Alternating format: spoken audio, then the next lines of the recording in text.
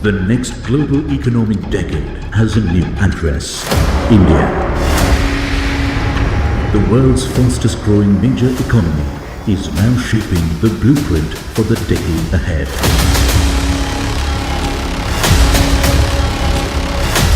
At the forefront of India's financial journalism, etnow.in has emerged as the country's most trusted destination for business news and market intelligence.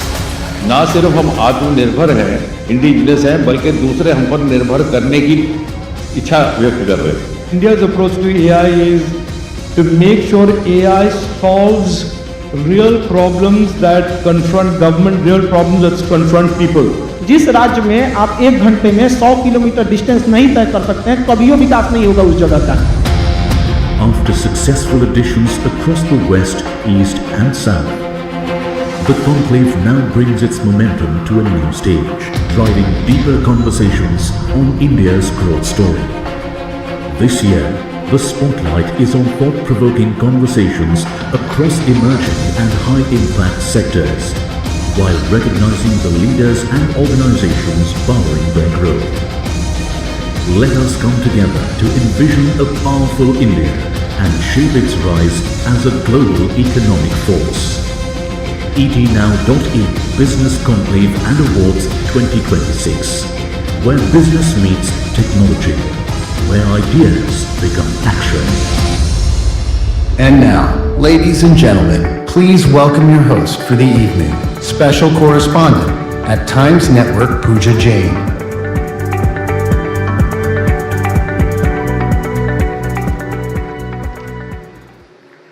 All right. Good morning, ladies and gentlemen, and a very warm welcome to the etnow.in Business Conclave Awards 2026 on this very unusually rainy Friday morning in Delhi. It's an absolute pleasure, considering the weather, to have such an esteemed gathering of policymakers, industry leaders, and innovators and change makers all amongst us under a single roof.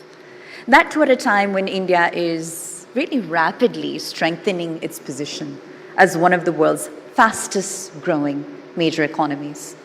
So the conversations that we're slotted to have today are going to prove to be more important than ever. From innovation and infrastructure to digital transformation and sustainable growth, ladies and gentlemen, India stands at the cusp of a defining decade, which I believe you'll all agree with. And the etnow.in Business Conclave and Awards is a platform that is bringing together the voices that are shaping this very journey real time. These are leaders who are not simply responding to change, but actively creating it. That's all of you. So please give yourselves a huge round of applause before we proceed any further. Let's have it, ladies and gentlemen, for yourselves. And after successfully hosting impactful editions across the West, South, and East of India, we're delighted at etnow.in to culminate this journey with our grand North edition here today, bringing together, as I mentioned, some of the brightest minds driving India's economic future.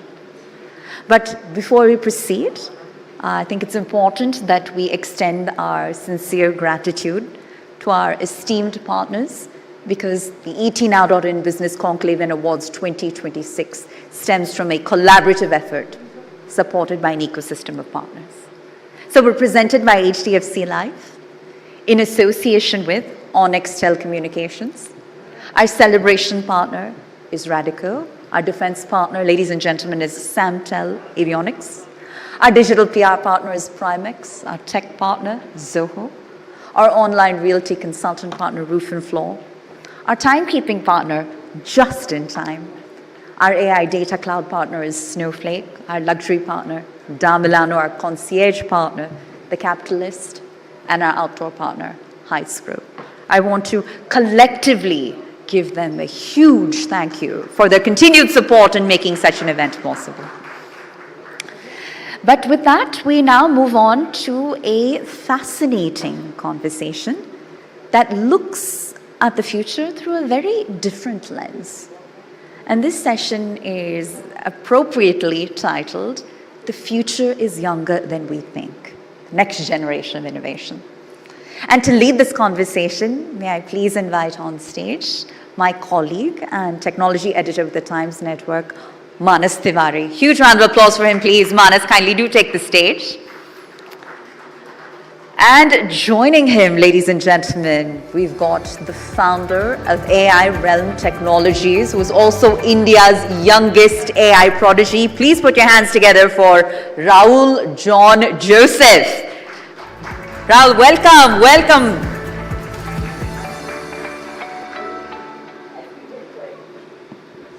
We can't wait to see how this conversation unfolds. And with that, ladies and gentlemen, our guests are in front of you. Manas, the floor is yours. Thank you so much, Pooja. Good morning, Rahul. How do you feel? I feel very good. Good morning. How do you feel about this responsibility of setting the tone for this conclave being on your young shoulders? A lot. I'm like, okay, I have to be very good, answer everything correctly. Absolutely. Now, Rahul, while I was preparing for, this session, I was actually going through your profile, and there are a lot of interesting things that I came across, which I think I would be doing an injustice if I don't start this conversation by pointing those things out. Sure. So let me, read out this small, let's say, a profile or resume of Rahul for all of you and what he has achieved so far. Let's see if it is impressive. I am impressed, for sure. So, Rahul, you started creating content at the age of 4.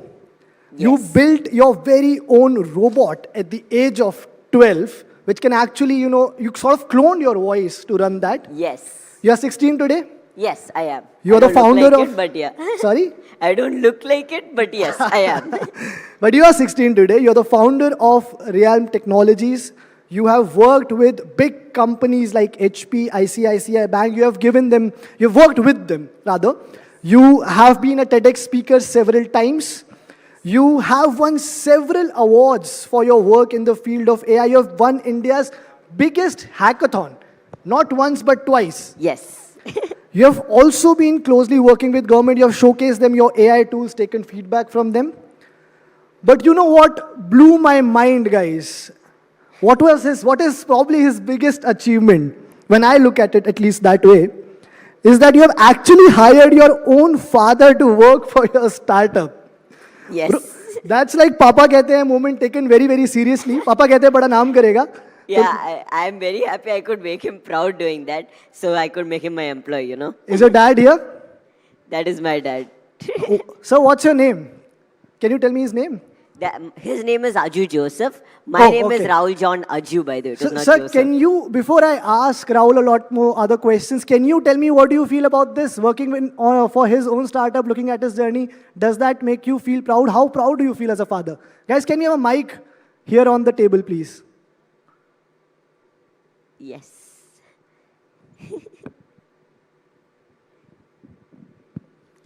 Hi. First of all, obviously, as a father, it's a very, very proud moment. I mean, I think this is what every parent strives to be. And he's very hardworking, very hardworking. I mean, he works like round the clock. So my duty is to support him. I mean, like I said, as every parent would want to support the child and make sure, they take your dream across. So yeah, definitely it's a proud moment. Thank you so much, sir. I think Rahul should be equally proud of you. I'm sure he's equally proud of you as much as you are proud of him. Yes, I can say that I'm proud of my dad. So Rahul, let's now start our conversation, and I want to touch upon, your journey, right? You, of course, used to make content, then you started getting into AI, you're now doing a lot of great work in AI. How did that transition happen? How were you first introduced to this world of artificial intelligence, which actually a lot of people are still struggling to, get used to? I mean, see, I believe AI is not some, rocket science. Even rocket science is simple if you put it out. But I never started off with the thought of, I'm going to learn AI, I'm going to do this. Everyone has to discover their own passion. You won't believe it, but I used to run marathons, 15 kilometers, 14 kilometers. In between, I even used to do classical dance. I think district level, I was able to get second place, like folk dance. That's what I did. So I used to try everything, and like even acting. So I was like, okay, that seems fun. I'll try that. Then I got into video editing. And that point of time, I got into the peak of technology. But I was like, what's coming next? So that is when I went to Google and I was like, how to edit videos faster. So normally, which used to take me 2 months to edit one video, I found a tool that helps me do it in 2 days. I was like, this tool is helping me do it so quickly. So that is when I was like, how does this tool work? AI? What is AI? So that is the point of time when I got into the world of AI and started using it and discovering it. And now you have obviously started your own company, which is Yes. AI Realm Technologies. What does that stand for? What is it that you are trying to achieve through that company? Or, I mean, any solution that you're working on which you think is already not available? What's the journey there? That's actually a very good question. See, I used to be a consumer of AI, but then I became a builder, right? I tried to do something out there, not just because some random reason, but I saw that, keeping AI aside, we need to solve real problems, right? My company's aim is that to solve real problems and help people. No matter what your age is, no matter if you're 70, no matter if you're 20, I wanted to prove to the world, if you have an idea, if you have an aim, age is not a barrier. At this age, if I can create a startup, why not the rest, right? Like, there was a kid who called me the other day. He was in a wheelchair, paralyzed from the waist down, but still he saw my videos and he's like, Rahul, I'm creating my own startup. Inspiring those people, that is what matters to me, right? And yes, at the end of the day, the tools I create, the content I create, whatever I try to do is to just make our lives easier. Absolutely, and I think it's kind of interesting, Rahul, because what I am also seeing, and I'm sure most of you would have, there are a lot of young innovators, creators who are coming out these days. I remember meeting a sister-brother duo a couple of years ago who made an iOS app which won the Apple App Store of App of the Year. And one thing which is common for most of you is that you are learning through unconventional ways, right? You are learning through YouTube videos, you are learning through experimentation, through communities, internet, which also makes me, ask that do you think or where do you stand on this debate whether school education is equally important today, or should more and more kids be promoted to, sort of learn from outside of traditional or conventional ways of schooling, which is where my doubt also comes, because I was reading this somewhere a few days ago. Today, the problem with Gen Zs is that a lot of the relationship, career advice that they get, it is actually from Instagram Reels, from the internet, through the content which is already also being generated by Gen Zs who have not lived these experiences yet. So where do you stand on that? I mean, that example very well applies to what you are doing in terms of AI, innovation, any technological advancement as well. Now, Gen Zs are going to comment on this video. I'm going to rush after this. I mean, okay, here's my question to everyone here. How many of you guys think the education is very good? Can you raise your hands? Okay, no hands. Okay. There's one coming up right there. I can see one hand. Slowly. Okay, what? Here's my point of view though. At this certain age, right, I believe our education system as such is actually good based on the structure, right? Specifically even for, let's say, Gen Zs our age, I learned most of the things learning by doing through the internet, through searching through Google, through YouTube, right? Yes, my parents did help me through guide me, but they never taught me. But my school never did that. But my school did teach me one thing: structure, discipline, right? Those things I feel you won't get anywhere else. And one more thing is the community which I had helped me gain feedback and improve. There's this app, Clubhouse. I don't know how many people know about it. Does it still exist? It does. I don't know. I don't go, but it still does. It's dead I remember almost. it was quite big during the COVID days, but I don't know if it's still around. Yeah, it's basically like a social audio platform where you can talk to anyone in the world. So I used to join groups where there were people from US, where there were people from around the world. Even NASA, right? And it's still out there. And I'm very lucky I could gain perspectives from them, learn about AI from them also directly, which anyone can do. So yes, even though my education system didn't help me, I was able to gain information, gain feedback from other sources. But I believe our education system should be the one teaching this to us. That should be the one, teaching us how to live. You know, the basic skills of, let's say, how to do taxes, that we still don't teach. The basic education of how to do finance, basic civic sense, all these things our education definitely should teach. And yes, with that, we should not teach, you know, we should not teach what to think. We should not, you know, try to make every kid by heart. Rather, we should teach them how to think of a new idea, how to innovate. I think that's what matters. Let them explore, basically. Exactly. Right? And also make reforms which are needed in the education system. Definitely. Yeah. You know, having the latest updated information. Yes, absolutely. Now that we have offended the Gen Zs, let's also put the adults in the room in a spot here. You are going to, I have to walk out of this room, by the way. I'm going a little too far with this, but let's be honest. What do you think that adults still completely get wrong about kids and AI? Oh gosh, okay, you put me on the spot. Okay, here's one thing. So about children, right? I believe it's not just children, even adults. Mostly I feel adults kind of underestimate them. See, at this age, we can gain any knowledge we want from this, right? Literally right now, I can see myself underestimating a 4-year-old. Okay, you might not know this, but I see them, you know, they can unlock the phone, right? But through lock screen, without knowing the password, they go open YouTube through ads without opening their phone, okay? So there are kids that are 4-year-old, 5-year-old, way smarter than me, by the way. So what I'm trying to come to is, right now, the knowledge and the thinking power of kids, we should not underestimate, because they are way smarter than what we are capable of, I believe, right? Obviously, I'm not putting myself as an adult, but what I'm trying to say is, yes, the experience of an adult, we can't ever get. The failures that they might face. But the knowledge is democratized. Anyone can learn anything and everywhere, right? And I think that is something unique to this age, which is not there in the previous ages, right? So I feel that is one place where you would say underestimating kids or getting something wrong about kids. Now, getting something wrong about AI. Everyone says this thing, AI will take your job, right? I believe that is not the case, because if you look in the past, computers were supposed to take our jobs, right? A lot of people say it's going to take our jobs. But did it actually? No, right? It actually gave us a lot of jobs back. So I believe the same thing is going to happen with AI. The more people start adopting AI, the more job opportunities we are going to see. Think of Google. Would we need Google if there was only 5 people using the internet? Would we need something to search the internet if there were only 5 people? No, right? Yes? We wouldn't need something like that. So the more people adopt AI, the more value we would need from it.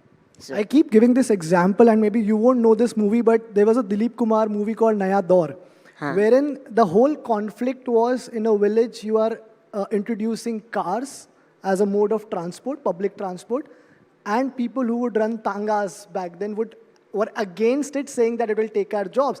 And the plot of the movie is that the tanga guys actually win. But if you look at it today, in the hindsight, cars have actually not taken job. Look at the number of cabs. And it was also about evolving and adapting, and you have to eventually adapt. Don't be the Tala drivers. No. That's the moral of That's the not story. the lesson that I want to give. I think learn and evolve and adapt and look at new technologies and adapt them as early as possible instead of resisting them and thinking that they will, harm you or take your jobs. But learn over time, yeah. My second very direct question to you is, because you have spoken about how AI, can sort of, there's a lot of conversation around how AI can take jobs. Again, what is your bigger fear? Will AI replacing jobs, or people not understanding AI completely yet and making regulations about artificial intelligence? Okay, here's one quote which I say everywhere. I believe that AI will not take our jobs, but someone using AI will. So we have to be that someone who uses AI. But at the same time, our government specifically, or any government, they have to make sure these AIs, right, they are regulated the right way where speed is not affected, but at the same time, our trust is still there. For example, right now what is happening in US is, Claude was, supposed to be used in the American army and to survey, American people, right? Literally surveillance was happening there through Claude AI. Claude was like, you're not going to use our AI. And then ChatGPT said, you can use AI, our AI for defense. Why not? We're getting money. Then ChatGPT, hashtag cancel ChatGPT went viral. So people don't just care about features or using AI, but they also care about the trust and the privacy. So I believe the regulation standpoint is that the trust matters in your company. Plus one more thing is, you have to use AI in whatever you do. I'm only able to manage being a content creator, being a, teaching all these people, building these AI tools, and being a board student. I'm writing my 11th board right now, only because of AI.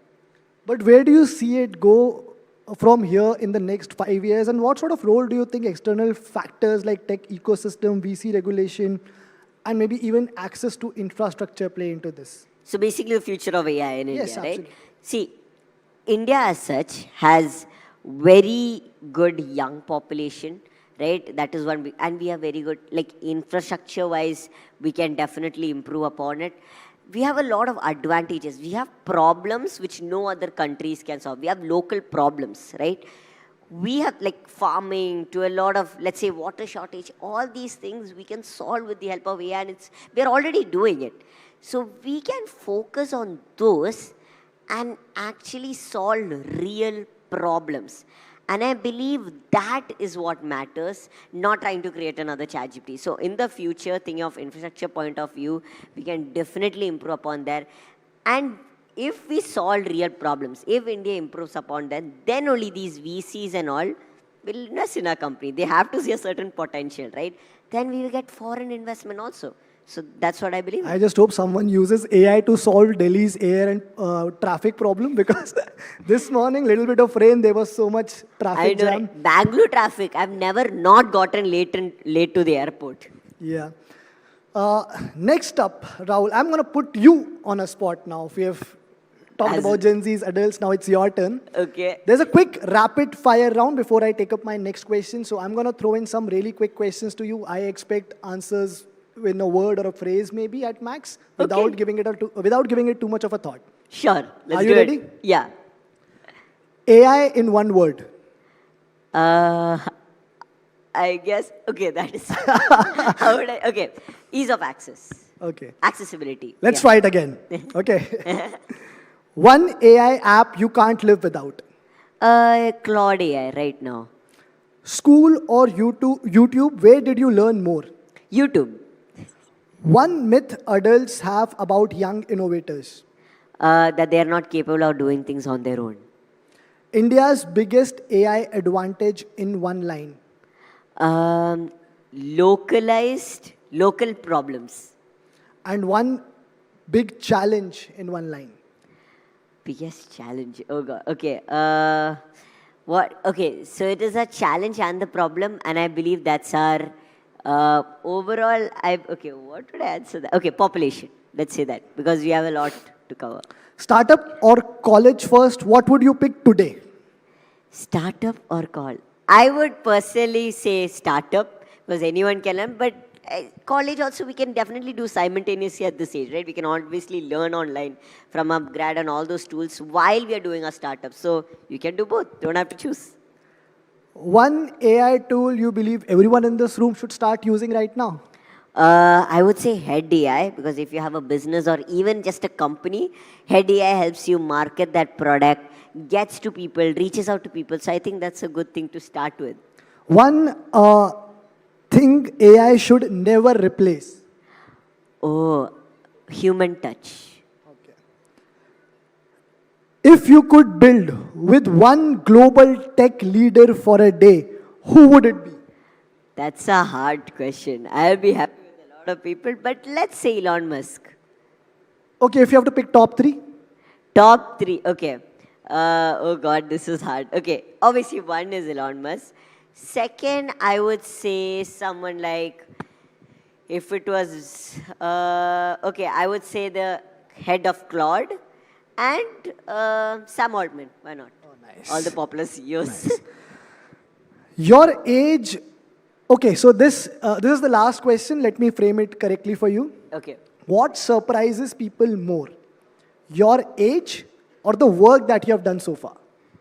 I think I would like to believe it's the work that I have done, because I want that to be more than, I don't want people to just see me as an age. Like, okay, he's young, so whatever he does matters. Whatever I do, I want it to be actually valuable, more than just, okay, he's 16, let him do anything, he'll get that popular. That's not what I want it to be there.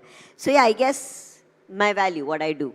But when you walk into a room full of senior leaders, which I'm assuming that you are having to do a lot these days, Yes. what is that, reaction or expectation that you see in that room? Because I'm sure you'll be getting a lot of reactions from people, and how do you navigate through that? I guess first when I enter, everyone is like, who's that short kid on stage? But then they're like, whose son is this roving around? But then when I start speaking, they're like a little skeptical. But by the end of the session, they're like very happy. They're like, let's go. Because what I believe is, it's starting with that age factor, but by the end, it's the value that I give. And I think that's what matters more than any age. At your age, Rahul, you also happen to have a lot more access to people and information in comparison to anybody else in your age. And that can have, different sort of impact, experiences from person to person, right? I want to ask you, because you were at the AI Summit, which happened only last month. There was some big leaders from around the world who attended that. I met a few of them. You, I'm sure, met a few of them. I saw some of your videos also. How was that experience? How does that sort of help in shaping what you do, in building what you do, and, to ensure that your foundation still remains strong? That's a very good question. See, at the end of the day, I'm still learning. Whenever I go to these events, I try my best to talk to others, learn from them. Especially at the AI Impact Summit, I was able to meet Antonio Sir from UN, the secretary. I was able to talk to him. I was able to learn from him, learn from a lot of other people that are way underrated. But because of that, I'm able to apply it in my life, test it out, see it. Because I don't have to always rely on YouTube. See, that is one big advantage I have. But that is not just because one day I had that access, right? I started with YouTube. I started with Google. And I believe any kid out there, like if you see in the AI Impact Summit itself, there was this other kid, Ranveer Sachdev. He was the youngest speaker there, right? He was just able to go and meet all these people like Sam Altman and Sundar Pichai. He was able to learn from him as well. And he's an 8-year-old, that is the youngest speaker there. 8-year-old representing India. Take any, I used to wear these hoodies to a lot of events, including the AI Impact Summit. That was also made by a 10th grader. Right? Sadly, now, because of his board exams, his parents told him to stop. Do all of you have like a WhatsApp group where all of you talk to each other? Right now, no, but I wish someone please make it. But actually, I'm a co-founder of a startup which is planning to do something like those, because I get like thousands of calls by kids saying, I have a startup idea, I want to do this. So to support them, we are actually starting something known as Leap. So I'm a co-founder of that, connecting different people, giving masterclasses for free, using AI to create pitch decks. So we are creating an ecosystem like that. It's actually a fantastic idea, because a lot of big tech companies have their app accelerator, developer accelerator programs. Maybe this is an area they should look at. I don't know how much of that sort of support are you getting from some of these companies. Are there any programs? So I'm not the one doing it. So basically, I'm just a co-founder. But one of my friends, again, he has like 100 employees in his company. He's 15-year-old, 1 year younger than me. His name is Shaurya Gaikwad. He's the one who's doing Leap. And he's connecting these founders. And actually, he's able to collaborate with a lot of colleges, I think even IITs and all, through his company, and he's starting offline startup schools also, basically to teach kids about startup and connect different kids. So I believe big companies should definitely focus upon that, because the ones that start to right now can literally identify the young achievers and bring them up. You mentioned IITs, right? You've also done some lectures or programs at different IITs, is what I read, right? Now, these are some of the sharpest minds in the entire country. People who have given years and years into mastering, learning what they're good at. When they see you walk in and, sort of educate them, give them those, sort of directions, what is that experience like? What is the reaction? What sort of conversations happen in that room? Again, same thing. When I start talking, they're again like, okay, no, I'm not interested, bro. Why is this kid teaching us? But by the end, what I try to do with my sessions is I try to make it very interactive, try to get them to talk, I talk, ask a lot of questions, and try to, rather than me being a teacher and me being that bossy guy telling these things, I try to learn with them, right? They teach me something, I teach them, we learn together. And because of that, I'm able to learn more things. They are able to learn, and they don't have to think like, okay, a kid is teaching, right? And I believe whenever I take sessions in all these colleges or let's say even workshops, that's what I try to do. I try to be interactive, try to get the audience to have fun, also not just me having fun. So that's what at the end of the day I try to do. And how does your day-to-day look like? Because I'm assuming from, for a lot of other 16-year, 17-year-olds, it's very different, but for you, it's a very different, daily routine. What does it look like? So here's one thing. I have a normal childhood. I still go to school. I still chill. But at the same time, like I watch the Spider-Man trailer. I go out for Holi. But at the same time, I'm more of the kid that is in AI also. Like today, I had to wake up at 3 a.m. in the morning to come from Kerala to here. So I have to go to sleep after this. But yes, there are a lot of differences in my life, but if you look at my day-to-day, I'm building this tool for legal, right? We have to look for funding, building that tool, and content creation on Insta, YouTube. Then, especially, like I said, the main thing is my board exam. Right now, it's my board exams and I'm chilling here. What are you doing here? Exactly. That's what my teachers are going to ask once this goes up. As long as your father doesn't say that, it's all good. I mean, see, at the end of the day, I'm very much able to manage it because I have AI and I have the support of my parents, which I'm pretty sure anyone can have soon. But while you do all of this, Rahul, we often talk about, like how the current generation doesn't go out enough, doesn't involve in a lot of, physical activities. How do you balance that part out? Because it is equally important for, building, like you said, you used to run a lot of marathons, you used to do a lot of classical dancing. Are you able to pursue some of that even now, even acting? Like, are you able to do some of those things even now? If any directors are seeing this, I'm always available. Bro, you have told them how to make films using AI now. All the actors are going to be jobless. Like, get out here, you are useless. I mean, but I still do like acting. And yes, at the end of the day, like I said, day for yesterday I was out, I go for concerts, I go out with my friends also at 1 a.m. in the night. But at the end of the day, I am a normal child, right? I'm not this prodigy that everyone sees. Yes, I know a bit about AI. It's my passion to work and build a company. It's my passion. It's like when you create your own AI, it's like creating your own baby, right? Doing that. And yes, there are a lot of mentors. Like right now for my company, I'm looking for AI servers, which is very hard to find. So if anyone has, please do reach out to me. But, I'm trying to look for that. There are a lot of problems in the way. But once you solve that adventure, right, that journey, that is the fun part rather than the destination. Do you also watch a lot of movies? I do. I'm a big Marvel fan. Oh, is it? And do you watch a lot of Malayalam cinema as well? Yes, I mean Bollywood, everything, Mollywood, all this stuff. Who's your favorite actor? Overall, Ryan Reynolds. And if you have to pick from Malayalam cinema, Indian cinema? I think Malayalam, I would say Tovino. And India, obviously, who else than Shah Rukh Khan?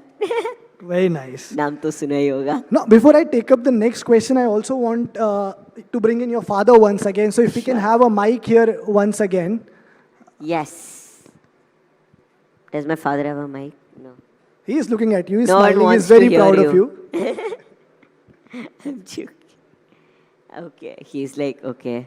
Do we have a mic here? Yeah. So, sir, what I wanted to ask you is, you hear him. You have been listening to him speaking for the last half an hour, making a lot of sense. And he's talking about things which a lot of 16-year-olds might not have access to. They may not make sense of all of these things. And what I asked him also, like, how does he find the balance between doing what he is doing, between his passion, but also to do things which are actually important at this age to, sort of develop emotionally and otherwise. How are you as a parent ensuring that while you have this unique AI prodigy, as people call him, that you also, make sure that he gets a normal childhood, normal experiences that anyone else would get without feeling the burden of living up to these expectations? First of all, thank you for inviting us.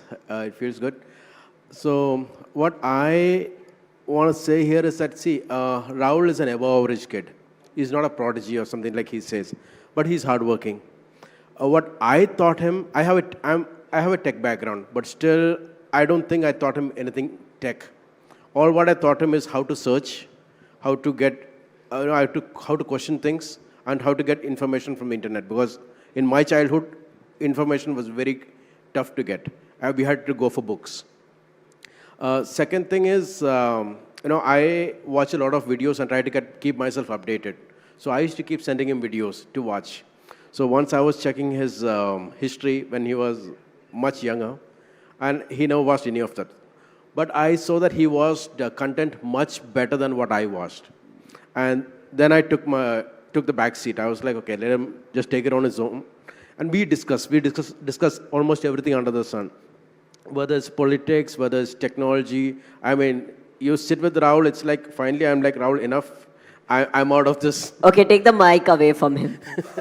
So, but yeah, it's not easy. But I think being Rahul's father is really not easy because you have to travel, you have to be with him. But he is I'm more than proud to be his father. He is, I think, the world's best son, I can say. Is this recorded? Right? There's a camera right in front of us. Yeah, You can't take it back. Yeah, he's very understanding and he works hard. He tries to chip in everywhere. I mean, I love his friends who have been with him, who keeps him like a child. So all those things, yeah, I'm pretty happy here. So, but these are things that any parent can do.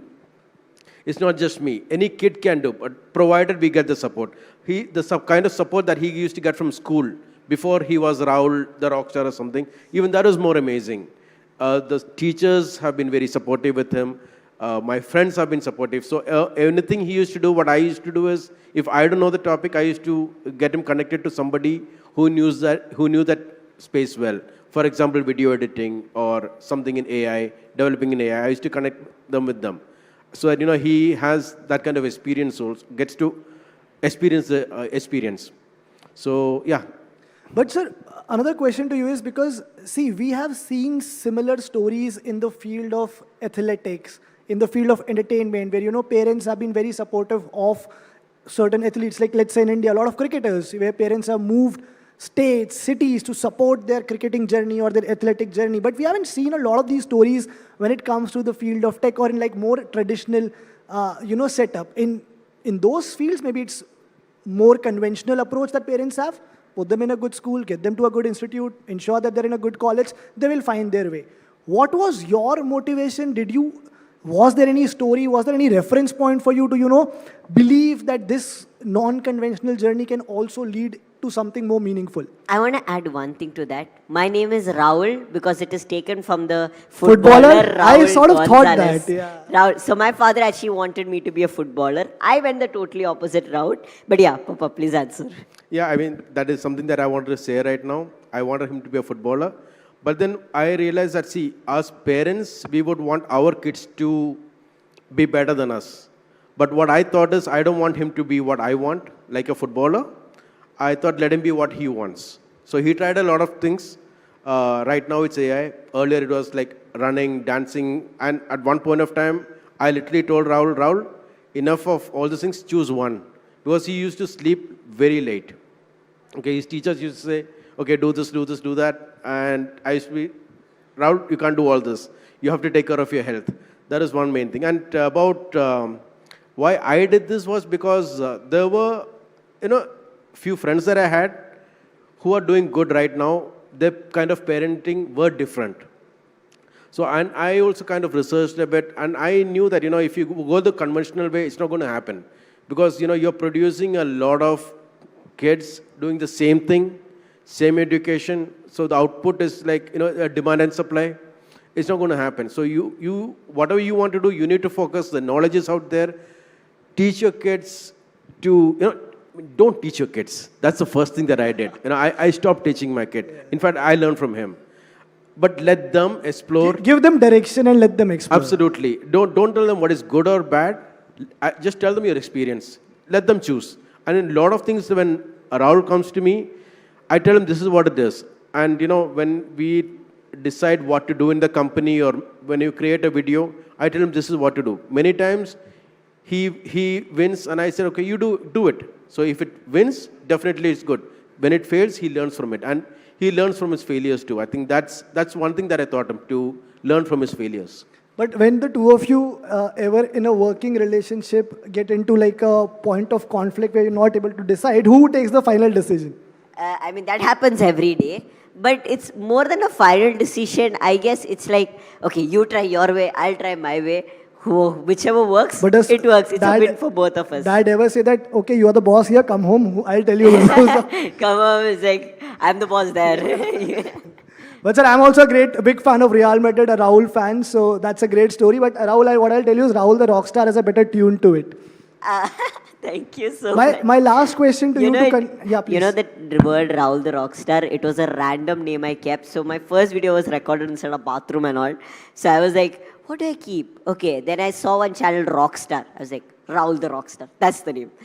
This has been a wonderful conversation. To wrap this up, my last question to you is, while you have been discovered through internet, your work has been discovered, it has been spoken about, we are here talking about it, do you think there are more people, more kids of your age who are innovating, who are doing this great work but are yet to be discovered? You're not just the only outlier. There's far more talent in this country, and if yes, how do you think that they can be discovered?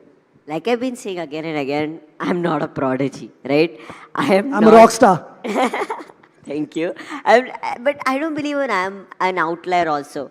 I'm pretty sure there are a bunch of kids, lot of kids that are way more capable than I ever could be, right?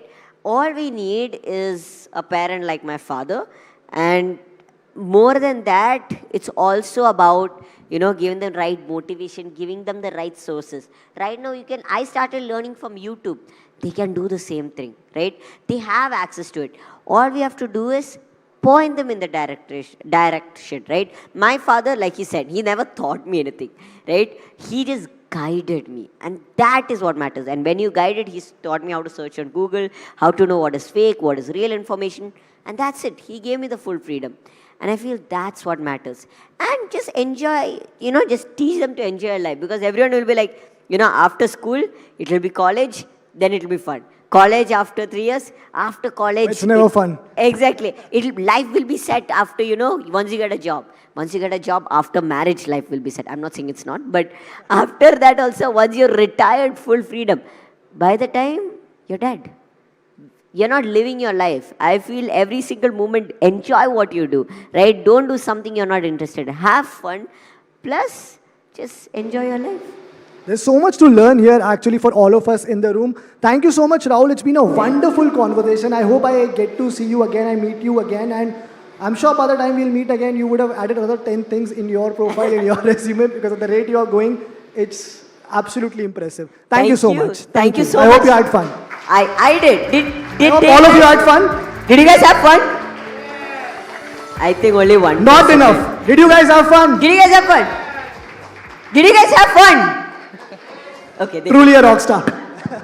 All right. With that, a huge round of applause once more for this rock star on the rise. And Mr. Tiwari, I ask that you please remain on stage. We'd like to present you, Rahul, with a small token of our appreciation, our way of saying thank you from the ETNow.in team for that truly inspiring conversation, because this is proof, ladies and gentlemen, that innovation knows no age. This is so special. And to Mr. Joseph as well in the audience, thank you so much. Thank you. Thank you. What an inspiring story. What a remarkable job you've done as a father.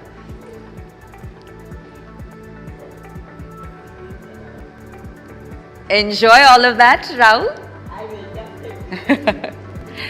When we were 16, I think I look back and nothing of significance even comes to mind. And that just tells us how far the future has come. All right. With that, ladies and gentlemen, we're going to switch gears and move on to a conversation that, goes beyond infrastructure and into the very foundation of healthcare delivery in this country. So our next fireside chat is titled Beyond Hospitals, rewriting India's public health system from the ground up. So here the focus shifts from reactive care to preventative and community-driven healthcare, the need to strengthen public health ecosystems, and how it's all going to come together.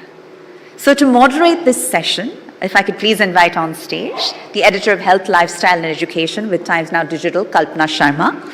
Thank you, Kalpana. It's a pleasure to have you amongst us.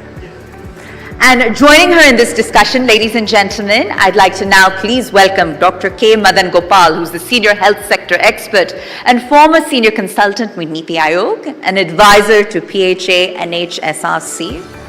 Thank you, Mr. Gopal. It's a pleasure to have you amongst us. A huge round of applause for our special guest.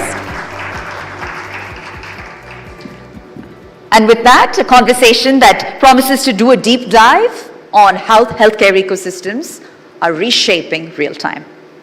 Over to you. Thank you, Pooja. And wherever Rahul is, I can't see him. Yes, there you are. Enjoyed your session, had a lot of fun. You are truly a rock star.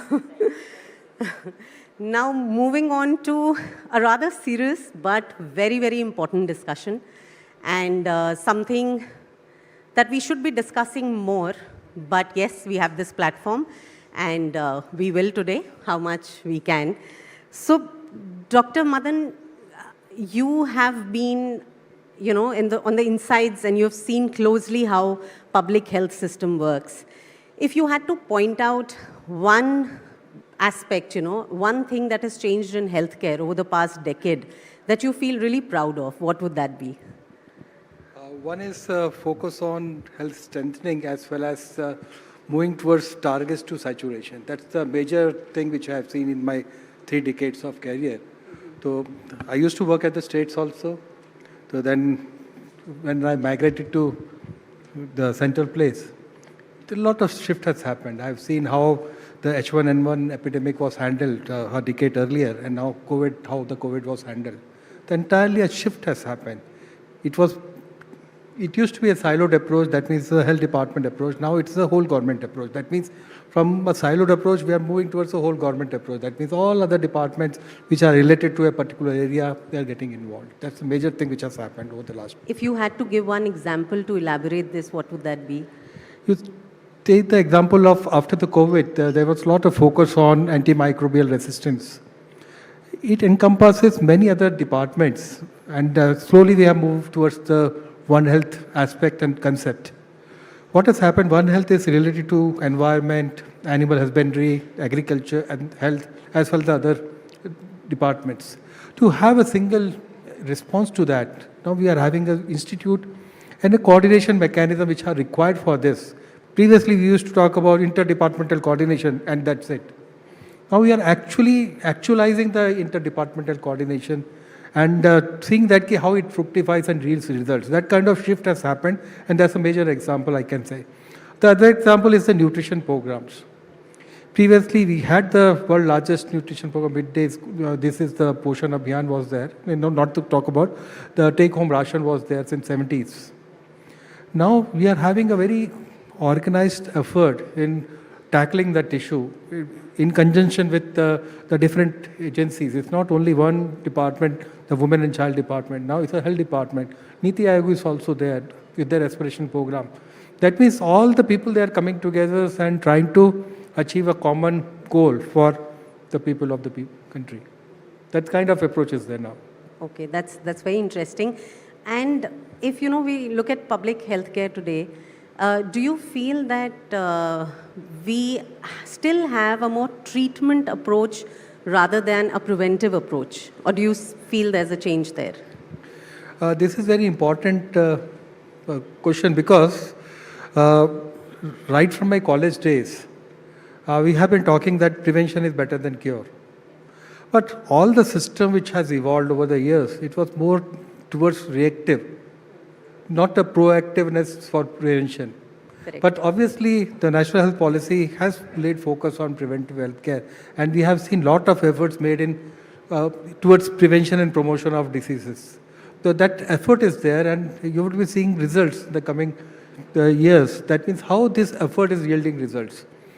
We have moved from because if you talk about the curative aspect, a plethora of hospitals are there, more than 2 lakh 10,000 hospital facilities are. If you talk about the private sector, more than 60,000 hospitals are there, not to talk about small clinics. They all take care of the diseases. If you look at the paradigm shift which is happening across the globe also, from the disease we have moved towards health. That was the first clarion call given by WHO, Health for All by 2000. After that, there was focus on bringing the health to wellness aspect. That means from the shift has happened from the disease to health, from the health to the wellness. Now we are from the wellness, now we are having an integrated approach how we can move towards the well-being of an individual. That means that kind of paradigm shift is happening. That means focus is now shifting from just having a cure to a more holistic way of making the person well-being. That means whole approach is now shifting towards that. Also, something that you said in your first answer, you spoke about malnutrition and nutrition programs basically in India. So, despite having these nutrition programs, we still have malnutrition in India. Then, if we move towards the metros, there's obesity, there are metabolic disorders. How really do you think India should be battling this twin problem where one is not getting enough and one does not know how to handle? What would be your thoughts on this? This is a very serious issue. It's not that only just for the sake of discussion we should be discussed. This is a very serious issue. We usually celebrate our demographic dividend. That means we are the youngest population in the world, 29 plus years, the average age. But if you talk about the BMI of that population, then a lot of things is desirable. If you see that the number, 10% of the babies are born underweight as of now. The number would be less. But the time the baby becomes 5 years, this number becomes 35%. And that's an issue. If a baby is malnourished, they are going to become future children. If we are taking pride in our demographic dividend, our population should be productive and contributing to the economy of the country. That's a serious challenge which we are having and we are facing. To compound this aspect, one is in the rural areas you talk about the obesity means the person is chubby and fat. But in the urban areas, if a person is fat, is looked as a fat. But if look at the rural area, the person may be lean and thin, but he would be having a central adiposity. That means the abdominal adiposity is there. That means we are having that problem that the metabolic kind of obesity is there. That's one type. And the other fatness, another thing which is quite visible. There are many reasons to that. We need to address it holistically. That means efforts are already been made in reducing that. We have already recognized this as a major determinant. That's why you are having nutrition supplement programs, midday school meals and other programs are there of the government.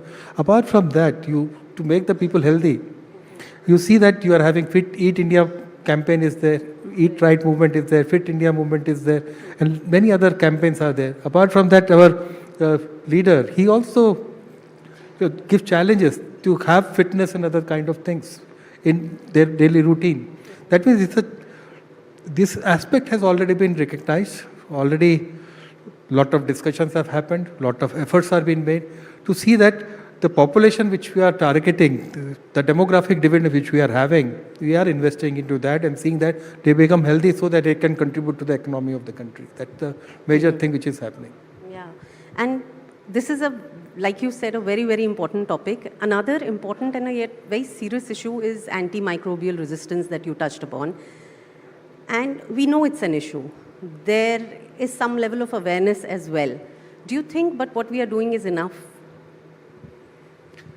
At least something is happening that's more important because this is going, because if you look at the molecules, antibiotic molecules which we are having, we have reached the zenith of that. And after that, if any of the organism reports the sensitivity or the resistance to any of that bacteria, we don't have an answer for that, how to handle this antibiotic related this.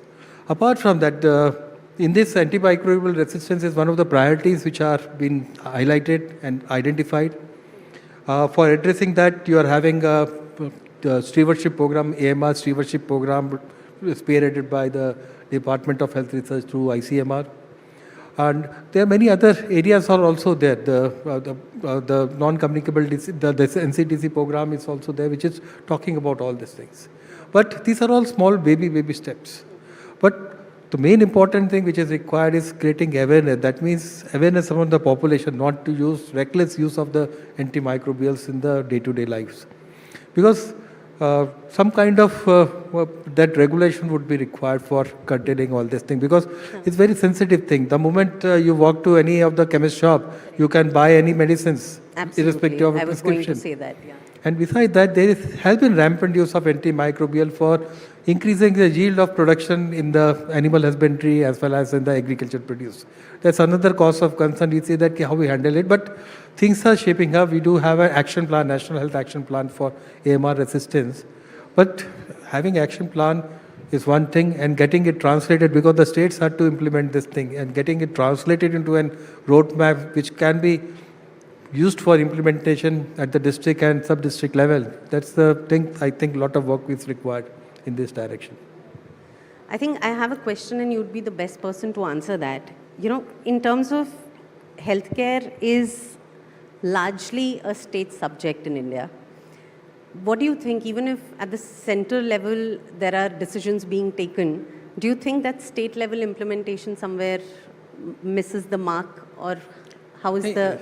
India is having a very beautiful federated structure.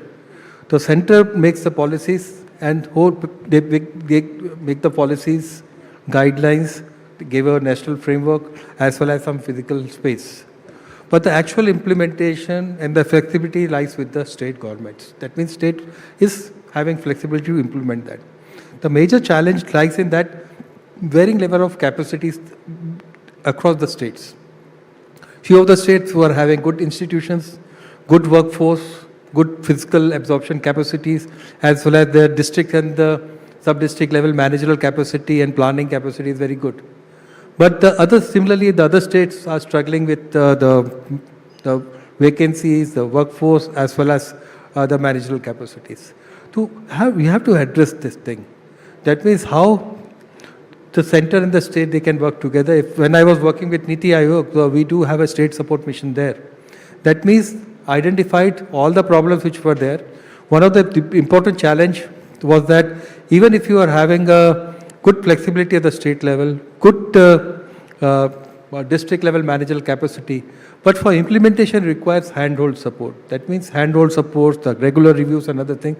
That's why the state support mission, which they are now doing it, that's aimed at doing the hand-holding support to the state for implementing the guidelines, the policy directions, other things, so that the people are benefited out of that. And if we go a little, dive a little deeper, and I mean, we have good doctors in metros, but tier 2 and tier 3 cities are still struggling. What do you think? I mean, you spoke about faculty and manpower across smaller towns. So how do you see that situation panning out? Yeah, you have to see that what is the reason for this situation. If you talk about the manpower and the HR resources, it is a common misnomer that only tier 1 cities would be having good manpower. It's not like that. If you go across, because government is having a very systemic structure right up to a 20,000 population. That means the first contact of the population with the public health institution is around 20,000 population. That the MBBS doctor would be available at 20,000. Though there would be vacancies there, but the structure is there. At the community health center, that is a block headquarters, you are having the first contact with the specialist services. At the district and at all the districts now, invariably would be having a medical college in the coming years. But the district level, you would be having all advanced type of facilities, MRI scan, CT scan and other thing. Work is in progress. Not that everywhere would be there, but many of the districts now have these facilities. That's one thing. Second thing is we are producing around 1,20,000 doctors every year. But where are all these doctors going? We have to see that how was distribution of this thing is being addressed systematically. We are producing around 40,000 odd specialists, but majority of them, they have been absorbed because the demand is there, need is there. We see that how the demand and need and this supply gaps are being addressed. That's why you say that it's a very misnomer that good care happens in tier 1 cities. In tier 1 cities, you can have good facilities. But if I want to have a doctor in tier 2 city, a specialist, I have to pay more than a doctor who is earning in tier 1 city. You can't imagine. That means people have made chains of hospitals, they have expanded, but the answer lies in not expansion, it's consolidation and increasing the effectiveness of the existing structures. Absolutely. And before we conclude this conversation, if you could point out 3 areas that you feel need attention and 3 areas where India in terms of public healthcare can do better, what would that be?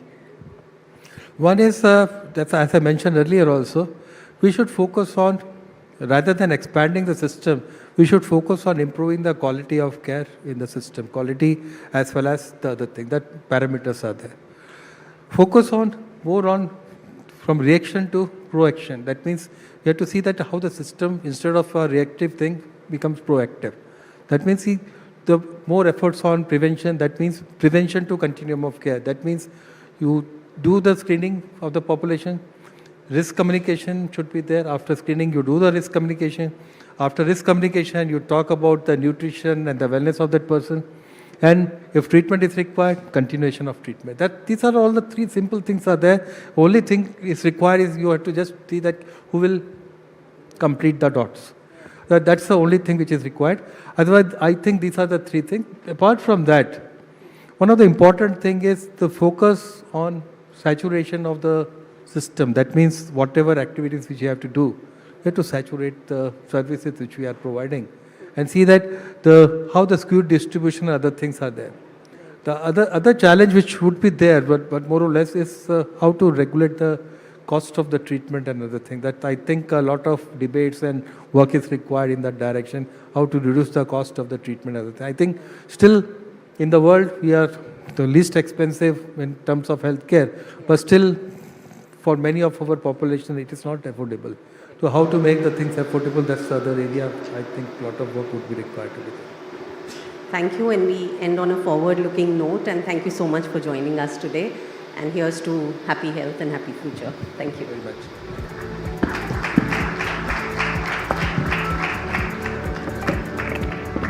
A lot of candor in that back and forth. And Kalpana, I ask that you please present Dr. Gopal with a token of our appreciation, our way of saying thank you from the etnow.in team.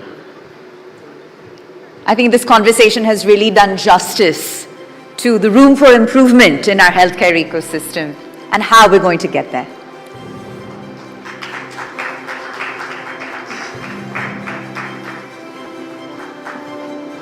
Our heartfelt thanks once again, Dr. Gopal.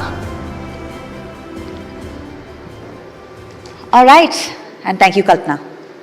Okay, ladies and gentlemen, so to set the tone really for the event and the day that lies ahead, and to share his perspective on the evolving business landscape and opportunities it poses, may I please invite on stage Rohit Chadda, President and Chief Operating Officer of Times Group, to deliver the thematic address. Huge round of applause, please. Thank you. Rohit, over to you.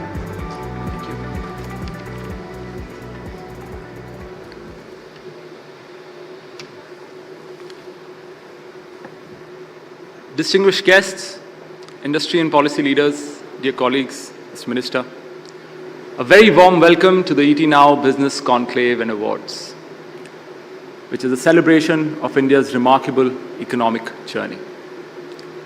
We gather today at a defining moment in India's growth story, a moment that reflects our nation's resilience, ingenuity, and extraordinary ambition. At Times Network, we see this transformation unfold every day. Through platforms such as timesnow.in, etnow.in, Times Now Na Bharat, Digit, Times Drive, Zoom, and several others, we have built a dynamic digital ecosystem that reaches over 250 million monthly users across 20 brands in 8 languages, generating more than 3 billion monthly video views. I'm happy to share that within only 3 years of its digital debut, etnow.in is now consistently ranked among top 3 business news platforms in the country on Comscore, with a reach of over 30 million monthly unique users across its various platforms. But beyond scale, what excites us is how this digital landscape mirrors India's own transformation, energetic, innovative, and constantly evolving. When we look at the broader economic picture, the story becomes even more compelling. As we move towards the next phase of growth, India continues to stand out as one of the world's most resilient major economies. Leading institutions such as the IMF and the World Bank project India's GDP growth to remain between 6.5 and 7% in the coming years, placing us firmly ahead of many developed and emerging markets. Our manufacturing sector is witnessing renewed momentum.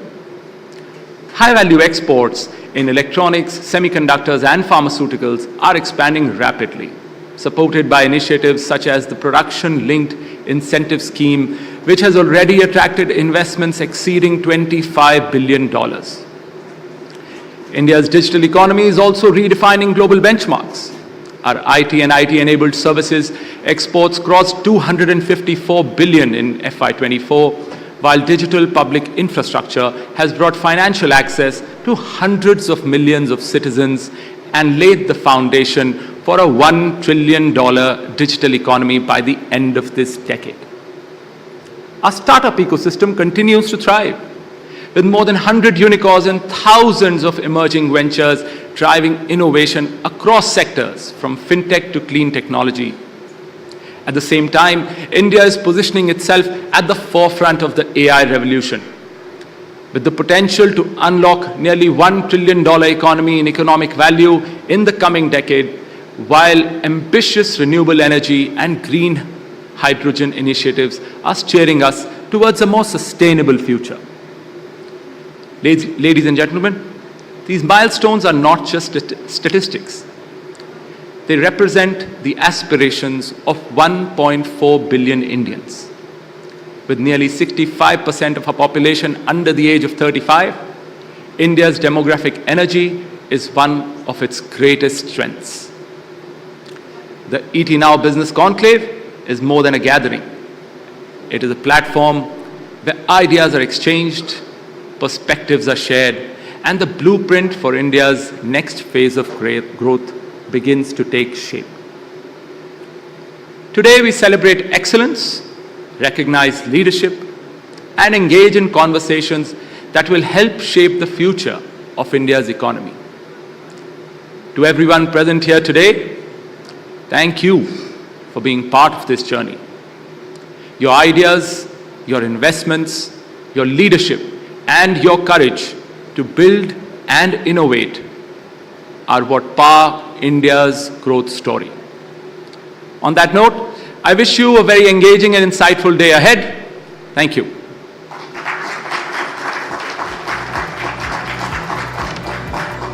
Rohit, I ask that you please remain on stage with us a few moments longer. I couldn't help but notice that you mentioned we're here to celebrate excellence and to recognize leadership.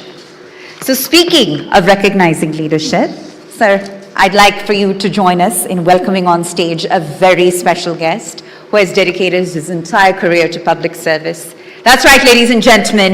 If I could please invite on stage the Minister of State in the Ministry of Corporate Affairs and Ministry of Road Transport and Highways, the Honorable Harsh Malhotra. Let's kindly please have him on stage. So it's an honor to have you amongst us. We're truly honored, deeply humbled. And Rohit, I ask that you please present the Honorable Minister with a token of our appreciation, our way of saying thank you for being here. Sir, a symbol of our gratitude from the ETNow.in team. Huge round of applause, ladies and gentlemen.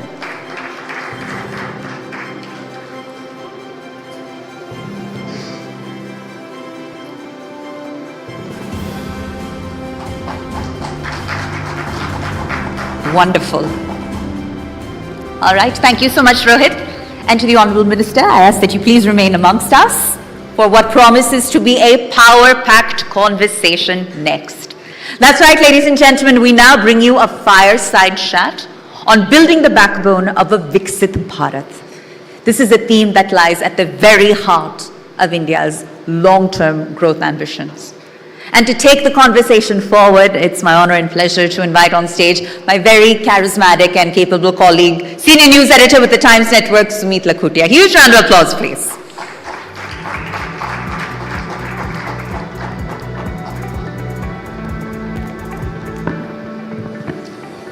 Thank Sumit, you, Pooja. over to you. Thank you.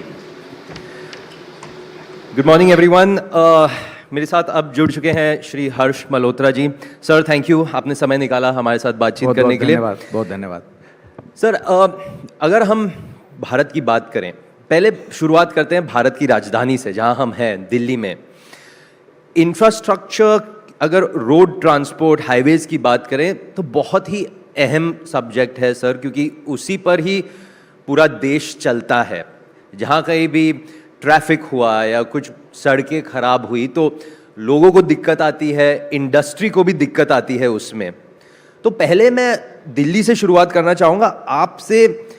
Sir, मैं वैसे मुंबई से हूँ, मुंबई में भी हमारा तो पहले मुंबई से बात करेंगे. You ask your question.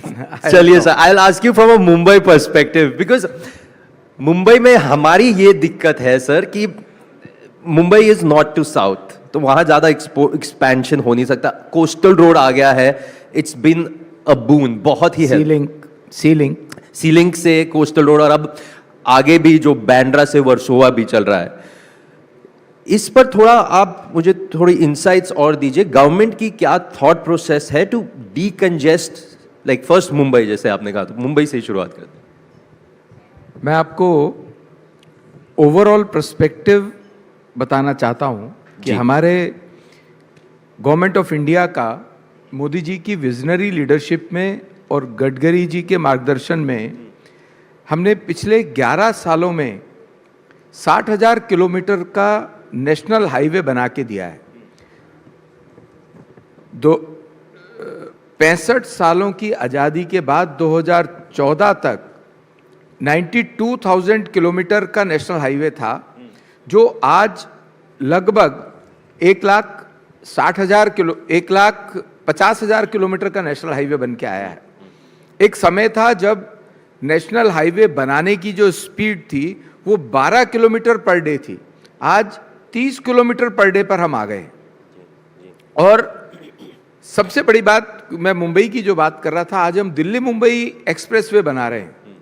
Delhi Mumbai expressway 1 lakh crore की लागत से बन रहा है, जो कि अगले 1-1.5 साल में कंप्लीट हो जाएगा.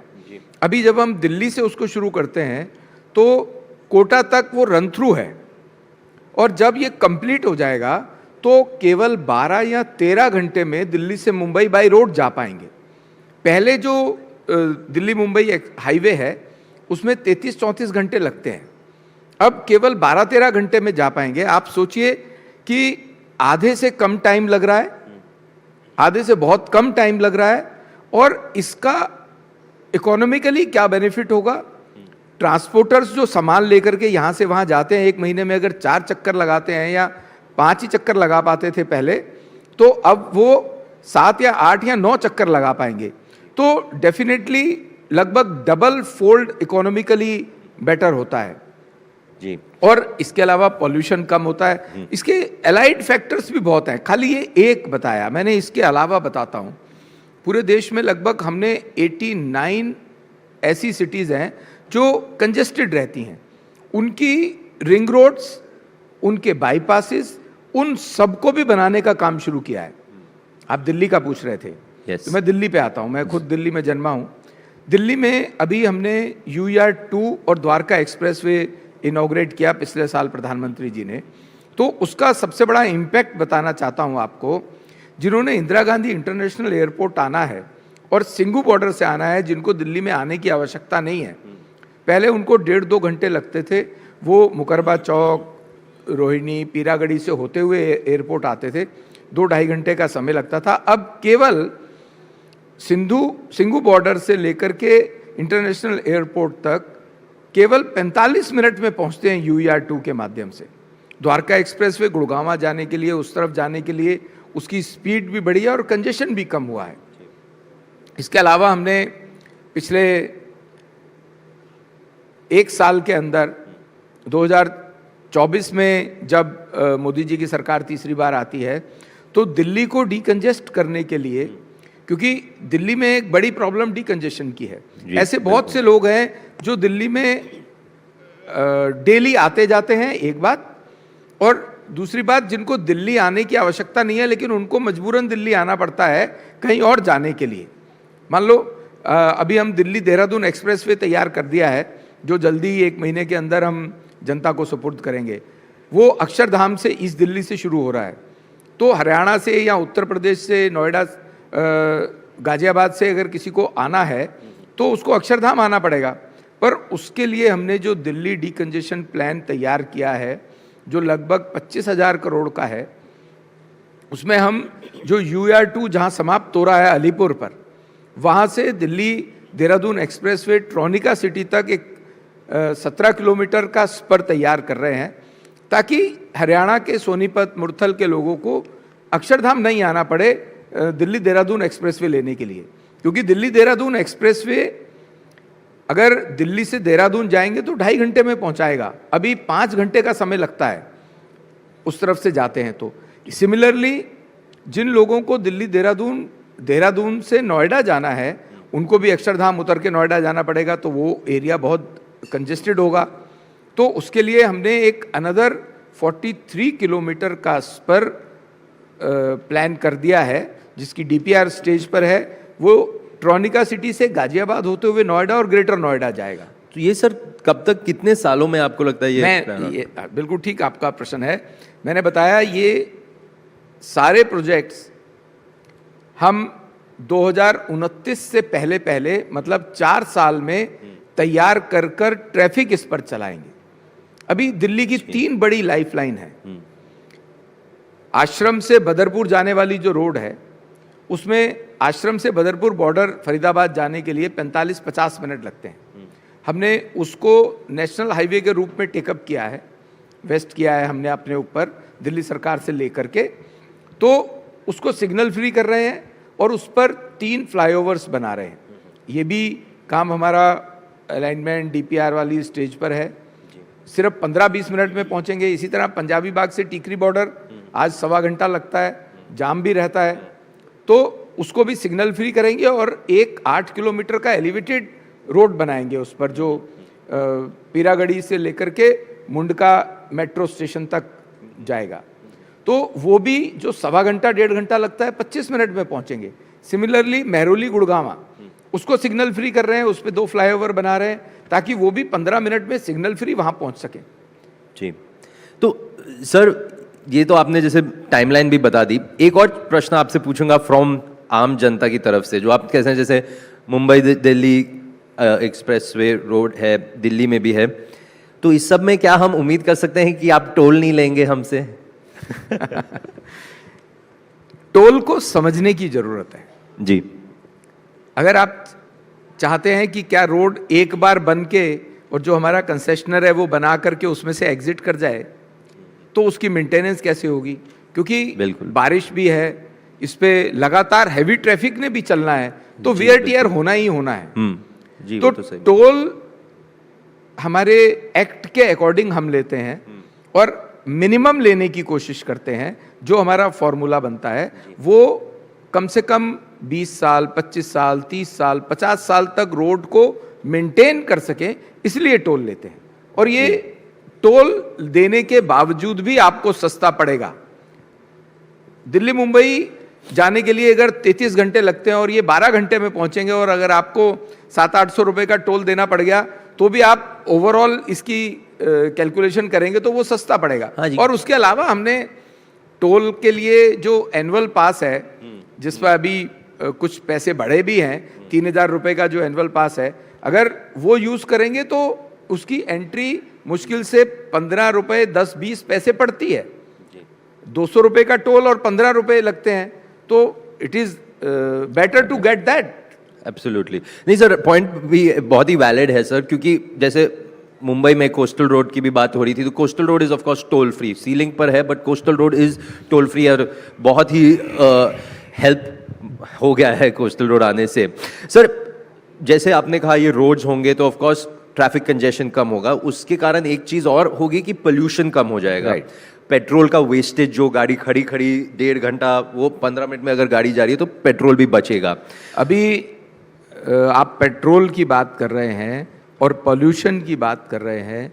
हमारा डिपार्टमेंट, मिनिस्ट्री इस बात की भी चिंता करता है कि हम इलेक्ट्रिक व्हीकल्स पर चले जाएं। उसके लिए सरकारें, जो राज्य सरकारें हैं, वो सब्सिडीज़ भी दे रही हैं ताकि इलेक्ट्रिकल व्हीकल आ सके। और जो हम अपने हाईवेज़ बना रहे हैं, जैसे वहाँ पर हर 100 किलोमीटर से पहले 90 किलोमीटर पर हम वे साइड एमिनिटीज़ बना रहे हैं, वहाँ पर पेट्रोल पंप है। तो उसी तरह बैटरी चार्जिंग के हाई स्पीड बैटरी चार्जिंग के स्टेशंस भी बना रहे हैं ताकि हर तरह की वो सुविधा दी जा सके। और not only for private passengers but for truck drivers and their staff, हम वहाँ पर उनके लिए, उनको रेस्ट करने के लिए डॉर्मेट्रीज बना रहे हैं, वर्ल्ड क्लास डॉर्मेट्रीज बना रहे हैं। और उनके अकॉर्डिंग जैसा उनको खाना ढाबे पे चाहिए वो ढाबे भी वहाँ एस्टेब्लिश कर रहे हैं। बड़े ईटिंग जॉइंट्स के अलावा हम उनकी भी इस बात की चिंता कर रहे हैं ताकि वो रिलैक्स महसूस करें और एक्सीडेंट्स कम हो। जी, क्योंकि वो राइट है सर, क्योंकि पूरा इकोसिस्टम साथ में ही बिल्ड करना पड़ इट्स मोस्ट इम्पॉर्टेंट कि वही साथ में बिल्ड करना चाहिए जो आप कर रहे हैं। आपने एक और बात की अबाउट, क्योंकि welfare of the truck drivers, road safety पर, तो रोड सेफ्टी पर भी आपसे बातचीत करना चाहूँगा, both point of view, not just highway sir but cities में भी। तो गवर्नमेंट का क्या राय है? ऑफ कोर्स बहुत सारे स्टेप्स आप ले रहे हैं, बट आपको क्या लगता है कि और क्या करना चाहिए? आपको कैसे लोगों की सहायता चाहिए ताकि लोग भी गवर्नमेंट के साथ जुड़ें और ये रोड सेफ्टी बेटर और बेटर होती रहे? Road safety is also one of the prime concern of the government. Road safety अभी अनफॉर्चुनेटली एक साल में लगभग 5 लाख एक्सीडेंट होते हैं देश में, और उसमें 1,70,000-75,000 लोग एवरेजली उनकी डेथ हो जाती है। तो ये हमारे लिए बड़ा कंसर्न है। उसके लिए हमने आर्किटेक्चरल पॉइंट ऑफ व्यू पर जो डिज़ाइन में फॉल्ट है या कुछ है, इस तरह लगभग 16,000 डार्क स्पॉट्स आइडेंटिफाई किए। जहाँ पर डार्क स्पॉट एक टेक्निकल भाषा है, जहाँ पर एक साल में 10 से ज़्यादा मौत होती है, वो डार्क स्पॉट कहलाता है। तो हमने वो आइडेंटिफाई करके उसमें से 14,000 डार्क स्पॉट्स इरेडिकेट कर दिए हैं परमानेंटली और टेम्परेरीली, और जो टेम्परेरी के हैं उनको परमानेंट करने की तरफ निकले हैं। जो जहाँ डिज़ाइनिंग के पॉइंट ऑफ व्यू पर गड़बड़ होती है उसका डिज़ाइन चेंज कर रहे हैं। अगर हमें लगता है कि यहाँ पर अंडरपास देना है या फ्लाईओवर देना है या रोड का शार्प कट है, उस कट को ठीक करने की ज़रूरत है, वो हम लगातार अब कर रहे हैं। उसमें 14,000 हमने डार्क स्पॉट्स को इरेडिकेट किया है। उसके अलावा हम अवेयर करते हैं, हम यंगर जनरेशन को भी अवेयर करने की बात करते हैं। डिफरेंट प्रोग्राम्स हमारे उस पर चलते हैं, क्योंकि जो एक्सीडेंट्स हैं उसका बड़ा कारण ओवर स्पीडिंग है, हेलमेट ना पहनना है और कानून को ना मानना है, रॉन्ग ओवरटेकिंग है। ये इसका बड़ा कारण है। ये साइंटिफिक सर्वेस के बाद मैं कह पा रहा हूँ। तो इसलिए हम अवेयर करने के लिए डिफरेंट फिल्म्स हम मैं धन्यवाद करता हूँ शंकर महादेवन जी का। उन्होंने हमारे साथ एक फिल्म बनाई है, गाना बनाया, और वो 22 लैंग्वेजेस में वो गाना है जो हम सोशल मीडिया पे और अदर प्लेटफॉर्म्स पे देते हैं। स्वयं अमिताभ बच्चन जी वर्ष में एक बार आकर के रोड सेफ्टी का कार्यक्रम करते हैं, संदेश देते हैं। हमारी कोशिश रहती है कि रोड सेफ्टी अधिक से अधिक अवेयर कर सकें लोगों को। और दूसरा, जो एक्सीडेंट हो जाता है तो अभी प्रधानमंत्री जी ने पीएम राहत स्कीम लागू की है। किसी भी रोड पर, not only on the national highways, state highways पर भी कोई एक्सीडेंट होता है और कोई बहुत ज़्यादा गंभीर रूप से घायल होता है तो उसके लिए 1.5 लाख रुपए तक का इलाज फ्री है। 7 दिन तक इन दोनों में से जो कम होगा वो इलाज फ्री है। और हमारे जितने टोल प्लाजास हैं आप देखेंगे वहाँ पर हाई एंड एम्बुलेंसेज अवेलेबल हैं, और न केवल वो उसमें मेडिकल फैसिलिटीज़ हैं बल्कि हम उसमें ऑटोमेटिक कटर्स भी रखे हैं, क्योंकि एक्सीडेंट होता है, कार में से जो इंजर्ड है उनको निकालने में बड़ी डिफ़िकल्टी आती है, तो उन एम्बुलेंसेस में ऑटोमेटेड स्ट्रॉन्ग कटर्स हैं ताकि व्हीकल को कट करके पेशेंट को निकाला जा सके और उसको नियर बाय हॉस्पिटल में पहुंचाया जा सके। मध्य प्रदेश ने एक और अच्छा काम किया है, उन्होंने तो अपने कुछ हाईवेज पर एयर एम्बुलेंस की भी व्यवस्था की है, तो ये हमारा प्राइम कंसर्न है। क्योंकि सर मैं भी ये भी जानता हूँ कि गवर्नमेंट ने ये भी इम्प्रूव कर दिया कि जो फर्स्ट रिस्पॉन्डर है, मतलब अगर कहीं एक्सीडेंट हो गया और कोई सिटीजन, नॉर्मल सिटीजन देख के हेल्प करना चाहे तो उसे अभी पीनलाइज, उसको हम राहवीर बोलते हैं जी। और राहवीर अगर किसी इंजर्ड पर्सन को लेकर के हॉस्पिटल जाता है तो उसके ऊपर कोई कानूनी कार्रवाई नहीं है। अपार्ट फ्रॉम दैट उनको 25,000 रुपए का हम एक पारितोषिक भी देते हैं। जी, ये बहुत जरूरी है क्योंकि सर ज्यादातर लोगों को वही डर रहता है कि चलो हम तो हेल्प कर देंगे लेकिन उस पर बाद हमारे ऊपर क्या होगा। सर शुरुआत में हमने जैसे आपने दिल्ली डी कंजेशन प्लान के बारे में भी बात किया, उससे लगकर एक और बात होती है सर जो होती है लास्ट माइल कनेक्टिविटी, जिसमें कई बार लोगों को लगता है कि ठीक है रोड हो गया या मेट्रो हो गई, लेकिन मेट्रो से उतर के मैं ऑफिस कैसे जाऊं, घर कैसे जाऊं, इस पर कुछ बताइए। अभी देश के अंदर मेट्रो का जो नेटवर्क है वो लगभग 1100 किलोमीटर टच कर गया है। ये प्रधानमंत्री जी का हमारा विजन है और वो लगातार ऑल्टरनेटिव सिटीज के अंदर ऑल्टरनेटिव लोकोमोटिव की बात करते हैं और उसके ऊपर काम करते हैं। दिल्ली में भी लगभग 450 किलोमीटर का मेट्रो नेटवर्क तैयार हो गया। इसमें लास्ट कनेक्टिविटी के लिए मैं धन्यवाद भी देता हूँ दिल्ली की जो वर्तमान दिल्ली की सरकार है, रेखा जी की, बीजेपी लेड गवर्नमेंट जो रेखा गुप्ता जी के नेतृत्व में चल रही है, उन्होंने दिल्ली के पॉल्यूशन को कम करने के लिए और लास्ट माइल कनेक्टिविटी करने के लिए आज भी 200 ईवी बसेस को प्रारंभ किया है और दिल्ली में इस समय लगभग 4000 से ज़्यादा 4200 बसेस इलेक्ट्रिकल व्हीकल हैं जो डीटीसी के बेड़े में आई हैं और वो 12 मीटर, 9 मीटर और अब हम 7 मीटर की छोटी मिनी बसेस भी इलेक्ट्रिकल व्हीकल लाने जा रहे हैं जो कि जल्दी ही सड़कों पर होगी। वो लास्ट माइल कनेक्टिविटी में मदद करेगी। मेट्रो स्टेशन से लेकर के अंदर थोड़ा किसी मेन बाजार में भी जाना है तो छोटी बस है जा पाएगी। इसकी लास्ट माइल कनेक्टिविटी की चिंता हम कर रहे हैं। ऑल्दो ई रिक्शा भी इसमें बड़ा हेल्पफुल है। ई रिक्शा को भी हमने फॉर्मलाइज किया है। उनके रजिस्ट्रेशन नंबर, जैसे कार का नंबर होता है, उनके रजिस्ट्रेशन नंबर्स उनको दिए हैं और जो ड्राइवर है वो भी लाइसेंस लेकर के ई रिक्शा चलाएगा और उसको भी रेगुलेट करने का हम पूरी कोशिश कर रहे हैं ताकि उसकी वो लास्ट माइल कनेक्टिविटी में तो हेल्प करे पर कंजेशन क्रिएट ना करे। इसको भी, इसके ऊपर भी फर्दर इनोवेट करके पॉलिसी लाने जा रहे हैं। सर आपने इनोवेट कहा और मेरा समय समाप्त हो रहा है। एक लास्ट क्वेश्चन आपसे जानना चाहूंगा सर कि गवर्नमेंट की क्या राय है टुवर्ड्स इनोवेशन, कैसे government is open to new startups? मैं आपको इसमें एक डिफरेंट एंगल पे लेके जाता हूं। अभी मैंने बताया कि UER 2 हमने बनाया है और द्वारका एक्सप्रेसवे बनाया है और दिल्ली के जो दिल्ली में रहने वाले लोग हैं, दिल्ली के तीनों तरफ बड़े कूड़े के पहाड़ आपको देखने को मिलते हैं, चाहे वो मुकरबा चौक हो, गाजीपुर हो, ओखला हो। उस पर दिल्ली की सरकार ने केंद्र सरकार के साथ मिलकर उसको 2027 तक खत्म करने की योजना बनाई है। लेकिन क्योंकि किसी भी सेग्रीगेशन में 3 बेसिक चीज़ें निकलती हैं।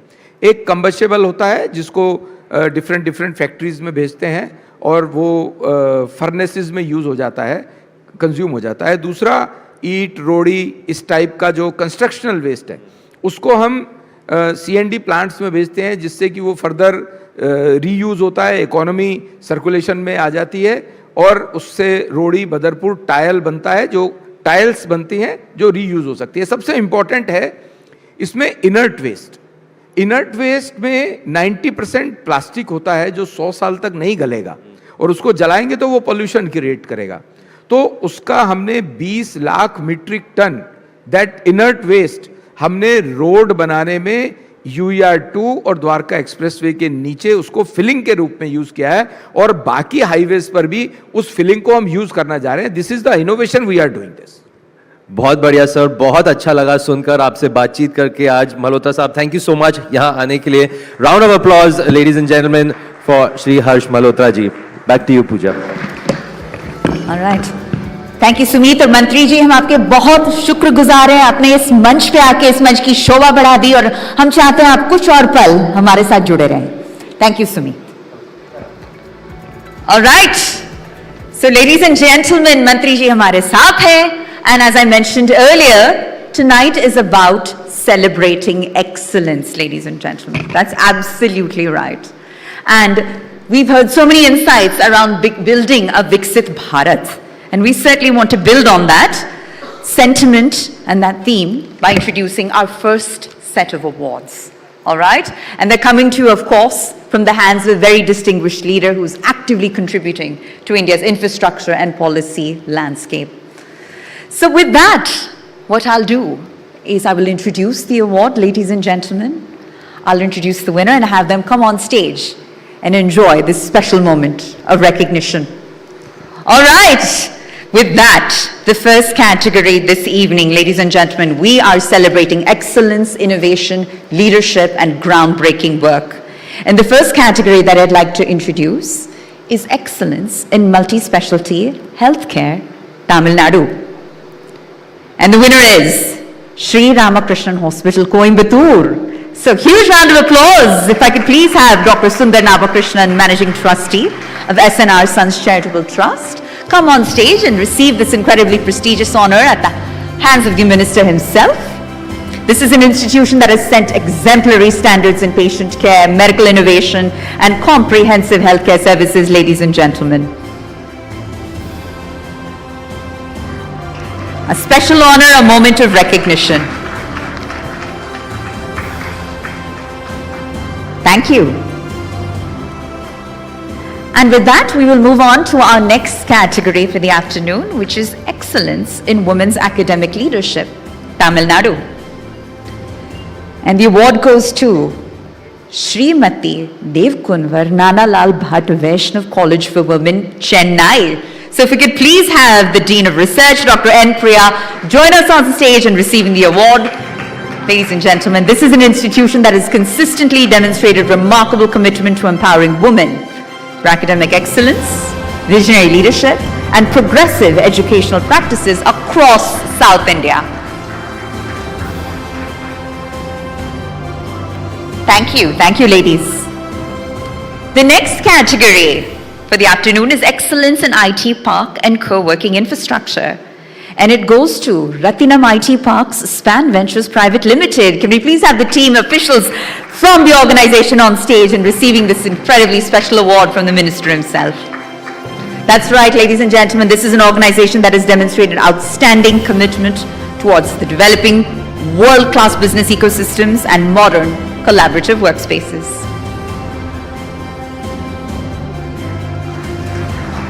Excellence in IT park and co-working infrastructure.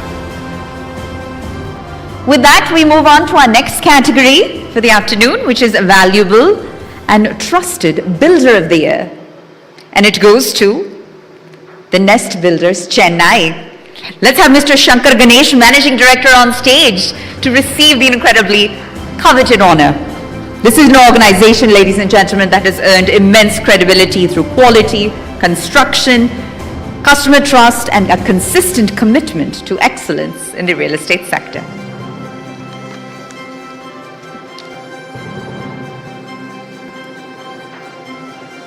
Valuable and trusted builder of the year, the Nest Builders in Chennai.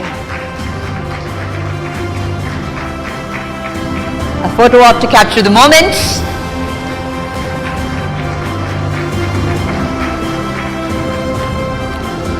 And we'll now move on to our next category, ladies and gentlemen, which is Best Aviation College in South India.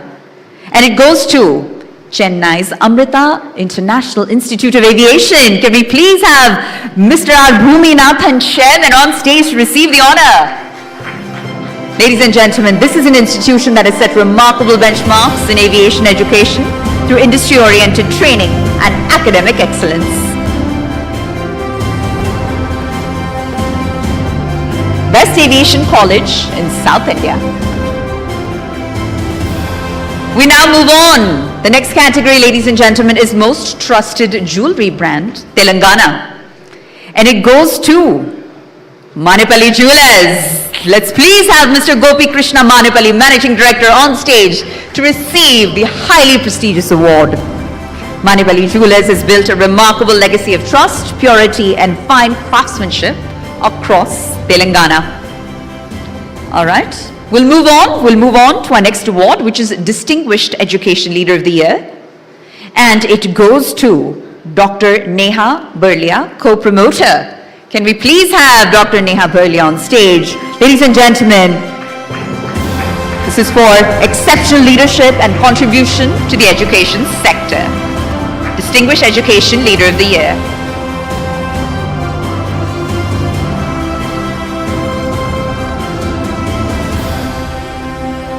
Our next category, Innovation Leader in Pharmaceuticals, and it goes to Nishant Burlia for his remarkable innovation and impact in the pharmaceutical space. Welcome, sir. Congratulations once again from the entire ETNow.in team.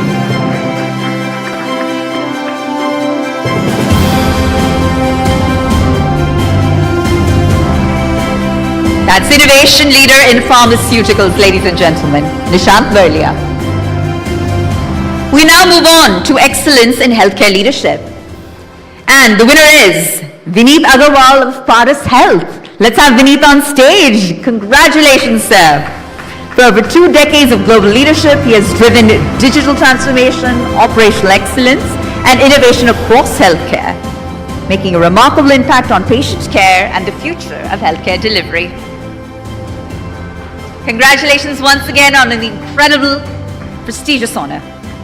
With that, we move on to our next category for the afternoon, which is Best Emerging Preschool of Uttar Pradesh. And it goes to Venice International Preschool. Let's have the team on stage, ladies and gentlemen, for their great work. Best Emerging Preschool of Uttar Pradesh. Congratulations. This is special recognition from the Honorable Minister himself.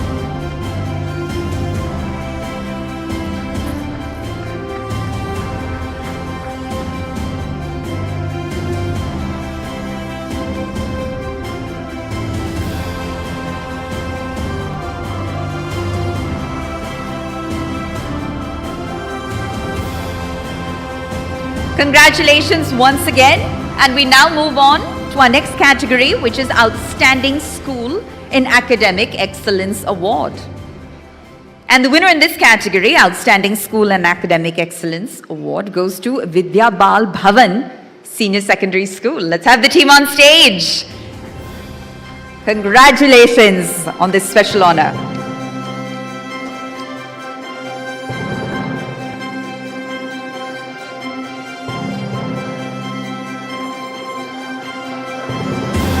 Congrats once again, and with that we move on to the next category, ladies and gentlemen, which is Disruptive Leader in Consumer-Focused Innovation. And the winner in this category goes to Chups. So if I could please have the Khair of Duggal and his entire team on stage to celebrate this special honor and receive the recognition. Let's have the team on stage from Chups. Are they amongst us? Yes, they are. And this is the fastest growing D2C footwear brand of the year. And this brand provides comfort, style, and sustainability. From Mumbai to the rest of India, teams here on stage, Disruptive Leader in Consumer-Focused Innovation.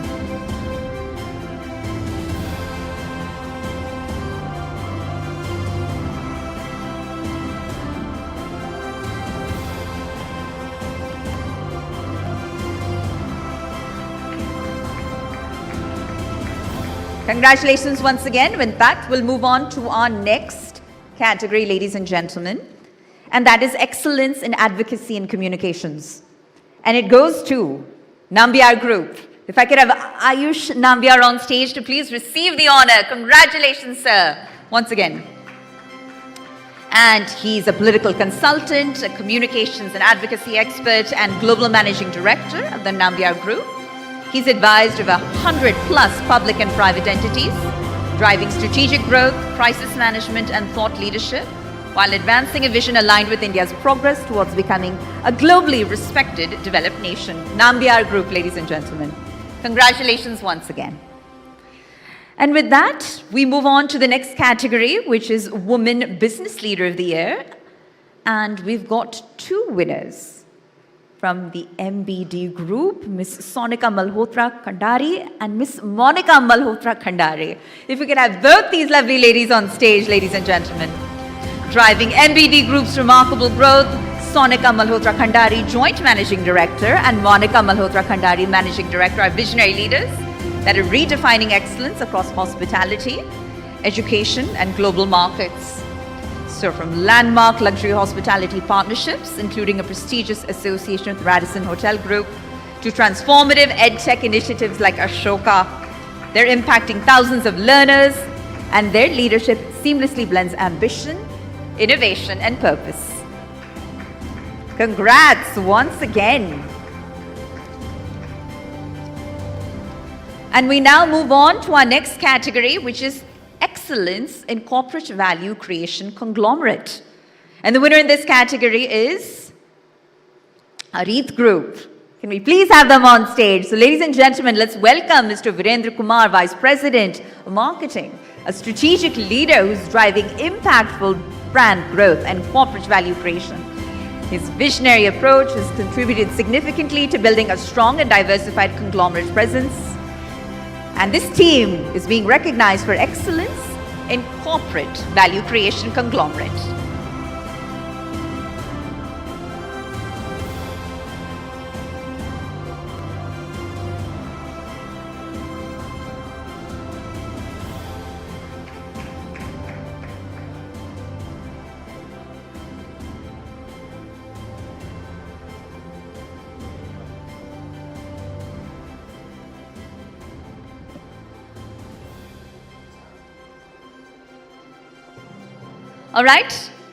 All right, ladies and gentlemen, with that, we'll move on to our next category. And our next category is Excellence in Intellectual Property and Technology Laws. And the winner is Jotwani Associates. So if we could have Dinesh Jotwani, partner Jotwani Associates, please come on stage and receiving this honor. Dinesh Jotwani is a seasoned legal professional with nearly 30 years of experience in litigation, corporate law, and intellectual property rights. And as the co-managing partner of Jotwani Associates, he leads a team of over 40 advocates advising Fortune 100 companies, multinational corporations, startups, and individuals. Congratulations once again.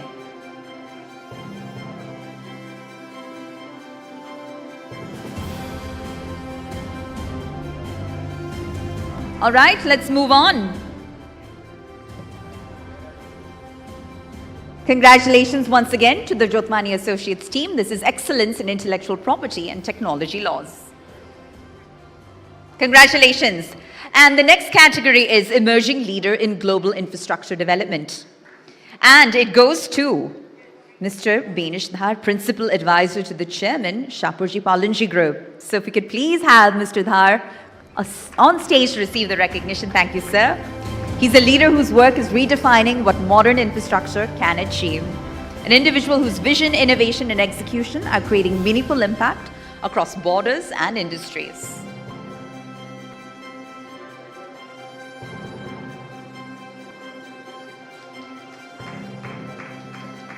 Congratulations once again.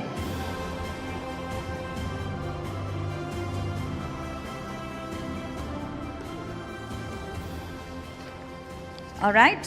And with that, we move on to our next category, which is Global Architectural Leadership Award in Vastu and Vedic Sciences. And it goes to Astro Parduman Private Limited. So if we could have Parduman Suri, CEO and Managing Director, on stage to please receive the recognition. He's a visionary astrology and Vastu consultant who's been working globally, transforming lives through the timeless wisdom of Vedic sciences. Congratulations once again, sir. With a 62-year spiritual legacy and over 15 years of professional expertise, Astro Parduman has successfully guided numerous international projects, offering powerful solutions in Vastu, architecture, astrology, and energy sciences.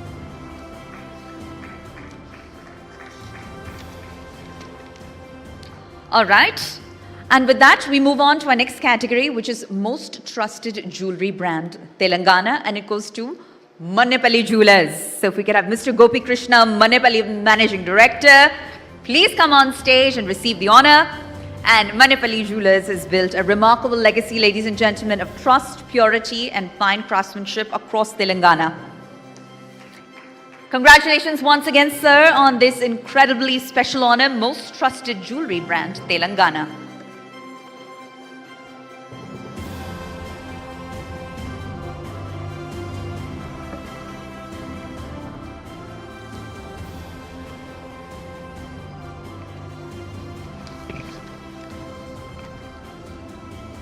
All right. All right. A huge thank you once again to the Honorable Minister. आपने हमारे समय निकाला. Thank you so much, sir. हम आपके बहुत आभारी हैं. And for felicitating our winners once again. Thank you so much, sir.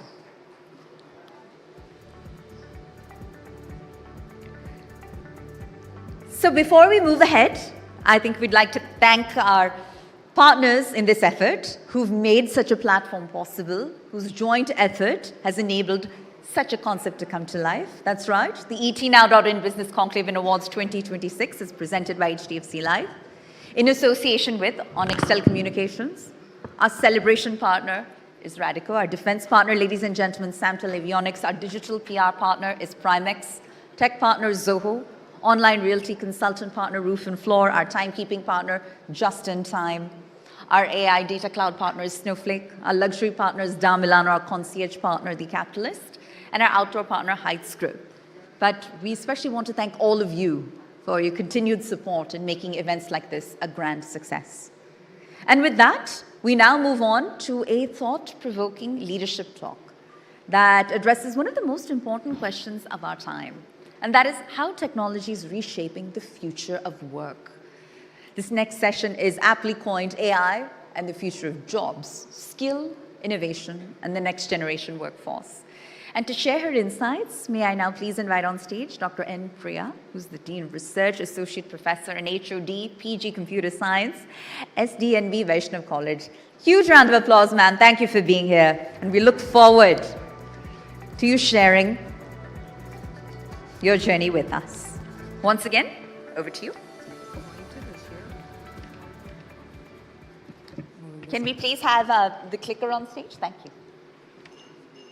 Thank you.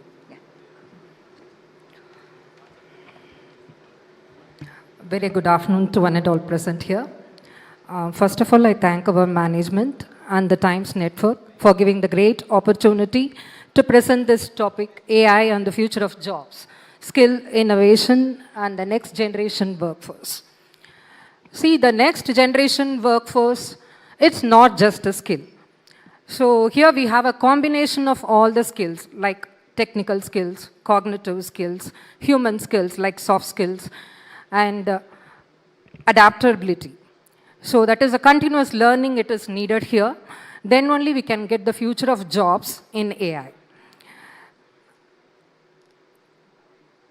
See, as we all know that our future is AI, because AI is transforming in all the sectors, like IT, finance, education, and healthcare. But how the work is done, and so it will create a new jobs.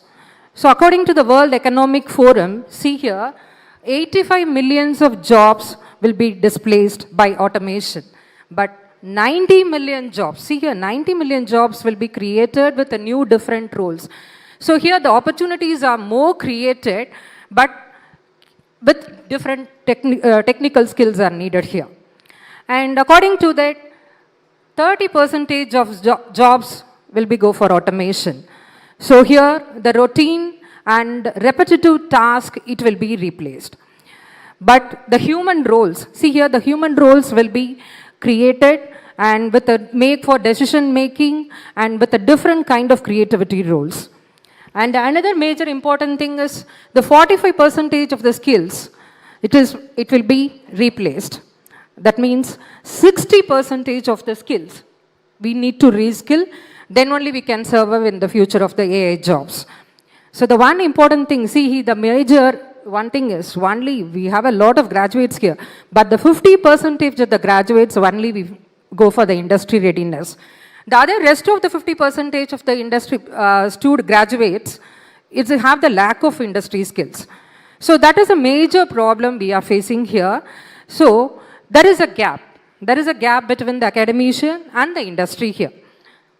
So here, the academy strengthens the knowledge, but the industry demands the applied skills. So here we need a strong collaboration between the academia and the industry. So the one thing is, it is not like an easy one thing. We can collaborate with the industry. It's not just an easy one thing. Because academia, it is very strong in research, ethics, and as well as they are the strong foundation for the knowledge building. But the industry needs the demanding skills, applied skills they are needing. So here the collaboration, it is not like a just easy one thing. So we need to work and we need to reskill, then only we can get a job ready graduates. And also we will move on to the faster innovation and we move on to the industry aligned curriculum here.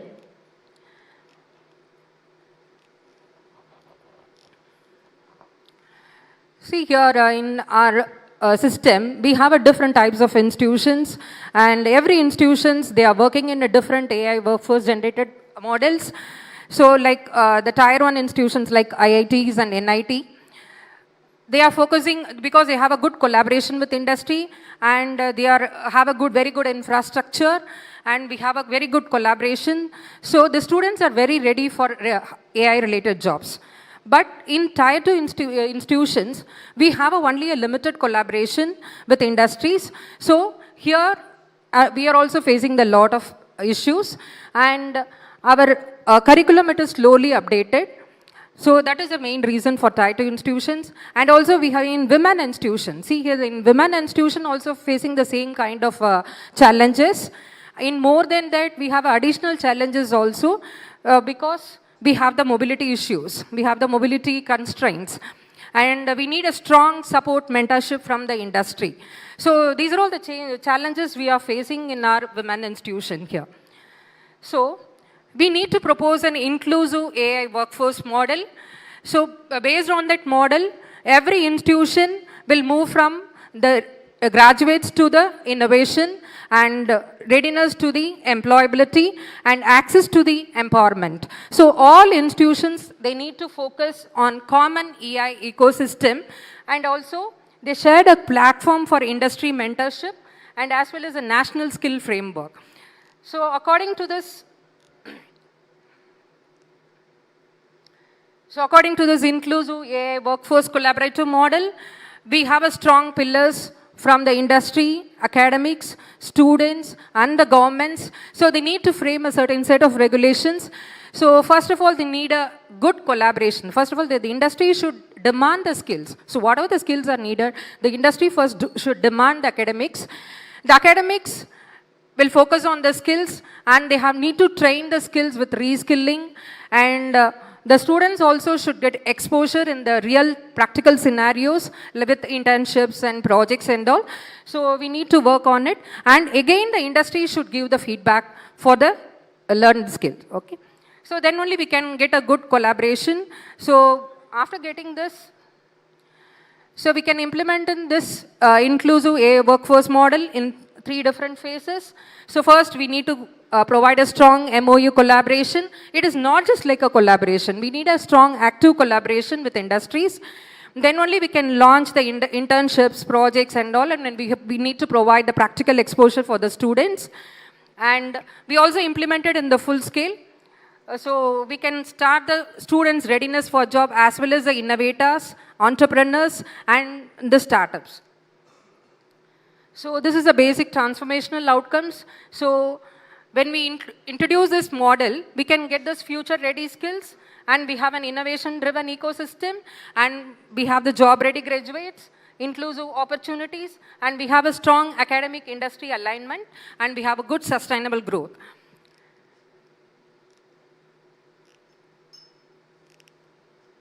So coming to the conclusion, so AI, it is not just like that. We need to compete with AI.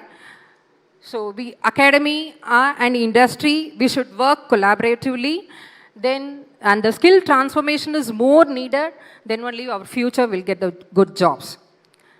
And before concluding that, so our SDNB Vaishnav College for women, It's a 58 years old institution.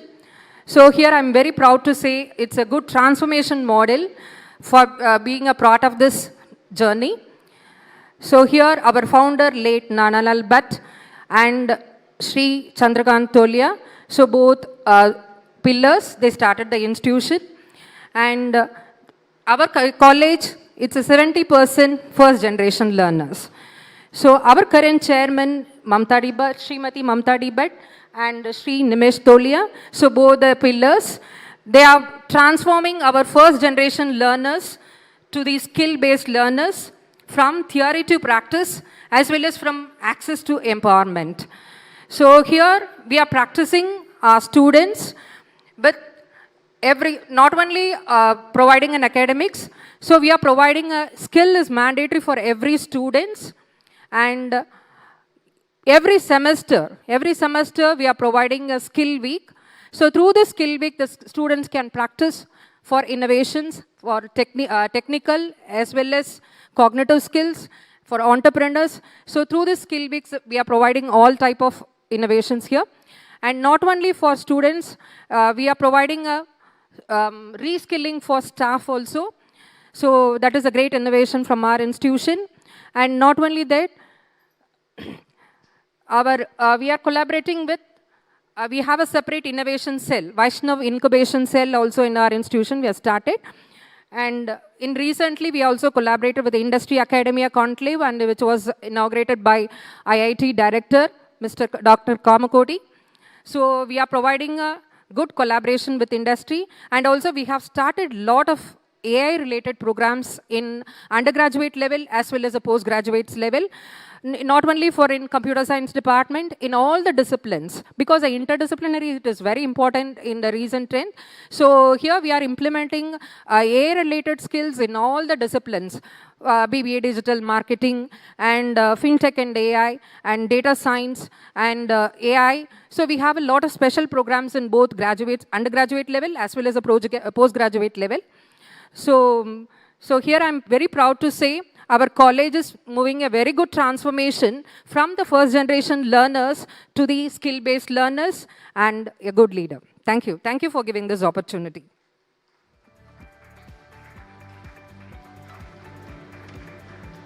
Thank you, Dr. Priya. And Dr. Priya, I ask that you join us on stage once more. We'd like to present you with a token of our appreciation, the good work that you're doing with respect to democratizing technology access, essentially making it available, accessible, and affordable. I would please like to present a token of appreciation myself to Dr. Priya. This topic is of incredible personal relevance to me. So, ma'am, let's head center stage.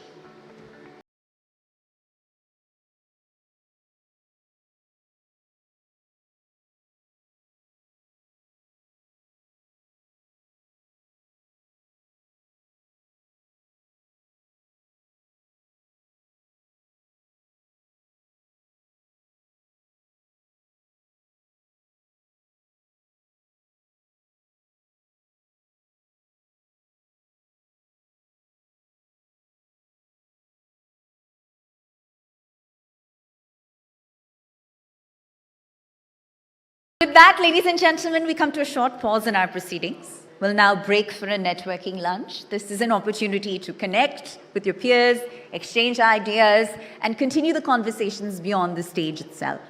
So we request all of our guests to kindly resume shortly in about an hour's time or so, such that more engaging sessions and recognitions can continue. Lunch is being served in the Roshnara Ballroom, which is to your left as you exit the premises. And the ETnow.in Business Conclave Awards 2026 shall resume very shortly. Thank you.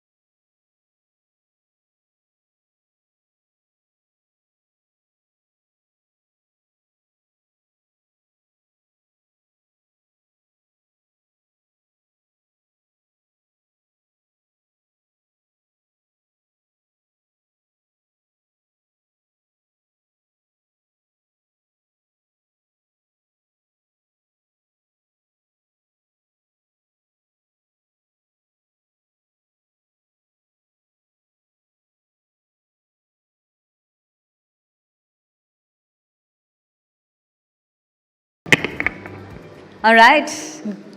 Good afternoon, ladies and gentlemen. It's great to see everyone back. I hope you had a refreshing lunch and some great conversation. And before we move ahead, I simply want to thank all of you for being here, for enriching the platform, for being a part of the discussions that are essentially laying the blueprint for the future of the Viksit Bharat. And speaking of which, I simply wanted to re-acknowledge all of our partners in this effort. The ET Now.in Business Conclave Awards 2026 has not happened in isolation. It's taken an ecosystem of partners and their support. So for one moment, re-acknowledge them. We're presented by HDFC Life in association with Onextel Communications. Our celebration partner this afternoon, ladies and gentlemen, is Radico. Our defense partner, Samtel, Avionics. Our digital PR partner is Primex. Our tech partner is Zoho. Our online realty consultant partner is Roof and Floor. Our timekeeping partner is Just in Time. Our AI data cloud partner is Snowflake. Our luxury partner, Milano. Our concierge partner, The Capitalist. And our outdoor partner, Heights Group. So I wanted to thank them, but I especially wanted to thank all of you, because I think the combined wealth of knowledge in this room assures me we have a very exciting day ahead of great conversation. So now we're going to move up into the next lineup of discussions that continues to essentially decode the forces and the factors that are shaping India's economic future. Our next such session explores a subject that is deeply embedded in India's cultural and economic fabric for centuries. And this panel discussion is titled "The Economics Behind India's Love for Gold." Probably should be obsession for gold. But gold, as you know, has long been more than just an investment in India. It's tradition, it's security, and it's sentiment, sort of all combined. But beyond that, it also plays an incredibly significant role in the broader economic landscape. So to lead this conversation ahead, if I could please invite on stage my colleague, news anchor and principal correspondent with Times Network, Ashish Parikh, to take the stage. Ashish, you're with us. Yes, kindly please do join us on stage in helping us do a deep dive. And joining him, ladies and gentlemen, we have Gopi Manipali, Managing Director of Manipali Jewelers, and C.S. Balaji, Chief Marketing Officers of GRT Jewelers. Can we have both our gentlemen on stage, please, to join Ashish in the conversation? Huge round of applause, please, for your fellow colleagues. All right, well, this conversation is going to highlight the intersection of tradition, investment, and economic relevance, and I can't wait to hear more. With that, Ashish, over to you. All right, welcome back, everyone. As Pooja rightly put it, gold in India is not just an asset, it's an emotion that we are all linked with. And for generations now, we have heard that it's the safest investment option. But this era is a little different. We see gold prices soaring high, unprecedented levels. Buying digital gold is just a few swipes away. So in this era, how has the relationship between us and the gold changed? To discuss that, of course, I have an esteemed panel of experts, Mr. Gopi Krishna. Before we get into the details of gold, India's love for it, and the economics behind it, help me understand, why are Indians so obsessed with gold? What's behind that obsession? Very good afternoon, everyone. Good afternoon. So we are here to discuss about the gold. So everybody always feel happy with listening the word gold, because it's a part of everybody's growing wealth. That's what. And you see it, jewelry is one of the biggest market and enter of a global trade. And especially in the global platform, India is one of the biggest player for jewelry. So the jewelry consumption, what India does is one of the biggest imports of gold, what we can say the consumer. So in 2024, we are the #1 to import the gold and the consumption of the gold, in fact, to say about in India.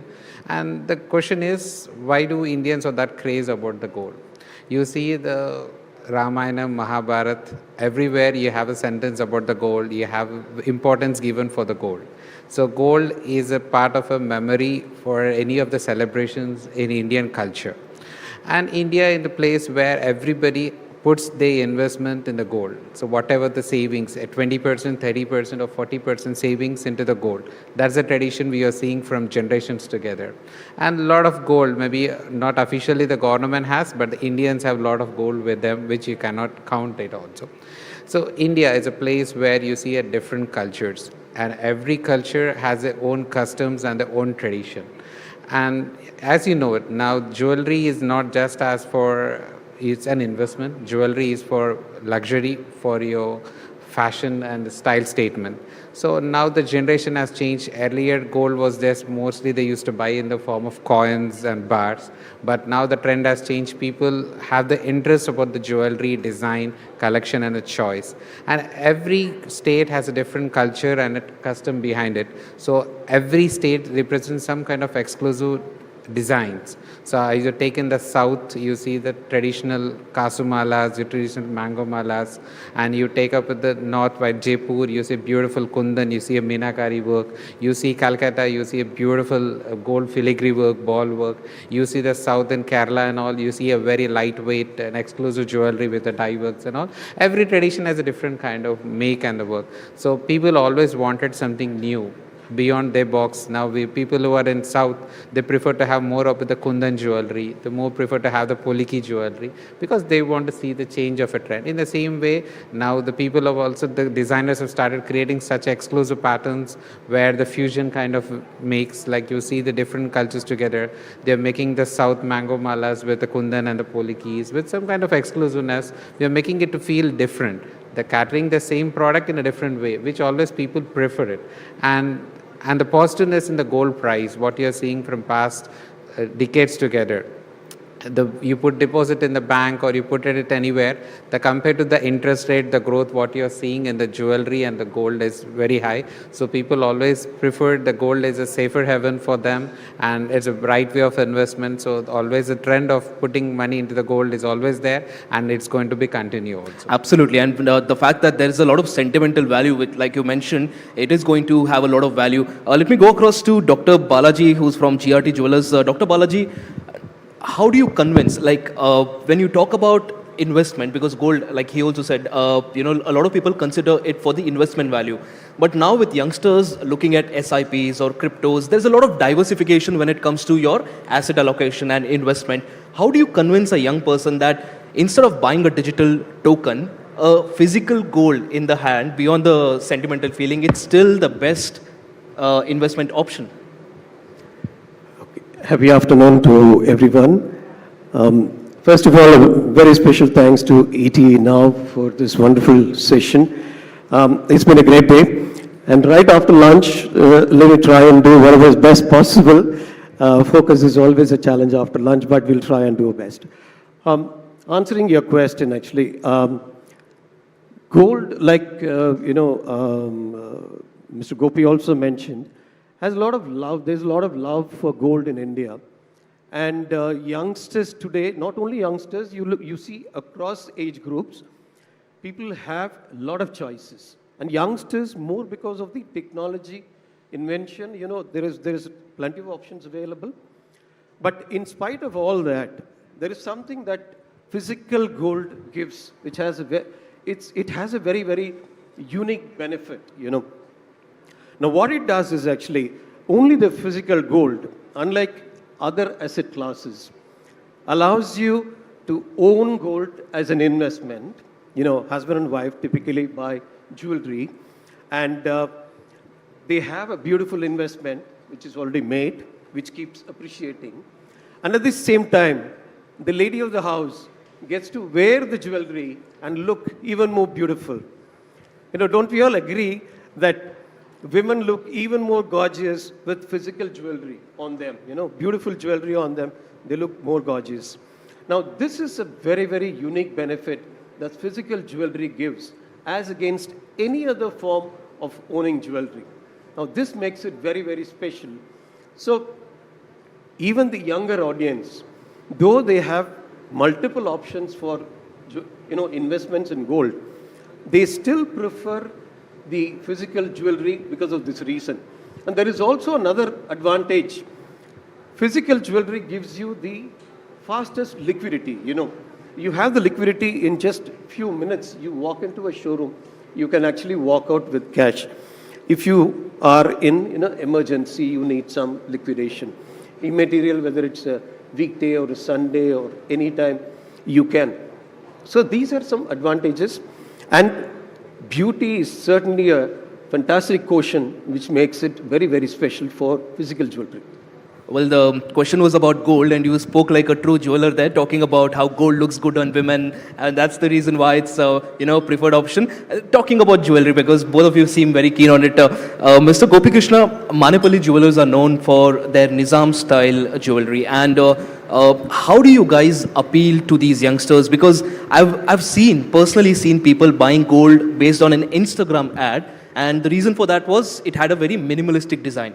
So how do you ensure that these youngsters also find your heavy, intricate, complex designs interesting and appealing?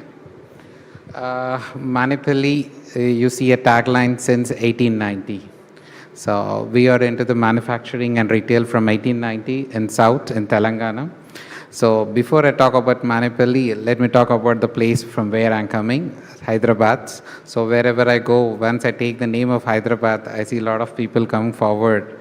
Hyderabad has all different names, the city of pearls and city of biryani, right? So a lot of people ask me a question, Hyderabad, they say city of pearls, but you don't have any of, like a seashore or any things to get the pearls to doing it. So why do Hyderabad is called as a city of pearls? There's a story. Hyderabad and the trade business has a lot of connections. See, you see a lot of Nizams who rule the Hyderabad, so or a practical business kind people. So they always know how to multiply the wealth and how to utilize the wealth. That was the Hyderabad, a place where a lot of rich families used to live. And they know the process of grading the pearls and catering them in a right way to the client. So that's the way for generations together, you see the pearl processing happen in Hyderabad. So that's the reason Hyderabad is famous for pearls. In the same way, my forefathers who worked into this Nizam way of things. So 1890, they started the workshop. They created a platform where customization of jewelry to the clients, and especially for the small size jewelers and the karigars. So the way the journey started, we have seen a lot of things in the life, the generations together, we are coming, the business up and downs, we have seen how the way it happens. But one thing is common, you try to get on the best creative product to the customer, 100% customer is going to honor that. That was what we believe. So even now, Manipali takes its way in a very happy and a very positive growth way. So where we are able to cater the older generation, the younger generations, the teenagers, we are delivering what they need in all channels. So to make you survive in a right way into the industry is always making sure that you are up to date with what the latest technology is there, and you need to adopt the new things, what to deliver the best thing to the client. So as now see, the gold prices are going high day by day, you're seeing. So all the jewelers are trying to deliver the jewelry in a very lighter weight and try to deliver to the customer in a budgets what the customer is of looking. So apart from the weights, designing is also something very much important. The adopting the trend of designs. Now we have 3D printing in gold, where we are doing it. Earlier, to create one piece, it was such a thing to make a masterpiece of it, molding it. Now that casting has come, now 3D printing has come, a lot of new technology. Now it's all about minimalistic aesthetics. And you spoke a lot about Hyderabad, and Dr. Balaji here will be keen to speak about Chennai. So am I to speak about Bangalore. It almost feels like a South Indian panel here. Let's talk about how you built from Chennai. This, like Mr. Gopi also said, this is an era where there's so much focus on expansion, creating chains across the country among jewelers. So at GRT Jewelers, how do you ensure that the quality is maintained? Because eventually what we look at is that the identity of a brand somewhat gets diluted when you try going national, when you create a lot of these chains. So how are you doing at GRT, given the fact that you have over 60 outlets yourself? There are three fundamental things that we promise to our customers, which is design, price, service. But beyond all this, what we very carefully focus on is making sure that GRT provides the best experience as well, you know. But GRT right from the beginning is known as a most trusted legendary brand. The reason for this is there shall be no compromise in terms of quality, whatever happens, you know, that is the philosophy of the organization.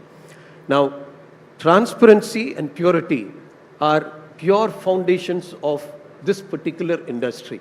You know, you've got to have customers' trust, you've got to have purity very, very clearly defined, and there shall be no compromise on that. Of course, these days you do have all the certification process which takes care of all the purity certifying and things like that. But nevertheless, in your process itself, if you make sure that you adhere to certain standards and you don't compromise from there at all, and this process is not only in terms of the metal purity, even in terms of your systems, you make sure that you adhere to a very, very high standard. And that is templatized to scalability. You know, that is where you're able to sustain and you're able to move from one showroom to 10 showrooms. And today we have about 66 showrooms across South India. And we are able to achieve this, and the customer is able to get same kind of experience, same kind of quality across all showrooms. Of course, so far all our showrooms are company owned. We don't have a franchisee owned.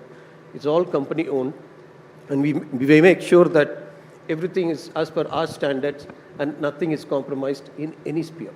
Absolutely. And one of the things with gold and buying gold jewelry is the trust. You know, the biggest factor for people in the previous generation was knowing the jeweler. Now, the problem, Mr. Gopi Krishna, is that the fact that there is a lack of interpersonal relation between a jeweler and a buyer. So everyone only relies on certifications, hallmarks. There's no concept of trusting the jeweler and not trusting anything else. So in this era, how do you at Manipali, because you've operated for all these years, how do you retain customers? How do you build trust? And how do you ensure customer loyalty? That's a good one. See, I'll tell you, once the hallmarking is into the jewelry industry, the jewelry industry has been very much transparent. The quality is clearly mentioned. It's a 22K or 18K or 14K. You're getting a hallmark. I buy in an X showroom, I buy in a Y showroom. The quality of the jewelry is, once it is hallmark, the customer, yes, the quality. So the customer has to understand, and we should make them understand, it's not just the purity of the jewelry. The workmanship, the creativeness, the product which is delivered to the customer, it has all the quality parameters. And to a certain extent, gold has a transparency coming up to the hallmarking and coming up to the other industry like diamond jewelry, poliki jewelry, kundan jewelry. So we are very much depend upon the certification. So certification is fine. Certification is for the assurance, but the platform where you're buying is also very much important. We need to explain the customer the QC part, what all the pains we take it to deliver it in the front end. So that's very much important. So every time we educate the customer about the quality, how it is being delivered, how it is manufactured, and what all pains are taken to deliver them in the right platform. And that's something very much important. Apart from that, the policies, the company transparency policy, or the way the buybacks goes on, how the way the service is given to the product at any mean of time, the things are very much important. So when customer has a confidence about the buyback policies and the service, then 100% customer is going to be always with you. That's what I think. Absolutely. In fact, gold, when we talk about jewelry, hogs all the limelight. But then there's one more metal that's coming up and giving a very tough competition, silver. We were talking about that as well. Quick question to the audience members also here. How many of you have seriously invested in silver? Please raise your hands. All right, we have a few. So again, silver now is no more a poor man's gold. It's becoming a very serious investment option because of multiple reasons, be it geopolitics or domestic supplies as well. Help me understand, is silver now becoming one of those assets that you see people owning, or do you think gold still is numero uno?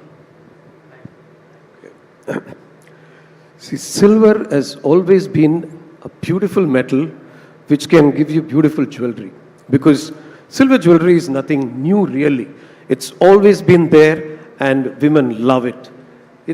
Because you can really, make some intricate designs with silver and they look gorgeous when you wear it, actually. So silver jewelry per se is nothing new.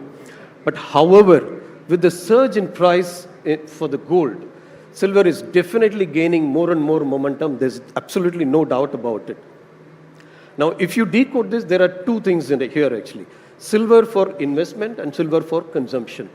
Now, silver as investment, as we all see it on social media, and many people raise their hands also here, certainly I think silver as an investment category is increasing, and whether it is a good metal to invest, I wouldn't want to really trade on that at this point in time, because it's a factor of many reasons, it's very, very dynamic. But silver as a category for consumption will certainly grow, because silver is always been respected as a very sentimental and emotional metal. You know, it has that sentiment, it has that emotion, which gold has always enjoyed. And silver comes in beautiful forms when it comes to jewelry. So silver, it allows, for example, if you see, instead of wearing one set of gold jewelry, a customer can wear two sets of silver jewelry, which looks identical and it looks beautiful. And I'm not talking only about gold polish silver here, you know. You can have silver as silver finish, which again looks beautiful. It's white metal. And these are some fantastic designs. So it goes with various occasions, you know. People can wear it for different attire, different occasions. And that makes it easier because of the price point that silver has currently. It makes it easier for customer also to wear silver multiple sets as against one of a gold set, you know. So silver has a lot of advantage like this, and it will continue to grow. Absolutely. I wish we could have a jewelry face-off between Manepalli and GRT and see which one actually is the South Indian king here. But before we wrap, I think the time's up. Just a minute on this. Do you think with the trend now, the fact that a lot of young Indians are looking at sovereign gold bonds or ETFs, do you think the whole enjoyment of actually having physical gold as an investment, do you think that's going away? People will increasingly start looking at digital gold, or do you think the nostalgia is still there? So before I come to this question, I have something to say. Every human has a right to fulfill their dreams. Everybody has a right to fulfill their dreams. When the affordability has changed, the yellow metal has been expensive. Now the next option is silver. So you buy a single product in yellow and you can buy 5 products in the silver. So that's because every occasion they wanted something new. They want to wear and have something new. So the next option is silver. So that's why the silver trend is happening. And I think from last 2 years, we have seen rapid growth in silver industry, and especially in silver jewelry. Manufacturers, retailers, the new showrooms, silver is just moving on. So silver, I think next decade, it's going to be a silver jewelry. That's going to be there. And coming up to this question, people wanted to invest. So they want to invest in gold. So what way they invest? Now you're buying a bullion or a coin. It's quite easy for them. Buying any time and any quantity. They want to buy a 5 grams, they want to buy a 10 grams, they want to go with 20 grams, no restrictions. They can buy a coin, physically have it. There's a question said, why don't they prefer bonds? See, first thing the people should get educated what way they have to buy the bonds. Even you see the rural sector now. So they don't have any idea how to put an investment in the bonds. And it's not that quite of easy. As earlier they said, any day, any need of time, gold is something which very easy. Even your neighbor is going to pay for that. So that's the way that happens. So putting in physical gold is always preferred by the people. Maybe in the next future that may be changed. But now currently 80% of people prefer to put it in the physical gold. Maybe the next future, the bonds have made it so easy for people to put it in with very less restrictions. I think that should be also in a positive way. Absolutely. Brilliant insights there. Let's hear it for Gopi Krishna and Dr. Balaji here. Beautiful insights when it comes to jewelry and of course the love for gold that we have, and maybe silver as well. Let's see what GRT and Manepalli comes up with next. Thank you. All right. Thank you, gentlemen, and thank you once again for that fascinating back and forth. And Ashish, I ask that you please present each of our panelists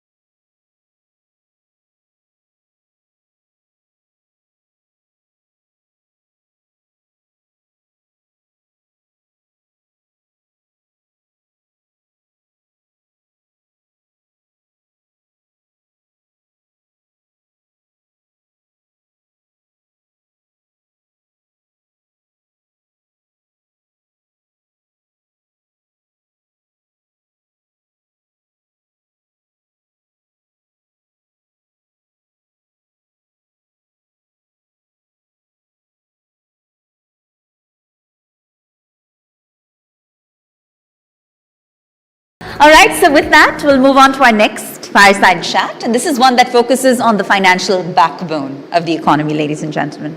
The session is aptly titled, I believe, The Strategic Role of Banking in Powering India.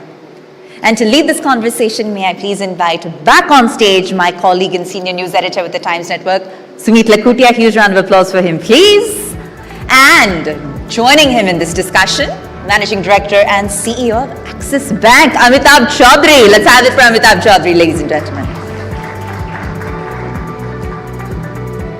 All right, gentlemen, it's over to you. Sumit, the floor is yours. Thank you, Pooja. Thank you, Mr. Chaudhary, for joining us here this afternoon. Just starting off on a trot, Pooja said, you know, our topic is about the strategic importance of banking and the growth. The economy slated to grow at great numbers. We're moving towards $10 trillion economy. That's our long-term ambition. Obviously, bank's role is very important because everything somewhere is connected, goes down to the banking industry.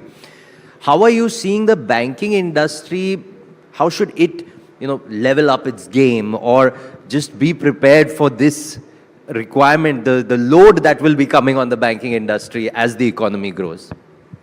Well, obviously the government is very, very focused on reaching their goals of Viksit Bharat by 2047, and that means that the economy has to grow at a certain rate, what is happening in the Gulf notwithstanding, and that means that the banking system has to support this economy. Yes. Otherwise, how will the economy get to this growth rate? Now, if you look at the financial services industry as it stands today, and if I just focus on banks, since you asked about the banks, they are in pink of health in the sense that if you look at, have they been able to support the credit growth till now? Yes. The gross NPLs, net NPLs, the provision coverage ratios are perhaps the best that have been seen over the last 10 years. Not only that, the return on assets has also improved. So if you look at some of the data which I saw recently, in 24-25, the scheduled commercial banks in India made close to 4 lakh crores of profit. Now, even if obviously some of it was given away as dividends, even if the capital formation and additional net worth was close to 3 lakh crores, and you leverage that, 7 times, 8 times, the capacity of the, and this is without raising any additional capital, the capacity of the banking system to support a credit growth of a certain nature is quite solid, right? So we are at about, estimated to be 185 lakh crores. You add 15% to it, the banking system can support it. That's not a problem. But it's not just about capital. Ultimately, you need to have the processes, the technology, the people capability to also support it. And I think since the times have been good, the banks and the regulator has been pushing the banks to invest in infrastructure, to invest in cybersecurity, to invest in people on a consistent basis. So the banks themselves have been doing it, and obviously the regulator has been pushing this case also along. So from that perspective also, I think today at least, the banks are in a situation to support it. And then to that, you add the NBFC, which is a very thriving sector. RBI has promoted the NBFC sector.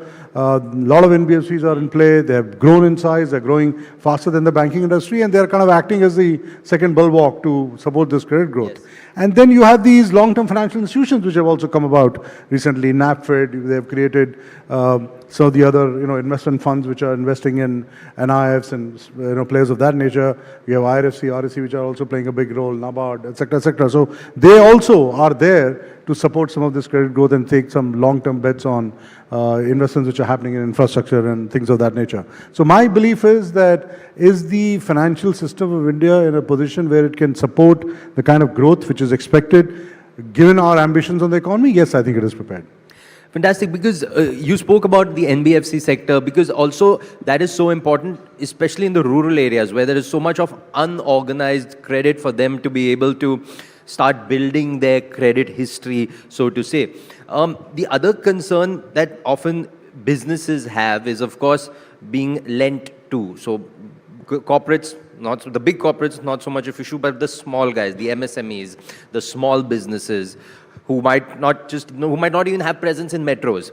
How are you seeing it play out for those small businesses to easily be able to get credit? I know the government is also putting in schemes, but how are you seeing it from where you sit? So when you look at it from a strategic perspective for any financial institution, the typical stuff which you're used to doing is not giving the kind of returns which you want, because the good corporates are under leveraged, they're themselves generating a lot of operating cash flow, they're not borrowing as much as before, the private capex has also not picked up to that extent, and if you're a good corporate, you're getting rates where the risk-adjusted return for a bank is just not good enough. Now you can provide a lot of services around it, but you also need to find borrowers where you're taking a little bit more risk, or you're underwriting risk very differently, where you can get a paid more. There you are taking the risk, so you potentially can get the right return for it also. Which basically means that if you look at the growth in lending to MSME sector, if you look at how the banks have utilized some of these schemes which government has launched and built on top of it, when you look at some of the public infrastructure platforms that have been created by the government, be it UPI, be it account aggregator, be it the United Lending Interface they're talking about, all of that is basically driving and giving a platform to MSME to find more sources of finance. We, example, for an Axis Bank, also own a platform called A-Trades, which does trade financing. They're doing about 10,000 crores of discounting on that platform. It's all automatic.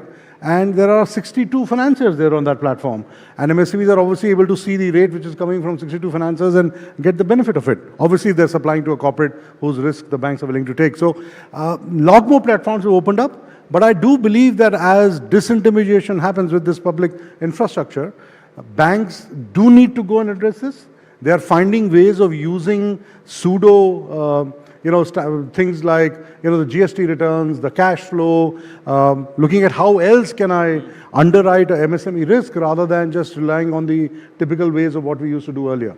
So it's work in process. I'm not saying that, all of us are out there. NBFCs, some of the NBFCs are very specialized in looking at this area, but it's an emerging, space. And frankly, from a strategic choice perspective, there is no choice. We have to go there. So we spoke about business side, the MSMEs. Now I'd like to go towards the retail consumer. With NBFCs also, now there is so much of credit so easily available. You want to buy a phone, you want to buy an AC, you'll get credit for it.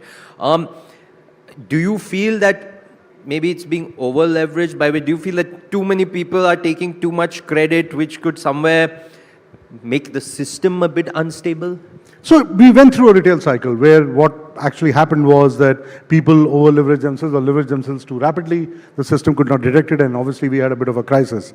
But if you look at, again, a macro data, if you look at retail credit to GDP, India is still way lower than, say, where China, Japan, some of the, some of the developed economies are, or where, say, Thailand or Malaysia is. We are in the 45-47% range. China is at 60%. Now, if you look at current GDP, 345 lakh crores, and you add 10% of more retail credit to it, it's a pretty large number. So I think India is still under-leveraged at one level in comparison to what kind of retail lending is happening in the other markets. Please also understand and appreciate that Indians don't borrow as easily also. Yeah. To give you a sense, US consumers have $1 trillion of outstanding on their credit cards. India is some piddly sum, and it is not growing. So I'm not saying people should borrow on credit cards, I'm just giving the fact that Indian consumers are a little bit more careful. So the fact that retail credit is growing is not a bad thing. Yes, obviously as lenders, people who are taking risks, it's very, very important that we measure the risk out there very clearly and very deliberately. Now, I'll give you, just extend this logic a little bit. We have this war which is happening. There is second, third, fourth order impact which could happen if this war goes on slightly longer than we expect. It has gone longer than we were expecting. It would have some risks which will play out. And some of those risks could potentially play out in the consumer side also. Same for AI. All of us are talking about the job losses, etc., which will happen in AI.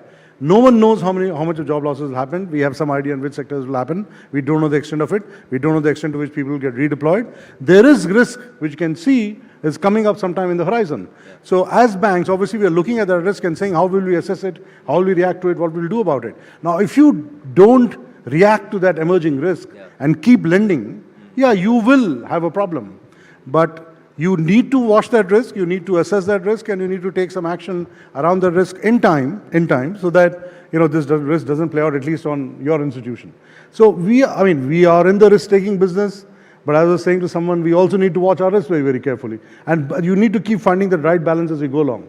And world is too volatile, changing too rapidly, so you need to watch it much more closely than before. So everyone is watching. I like how you said you're in the risk-taking, risk-managing business, because yeah, I mean, that's what it is, but people usually don't look at it from that angle.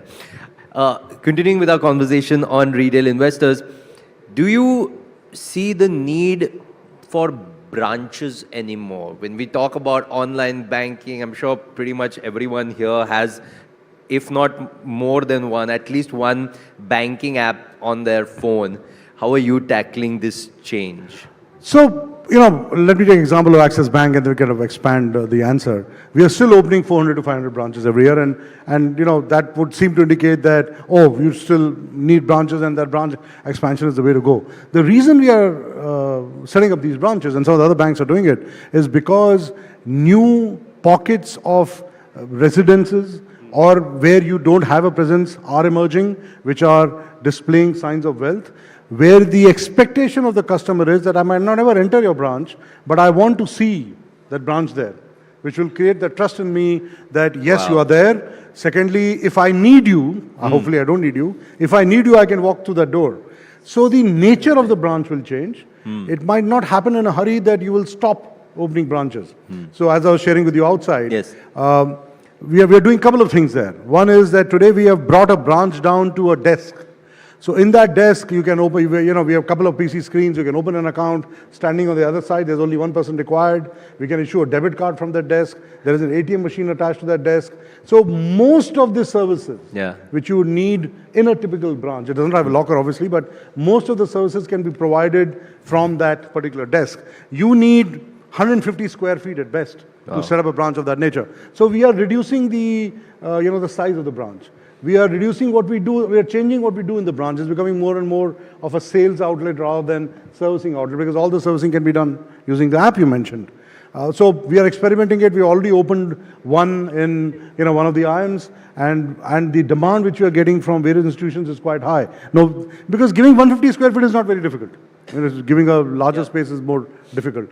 We are also going to experiment very soon, and from Axis Bank you will hear it. We are going to open branches which might have only lockers, and they will have the latest technology there. So it will be a locker-only branch, because we believe that in a lot of the residential areas or where large complexes exist, the customers are looking for a locker in that vicinity.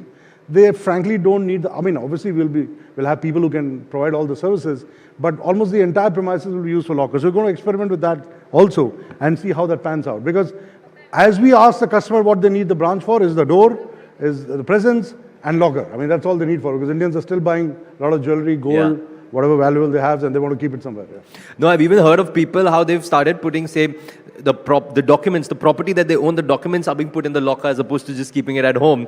Just a funny note, I just want to take a sidestep, and I was reading this book called, I think it's Anxious People by Frederick Backman, and in that, I think it was in that only, where this guy goes in to rob a bank, and the bank's like, this was in Sweden, I think, and the bank's like, well, we don't have any cash. It's a digital-only bank, so I can't give you anything. Jokes aside, I want to come to a very serious point that you also touched upon. You spoke about trust. Currently, the scenario that we're here, it's in the news for the last few days. We all know about it. A bank is a lot of people, before putting in money, they put their trust in that bank. How do you see the current scenario? How should banks be working, the banking ecosystem as such, to keep the trust of those customers, because that's what they want first before a big bank or a small bank or a gold credit card or a silver credit card? So obviously all the institutions who are working in the financial services industry realize that the trust is the foundation of what we stand for. We are the most leveraged companies in the world. If you look at our leverage, we leverage it 7 to 8 times. So if we cannot carry and have that trust of our customers, we'll have a problem. So all the boards, the regulators, the management teams work very hard to ensure that that trust is maintained, it is creditably maintained, and it is sustained over a long period of time. Now, that does not take away the fact that once in a while, you do run into situations where, things of a certain nature happen, which obviously the market does not like or does not respond to. I think that does not mean that everything is wrong. That does not mean that the governance standards are completely lacking. There are cases, times when there are differences, and differences when they persist for a long period of time. Some of these things can happen. That does not mean that governance was non-existent. That does not mean that enough governance mechanisms don't exist. It does not mean that the regulator has not gone and looked at those governance standards and kind of satisfied themselves that yes, they are there. And please understand that the boards of most of these institutions have people who have done very well in their lives. They have a reputation to protect. They're not just sitting there, frankly, they don't get paid enough. They're not sitting there for something to happen. They are on top of the game. They want to ensure that the institutions they're part of the boards of are, continue to represent a certain level of governance which people cannot question. So, we have to give them some credit. I mean, obviously there is some news out there, but my belief is that generally the institutions work very, very hard, and the boards are very, very conscious of the fact that trust, the level of governance, frameworks to maintain those level of governance, constant checking, continue to add controls is all in place, and it's an evolving framework. It's not that once you set it up, it's all okay. You have to keep, depending on what you see around, you keep adding to it, so that, the trust never breaks. Mr. Chaudhary, one last question to you. Going ahead, since we're talking about the strategic role of banking in the growth of the economy, the role that fintechs will play in this, are they going to be competitors of banks or co-partners of banks? So we have about 10,000 fintechs. Let me just give you some statistics on Axis Bank, and then I'll tell you. Today, Axis Bank is working with 50% of fintechs which have got Series A and above funding. 80% of unicorns and fintechs are actually using Axis Bank as a primary bank. Today, the pipes we provide for shifting of money, we own 40% of NEFT market, we own 30% of IMPS market, we have 20% share of the Bharat Bill payment system. So we are very large on the payment side also. We have 450 APIs to support some of these fintechs. We have created a separate platform to ensure that they can get these transactions done. Now let me come to the fintechs themselves. See, they are, the reason they exist and they come into force is because they're looking at a revenue pool of the financial services system and saying, I can attack it. Maybe because it's inefficient, because the charges are too high, or I can provide a customer journey, or I can go and attack some customers which the banks are not looking at. So they are finding these white spaces and attacking. Now, from our perspective, we can do a couple of things. One, we need to become more agile so that we don't allow them to come in. Second, in many cases, we cannot attack it, so partner with them. And third cases, they're themselves going to become very big and become their banking partners.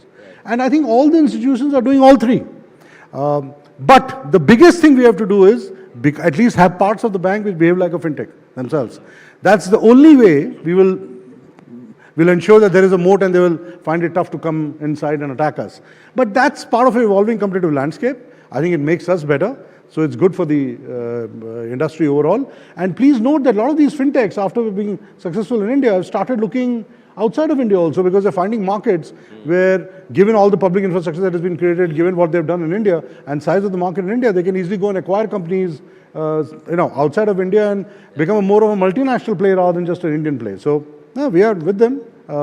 We believe a very essential element of what's happening in the financial services system. Fantastic. So going hand in hand to keep the growth going. Absolutely. Thank you so much, Mr. Chaudhary, for your time and for sharing your insights. Ladies and gentlemen, round of applause. Thank you so much. That made for a wonderful tete-a-tete. And Sumit, I ask that you please present Amitabh with a token of our appreciation, our way of saying thank you from the ETNow.in Business Conclave Awards team. And thank you, Amitabh, for adding that candor and color to the conversation.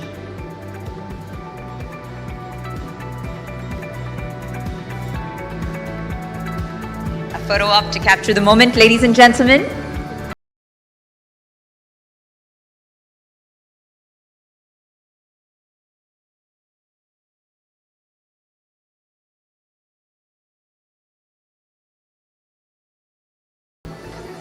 All right, ladies and gentlemen, before we move ahead, we would like to once again re-acknowledge our partners in this effort. I think it's important we do so, since the ETNow.in Business Conclave and Awards 2026 comes together as the result of a collaborative effort.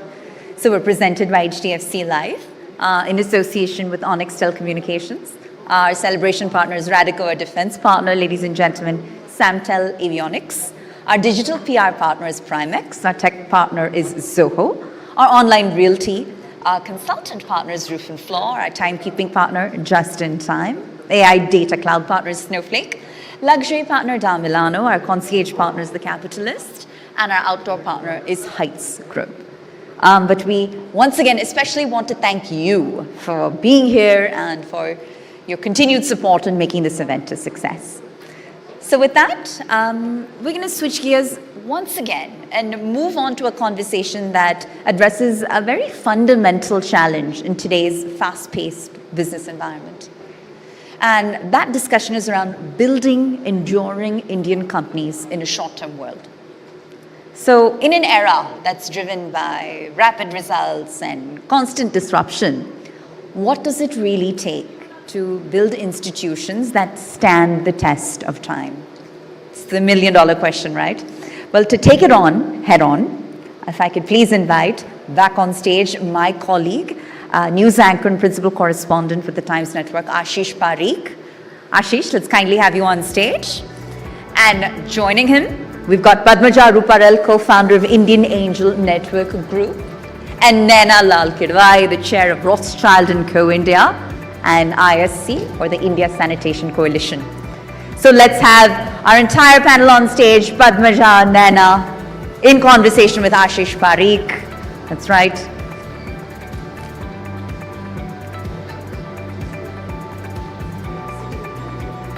Naina Lal Kilwai, Padmaja Ruparel, Ashish Parikh. Ladies and gentlemen, this conversation will highlight the importance of long-term vision in a short-term world.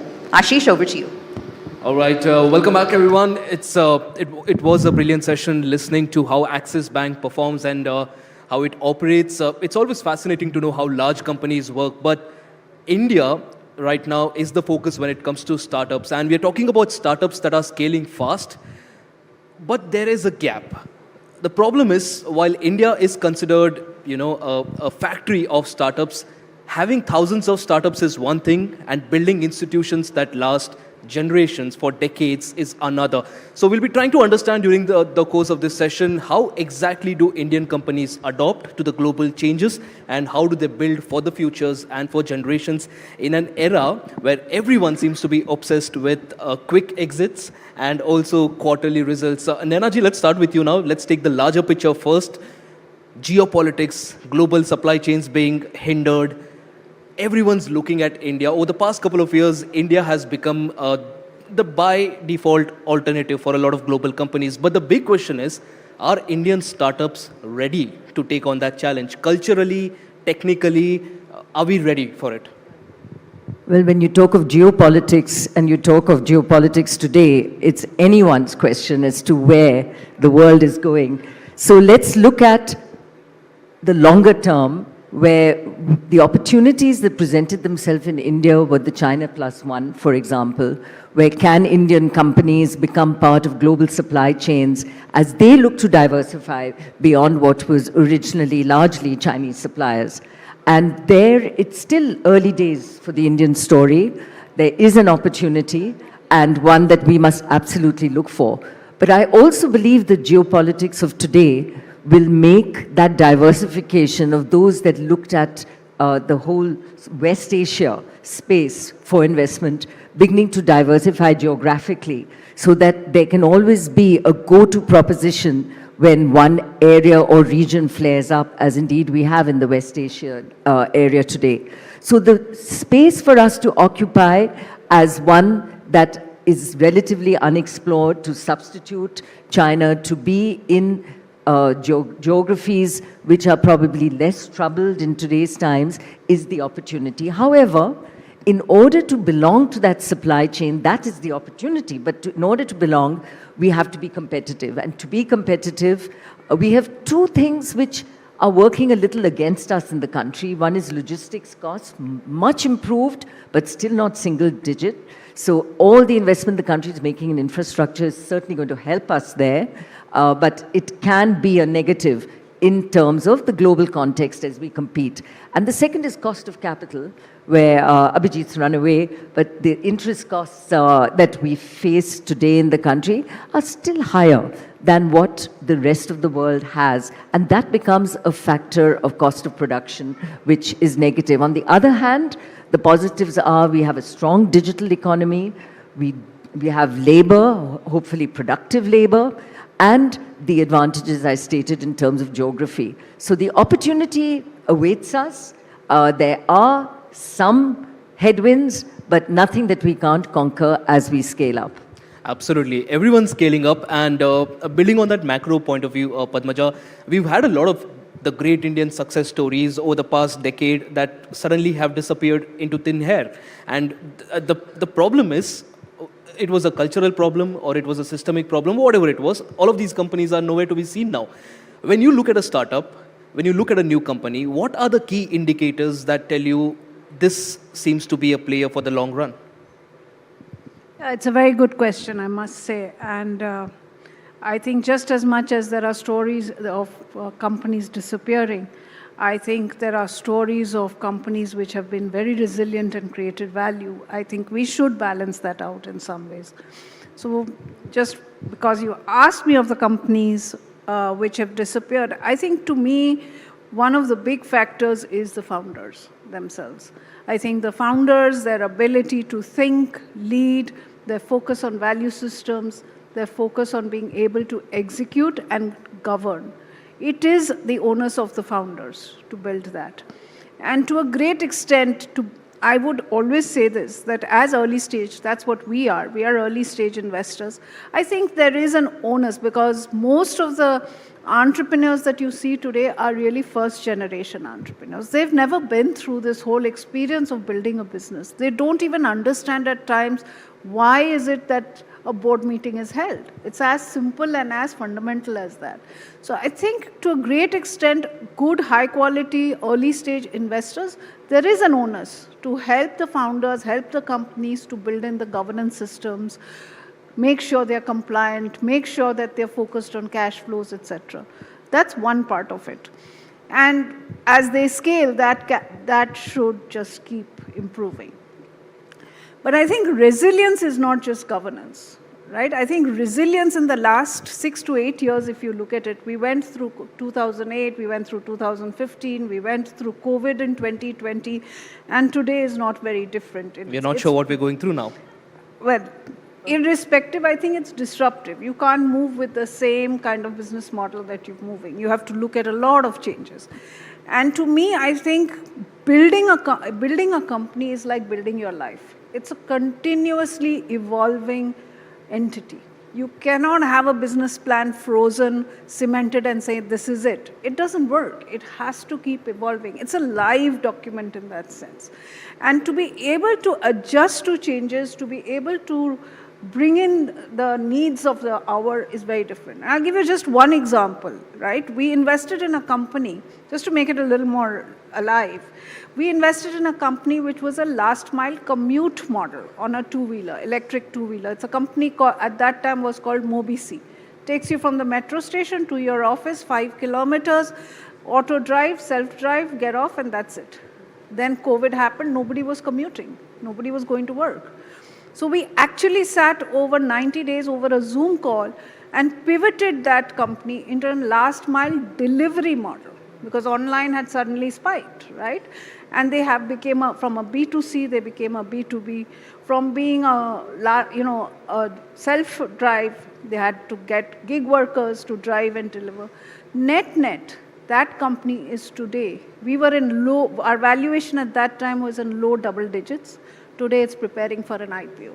So resilience, governance, ability to build institutions, that's what's needed. You have to get down onto the ground and actually understand the realities of the day and build around it in spite of whatever else it is. Absolutely. I just want to come in here and take the benefit of Padmaja being here.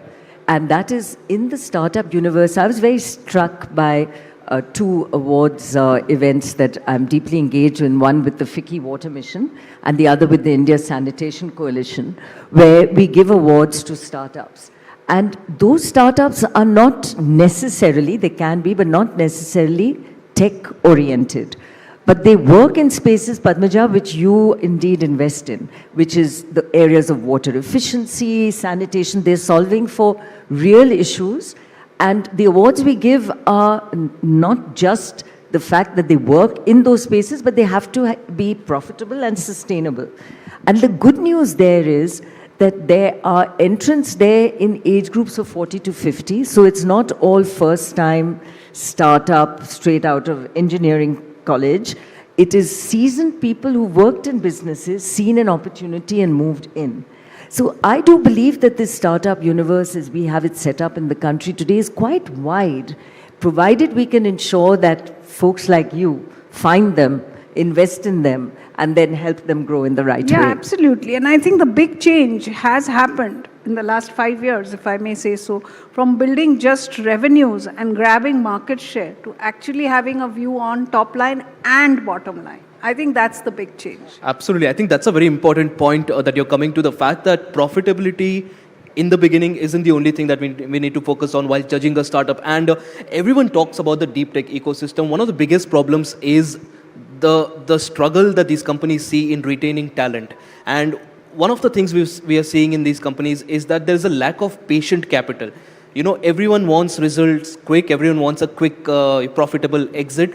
But when you come to deep tech ecosystems, any country that you see which has a successful deep tech startup, they take years to actually, the ecosystem to mature. Do you think we lack that patience? Because everyone talks about profitability, everyone talks about loss making and, No, I get it. I get that. I think I get that very well. I mean, I've struggled with this myself, so it's not an unusual question. But honestly, I think India is changing. That's the number one thing. We need to recognize that. And I'll give you a few points there because they're all very, very important. We ourselves have investing in deep tech, long gestation. That's number one. And remember, we are investing domestic Indian money. So is there money? There is. That's the first answer to your question. Number two, I think we have to also acknowledge the fact that the government has done a few things. One big thing they have done is the RDI fund, the Research Development Innovation Scheme, they call it, so RDIS, right? 1 lakh crores going into deep tech. And it is really soft returnable money, really soft returnable money. This money is not just one dimension giving money. It is catalyzing, it's going to catalyze a lot of private investment, and we are seeing that, right? It has been the fastest scheme, I think, in the Indian government, which is started to roll out on speed, scale, and the department which is doing it is on a swivel. From giving grants to giving returnable capital is a huge swivel, right? Third, it is bringing in industry. Today, when I am investing in deep tech, I'm not only talking to co-investors, but I'm also talking to an L&T, I'm also talking to a Boeing, I'm also talking to an Airbus, and I'm also talking to a NASA. I mean, that is the kind of industry engagement we need to do for deep tech. Fourth, I think today what we are seeing is a very different quality of talent. This has two levels. One, it is people who've got global quality foundational technology. Both are there. And that's extremely important because, and it's not surprising while it's important. Why is our tech talent being able to build companies overseas or lead companies overseas, and why not here? Right? So we always had the talent. We've been able to refine it further. And the second thing I think that has happened is we are today talking to youngsters which are 35, 40 years old. They have a lot of responsibilities. But the single most, and I ask this provocative question, why are you here? Why aren't you going to the US and building this company? It's a semiconductor chip company. They're designing some chips. He's saying, ma'am, irrespective of whether you invest or not, we want to build in India, for India and the world. That is the sentiment that's come. And the last piece, I think, which has really catalyzed deep tech is the geopolitical scenario. The world has become so multipolar, right? And it's so unpredictable that India has to build its own sovereign technologies. And if we can do that, which we are trying to do, right? We are doing defense tech, we are doing semiconductor, we are doing water, we are doing electric vehicles, we are doing battery, we are doing all sorts of things. I think that's a need of the hour, and that's what's getting pushed in different ways. Absolutely. I think that was the premise of the question. The fact that, we are moving towards a multipolar world, having our own deep tech ecosystem is the need of the hour. And I think in terms of capital, that's where it should go. And Nainaji, you've been a very strong advocate of sustainability, even when it comes to capital. Of course, we spoke about patient capital, but it also goes hand in hand when it comes to responsible capital. We are already looking at a lot of AI companies which aren't able to justify their valuations in the West. A lot of products promised haven't been delivered, bringing questions about, whether we are over-evaluating all of these tech companies. In your experience, do you think this is a fad that's just momentary, or do you think these companies and this technology is there to last? Well, I think the overarching negative messaging was, is the world as fixated on sustainability at all? And we saw the US, particularly from the president's office, pull back. And as a result, a lot of the big funds, the BlackRocks of the world, who were committed to sustainability, actually withdrew. The good news is they've withdrawn in terms of public commitment, but they haven't withdrawn completely from looking at the space, because there is commitment at the senior level, understanding that the technologies that save the world, whether it's addressing climate issues or very basic impact issues around what might be water shortage, or indeed the efficiencies we need using technology and otherwise, are all required. And then if you look at the larger companies, including large Indian companies, the listed companies, they all get it. Everyone is competing to get their ratings on the Dow Jones Sustainability Index, the FTSE4Good Index. The boards I sit on, repeatedly, they are coming back telling us how they're performing on these global indices. And their long faces if they haven't made a 2 or 3 percentage point improvement. So there is a commitment to that sustainability game. One side of it was more easily filled, which is the commitment to renewable energy. Because energy costs in the country being what they are, the renewable story is not just, frankly, about embracing sustainability. It's as much about cost and cost efficiency. So that box becomes easier to tick. The water efficiency box should be as obvious, but because water, unfortunately, is virtually free in the country, it should be priced. That equation doesn't get looked at sufficiently, but primarily from the aspect of shortage, or because the communities around which you work, the villages around you, they can't believe that you are drawing their water. We know of umpteen examples where factories shut down because the communities around them demonstrate against them, saying you're taking away our water, because water shortage is a reality.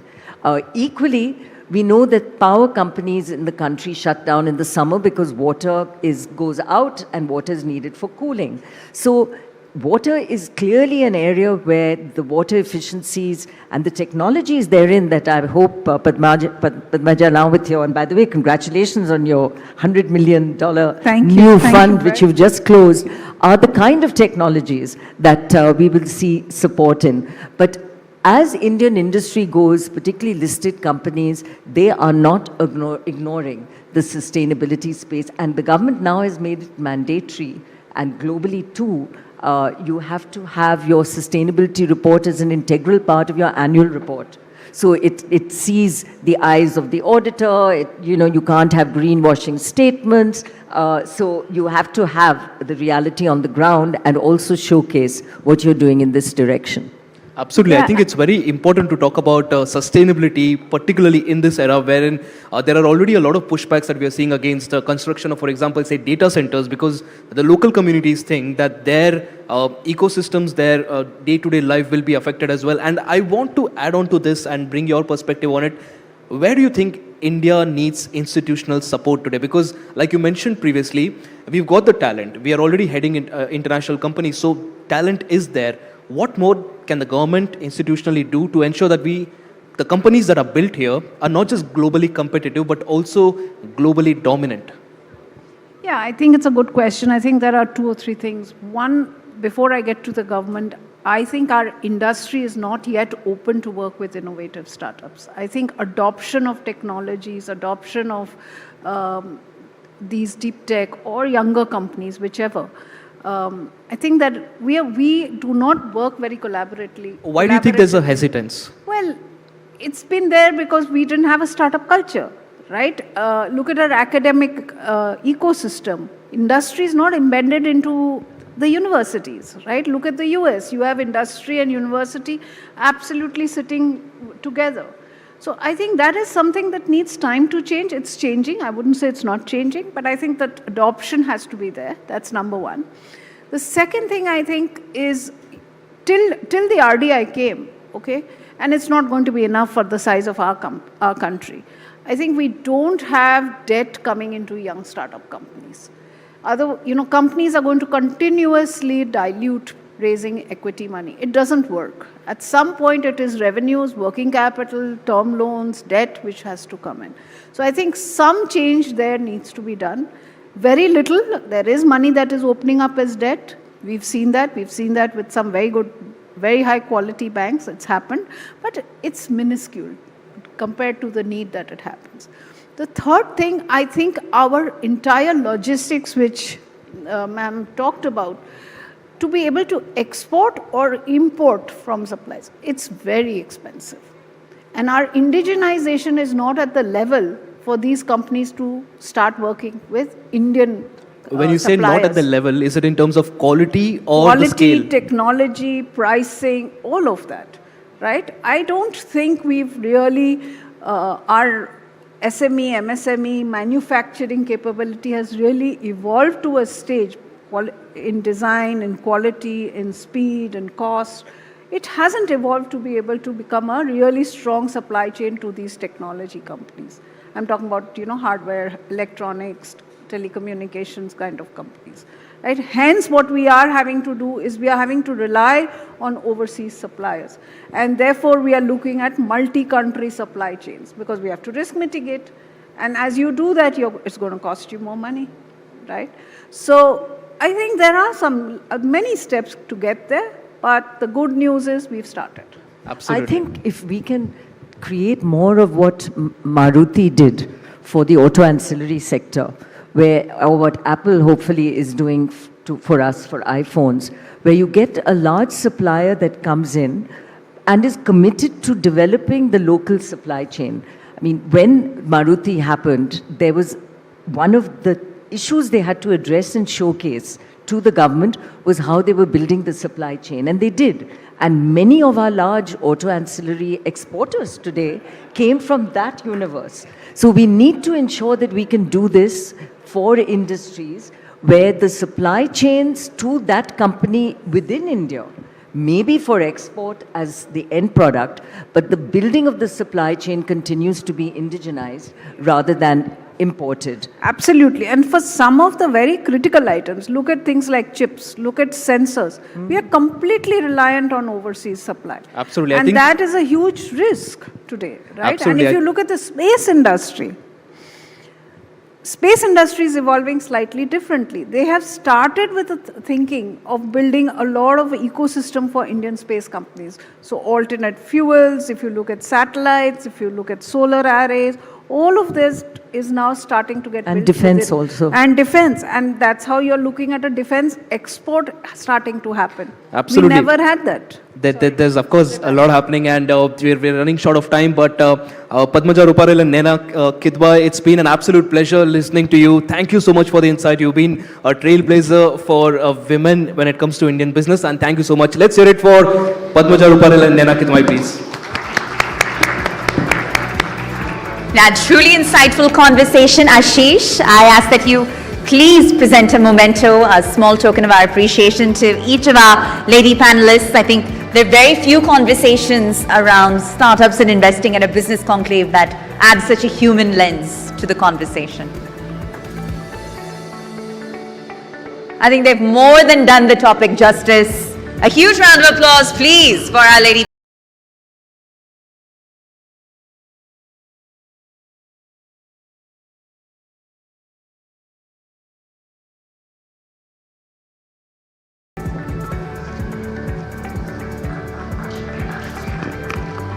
long-term vision in a short-term world. Thank you so much, Naina and Padmaja, once again, and thank you, Ashish. All right, with that, ladies and gentlemen, we move on to yet another compelling subject. And this one sits at the intersection of innovation, technology, and national growth. Our next fireside chat is titled, as you may have guessed, India's digital power move in the age of AI. So as India accelerates its digital transformation journey, the role of AI, innovation ecosystems, and policy frameworks, for that matter, become increasingly crucial in shaping the future. And so this subject deserves a deep dive of its own. And to do just that, if I could invite back on stage, technology editor with Times Network, Manas Tiwari. Manas, let's kindly have you back on stage to spearhead and guide us through the conversation.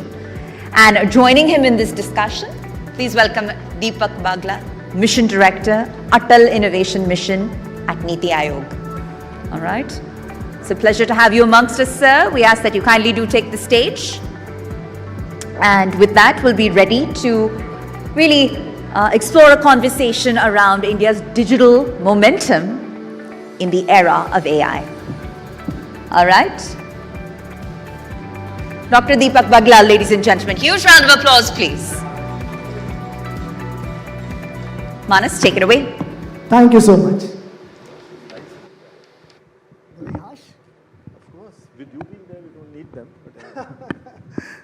Thank you for your kind words, sir.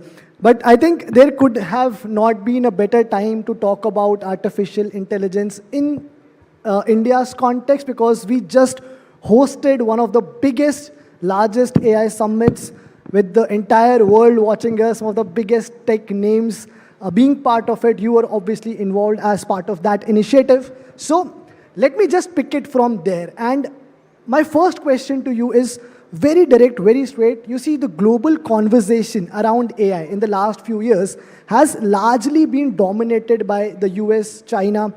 Both of these countries are also investing enormous resources into research, infrastructure, and talent.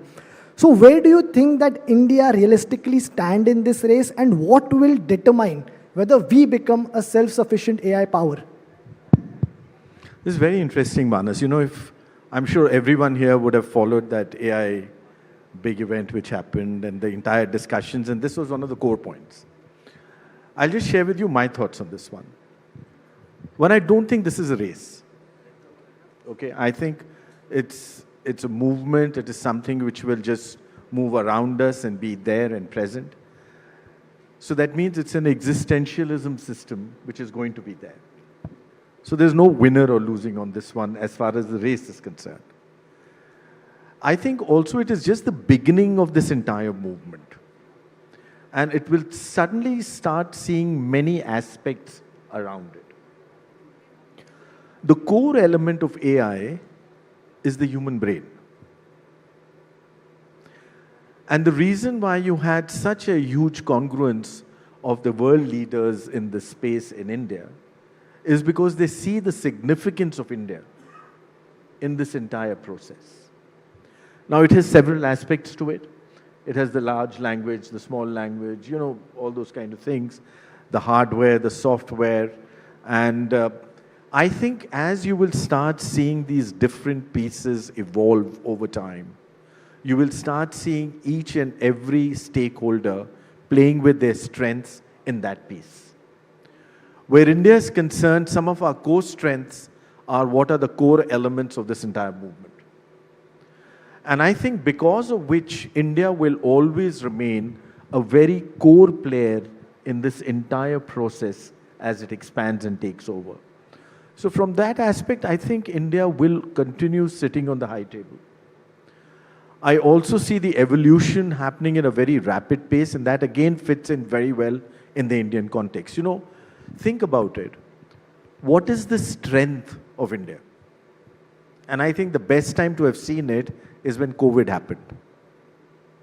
That was the toughest time on the planet ever in your lives, which you experienced.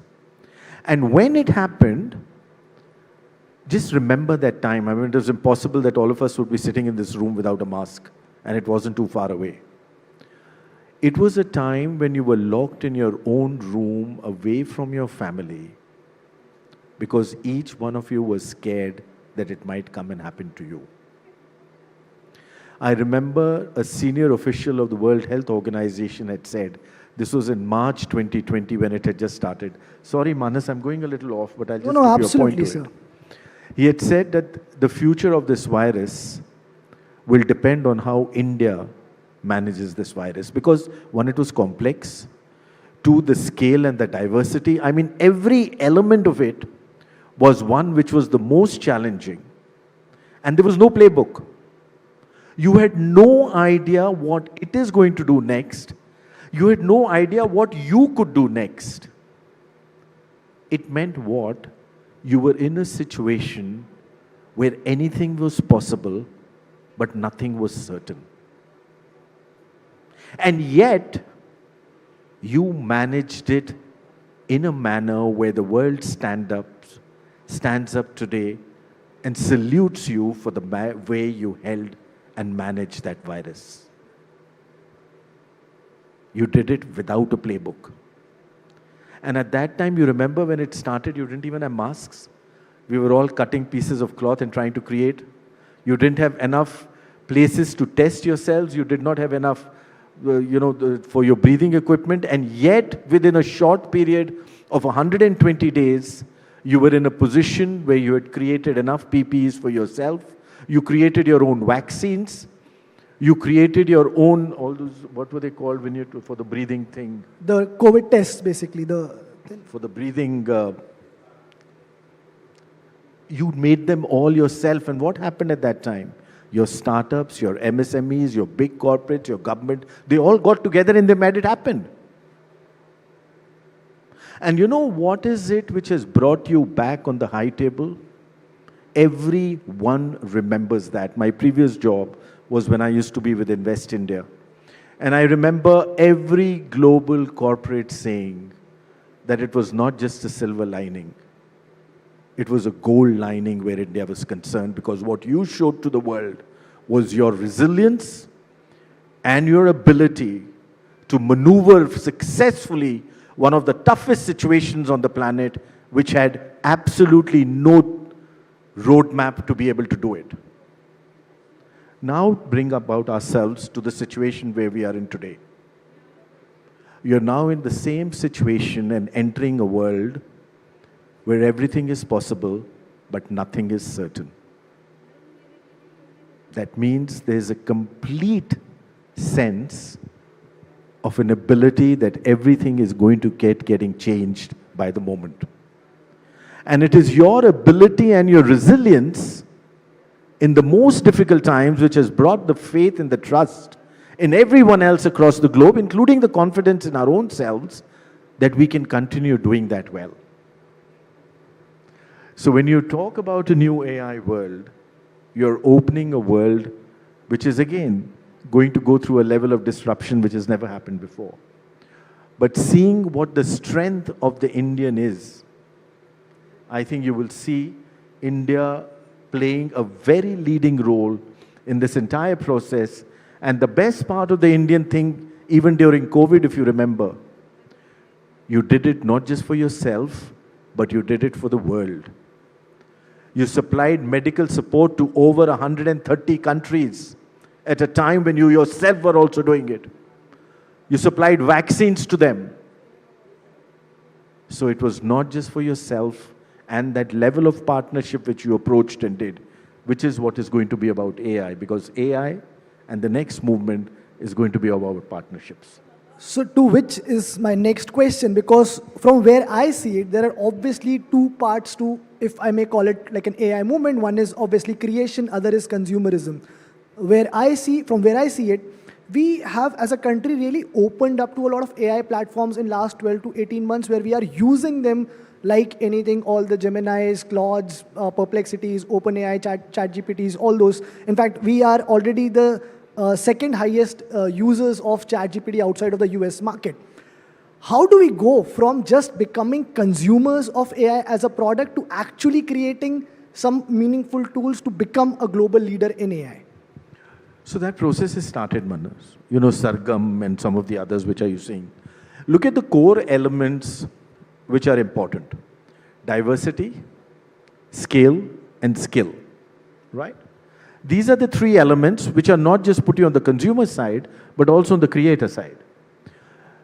I don't think there is any other society in the world which can match us where diversity is concerned. The more diverse you are, the more diverse are the kind of solutions you're working on, and the most diverse your solutions, the bigger is the bouquet, and the bigger is the bouquet, the more applicable it becomes not just for yourself, but the entire world.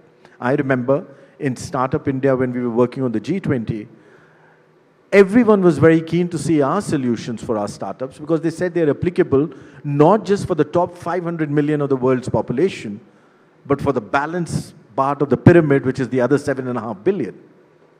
Because our solutions were frugal, our solutions were easily executable, and our solutions were in context. That was also because of the diversity. The scale provides us the ability to make it into a marketable proposition. When you suddenly have startups becoming into successful businesses, and Padmaja was here earlier and talking to you, I was listening to some parts of that, you're seeing because of the scale which India is offering. On the scale, Manas, it's a very interesting thing. You're not just the fastest growing economy on the planet. You know, sometimes we forget when we just say things like the fastest growing and 9% growth, etc. You forget how it impacts a life. I'll give you an instance. From 2014 to 24, you've had 250 million people which have moved above the poverty line. Last year itself, you had 30 million people move above the poverty line. Now think what it means. Do you remember the first time you wrote a check in your life? You saw the power it gives you, that sense of entitlement. Just imagine when you have changed 30 million minds a year to give them an aspiration and the ability to see a possibility. And you are doing that regularly. So when I'm talking of scale, there is this entire movement which is happening, which is not just going to be a consumer, it is going to be a big consumer. You will be the largest consumer market on the planet. The point remains, when consumption is happening and you added that to the common Indian mind, where the most, well, actually, one of the most innovative elements which starts from India, from the morning when you have to brush your teeth till the way you get to the office, there's always a thought process on what you're going to do if it doesn't happen right. Anything, water in the tap or taking your car out. The innovation in the mind is there at every point of time. And you're putting it together, that scale which brings in is both the consumer and as well as the creator. And then eventually, obviously, as we said, comes the skill. I think we've already proven to the world, and the world sees you as the core skill. In fact, by 2047, when you will turn 100 years, over 25% of the world's skilled workforce will be from India. 23 to 25% of the world's skilled workforce will be from this country. And sir, how do we ensure that a large part of that workforce still remains in India? Because that's going to be the next challenge. While we empower all these people, how do we ensure that the best AI minds remain within India and work for India? See, whenever there is economic growth and you slide up the economic ladder, you will have opportunities. Wherever you will see opportunities is where you will see the skill and the mind stay. There are two aspects to it. One is, if you really think, in my mind, going forward, first, innovation, I think, doesn't have borders. It moves across borders. The more partners you have, the more dots you can join, the better is your innovation, the better is your ability to work on it, and the better are the results which come out of it. So one of the biggest strengths of India is our diaspora. They're all across the globe and in positions where they can have an influence and in a position where they can add value. This is one of our biggest strengths. And I think that is a strength, I hope, which continues to remain, not just because of the people going out. The second layer to that is Indians today travel much more than they ever did before. In fact, a large number of countries today across the world are reaching out to us to see how they can get the Indian tourist. And by the way, if you go through the logs of per capita spend from a tourist, you will see Indian tourists tend to spend much more than some of their other European counterparts too, on a per head basis. So that is the second sense of mobility which happens. The third is, India is very, very comfortable with mobility.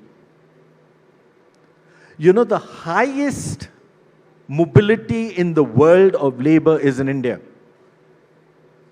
I was just seeing a statistic, 2019, guess how many railway tickets were sold? That'll give you an idea on mobility, right? 8 billion tickets. You moved the entire planet. That mobility and that comfort with mobility is the one which is now going to become a huge core strength of India, and it's a societal factor that societies which are more mobile are the ones which accept new technology faster and adopt to new technology much faster. Sorry, Manas, I'm just going on. But I must tell you that when you bring all these points in together, at times we do not realize what is happening around us where we are. Things are disrupting and changing by the minute. You remember your telephones. You remember how you're making your payments today. The world is surprised in how fast you're doing it. When was the last time any of you visited a bank? And there was a time you used to go there every Sunday to either deposit a check or withdraw your money. Don't forget, the ability to deal with technology is what is going to differentiate a winning society from another. And you have shown, not just to yourselves, but the entire globe, that your ability to do that is at a completely different level vis-a-vis anyone else. That you believe should help us retain more and more talent. Absolutely, it's a no-brainer. Yeah. Now, while we try to be more inclusive of talent, we obviously have to expand. We have to take innovation, take these centers to smaller cities as well, which is one of the missions, one of the goals of the Atal Innovation Mission, right? So I want to understand that, do you see AI entrepreneurship emerge from smaller cities in India, and what sort of role do these initiatives play in that? How many of you were at the AI mission when we had this? Did you see some of the youngsters from small towns and cities? You know, I'll tell you this. So I was brought in this job in July of last year for the Atal Innovation Mission. I must be very candid. I didn't know very much about it at that point of time. I just knew what it was doing, and I thought it was just doing tinkering labs in schools. That's what I knew. So I came on and I said, okay, let's try the power of this platform.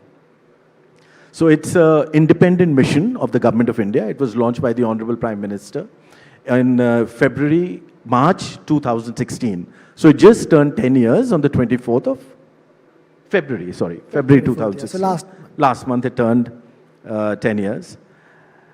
You know, in 10 years, it is now the world's largest grassroots innovation mission.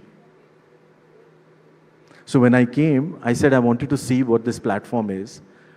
So what we have, in 10,000 schools, we have these innovation labs. We are adding another 50,000 schools.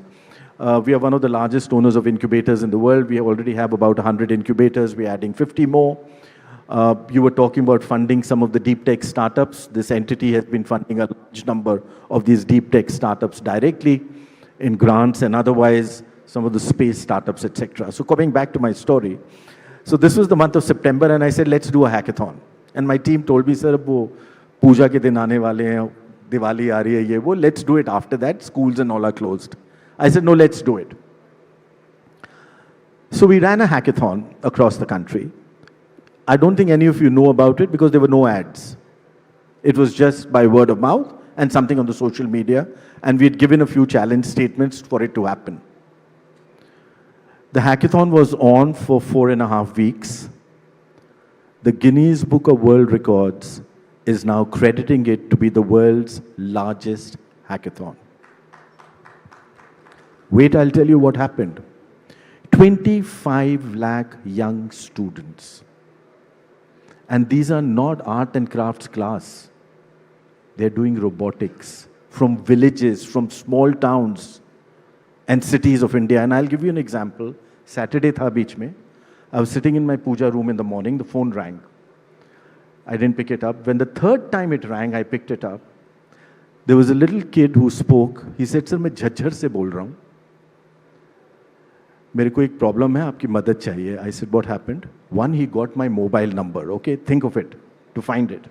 I asked him how he found it. That I'll tell you later. He said, "Sir, मैं 3 idea submit करना चाहता हूँ. Teacher सिर्फ एक allow कर रहा है." You know what we are not realizing? It is not just that child. See his aspiration. What you are talking of startups today is just the tip of the iceberg. There is a movement which has taken place at that ground level which now cannot be stopped. I realized my job that day. I said, it is about that aspiration of that youngster. And the kind of solutions they got. I had these young kids from near Mangalore. School ke the, small town. You know, you have the Global Robotics Olympiad every year. They choose the solutions which have been sent to them. And then they are called, this time it was in Panama, last year, end of last year. Our 4 boys from that Mangalore school were chosen. उनके पास पैसे नहीं थे ticket के, न visa था. एक guide था school का, who had decided that I will showcase to the world what these kids have done. They flew to Panama, and out of 90 countries, over 90 countries, they were 18. It was amazing. And the kind of solutions they are coming out with, from robotics to AI, the simple ones which they see as a problem.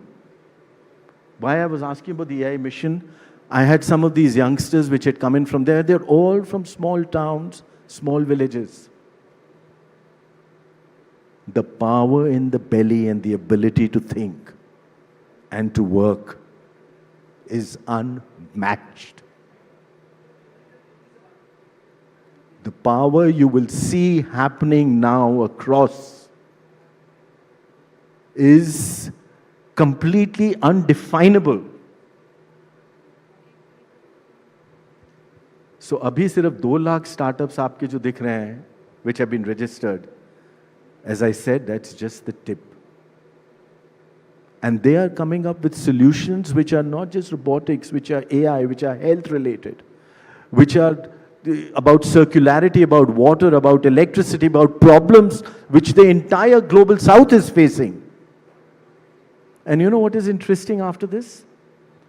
Now, in October, we had the UAE connect with us and said, you know, these are amazing labs which are happening where these kids are coming with these solutions. Can you open them in our country too? We will pay for them. It's now happening in other countries. And they are wanting to join hands with our young entrepreneurs and our young innovators. And you know what I want to do now? Is if I can connect each of my ATL, it's called the Atal Tinkering Lab, okay? There is a 3D printer we give them, there is a computer, there are others, and there'll be a guide. If I can attach them to all the MSMEs of the region, so they start working on real life problems with those MSMEs. They get an access to a tool room. And then there I connect them to my ATLs, my incubators. And by the way, I must tell you, what touched me the most when I joined this, of these 100 odd incubators which we have, and we are adding 50 more, 24 of them are social incubators. So of these 100, all these IIT ones, etc., they are also supported, some of the big ones. And then you have these ones which are working in small towns and cities, and they are working on social issues. They are not here to be what Padmaja was trying to finance, somebody wanting to become a global financial unicorn by having $1 billion of valuation. You know what they are chasing? Just to touch 1 billion lives in those small villages. And they are doing some amazing work, which is now taking them global. From working with a handloom weaver individually and seeing how he can now take a produce which is now being exhibited in the Paris Fashion Week, to you making your Araku coffee as one of the best coffees in the world, and how they are working at that level with the farmers, with those growers. Some real amazing work which is changing India. The challenge is 99% of the time we don't even know what is happening.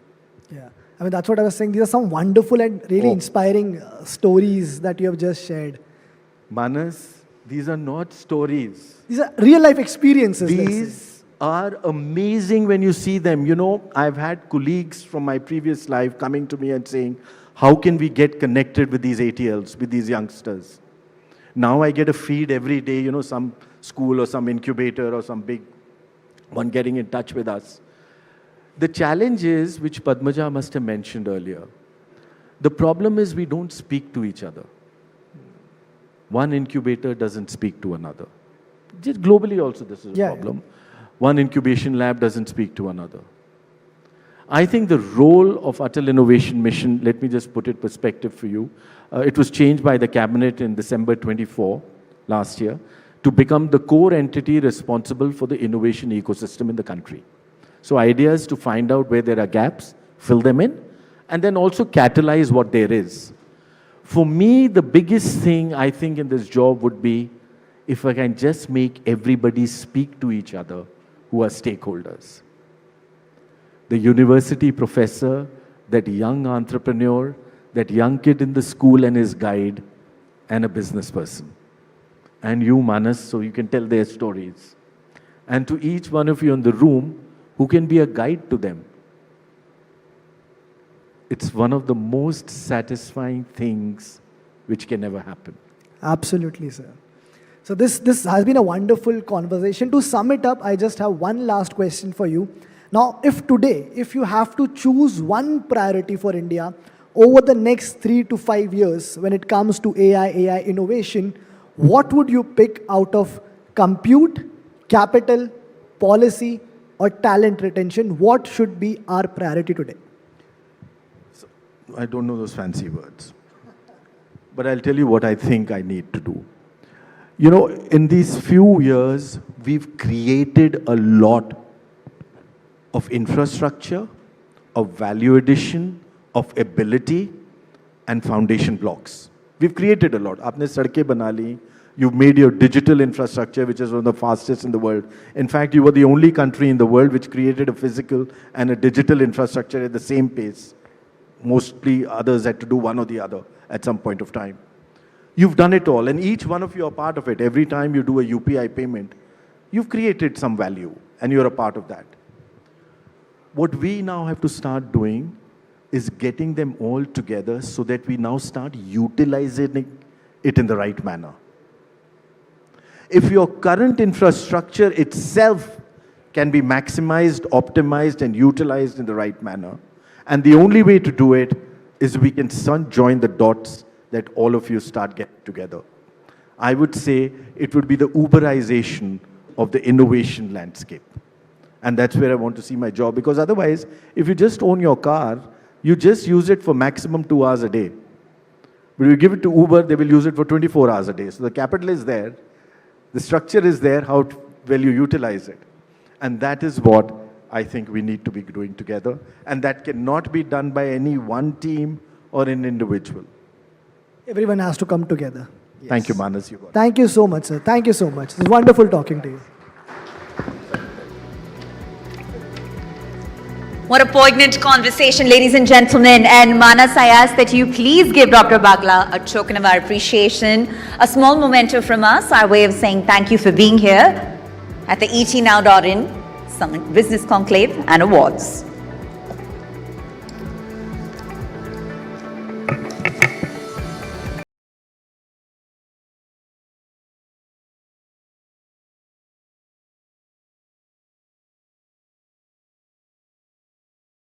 Moment. I think those insights were incredibly candid, a lot of depth and breadth, and he certainly humanized the conversation. And sir, once again, our symbol of gratitude, our way of saying thank you for being here. Thank you so much, Dr. Bagla. I think this conversation was fascinating for multiple reasons, but among them, because India's digital economy is rapidly emerging really as a global powerhouse. It's driven by scale, as we heard from Dr. Bagla. It's driven by innovation and accessibility. And with one of the world's largest internet user bases and the thriving startup ecosystem that we heard Padmaja and Naina speak about moments ago, this country is very much witnessing a significant shift towards data-driven decision-making. So conversations around technologies like artificial intelligence or cloud computing or digital and public infrastructure are not only transforming businesses, but also redefining governance and citizen services. And I think this last conversation really did justice to that topic. But with that, ladies and gentlemen, we are going to switch gears once again to our next set of awards, all right? And these recognitions, they essentially celebrate organizations and leaders who are leveraging tech, innovation, and forward-thinking strategies to not only transform their respective industries, but also to contribute meaningfully to India's digital and economic growth story. So, our next set of award recipients are incredibly fortunate and that they'll receive the award at the hands of Dr. Deepak Bagla himself. If I could please have our speaker back on stage to join us in doing the honors, sir. Lovely. Thank you so much, sir. All right. So we will start with the first award, and this is Excellence, all right, in Academic Industry Engagement and Mentorship. And it goes to Dr. Sushant Rajput. Let's have Dr. Sushant Rajput on stage, please, to receive the honor at the hands of Dr. Bagla. Dr. Rajput is a corporate leader, author and mentor recognized for bridging the gap between academia and industry. Wonderful. Through his work in leadership, mentorship, and professional skill and development, he has consistently translated real-world corporate insights into meaningful guidance for students and young professionals. That's right. That was Excellence in Academic Industry, Engagement and Mentorship. Thank you, Dr. Rajput.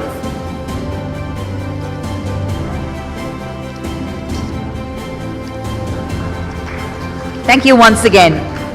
And we'll move on to our next category, ladies and gentlemen, which is Integrated Logistics and Relocation Services. And the award goes to Hybrid Shifting. Can I have Rahul Pillai on stage? Thank you so much, Rahul. Congratulations once again. Rahul Pillai joins us from Hybrid Shifting, and this is for the category Integrated Logistics and Relocation Services.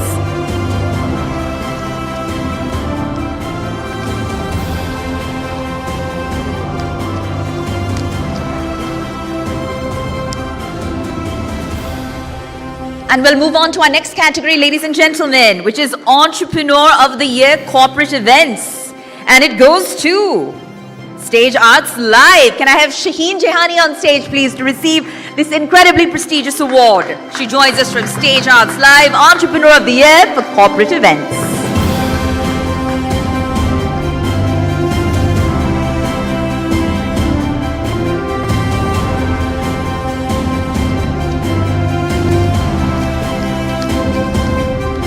All right, we'll move on to our next category, ladies and gentlemen.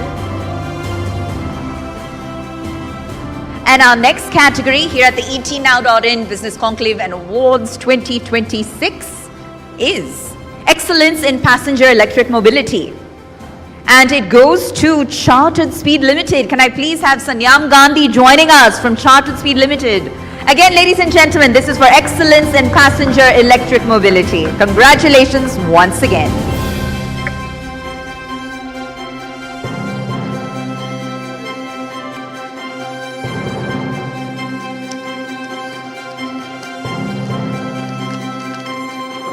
All right.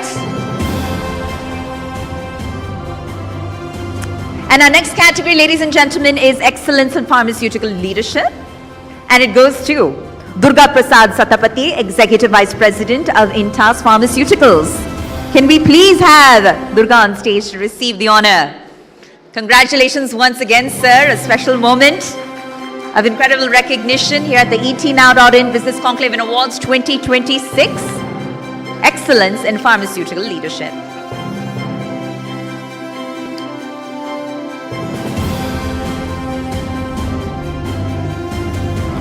And our final award before we move on to the next set of discussions is Excellence in Creative Advertising and Brand Storytelling.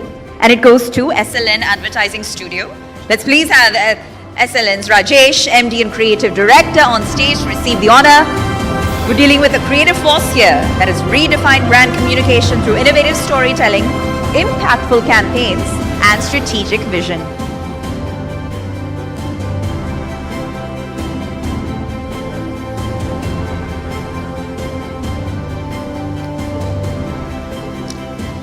And thank you, Dr. Deepak Bagla. Huge round of applause for Dr. Deepak once more. Atal Innovation Mission, Niti Aayog. All right. Thank you so much, sir. And we now move on to a conversation that reflects a very powerful shift in India's financial ecosystem. So this next fireside chat is titled The Rise of India's New Investor Class. So that's right, with increasing financial awareness and digital access and all these evolving investment avenues, India is witnessing the emergence of a new generation of investors.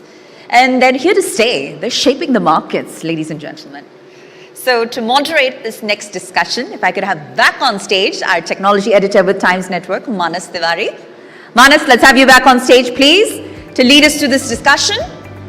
And joining him for this insightful conversation, I ask that you now please welcome. Is Manas with us? Let's quickly have Manas back on stage. All right. And ladies and gentlemen, I think this is going to be an incredibly special session because this is a familiar face that we've all looked to in the past for inspiration, for tips, for advice. All right.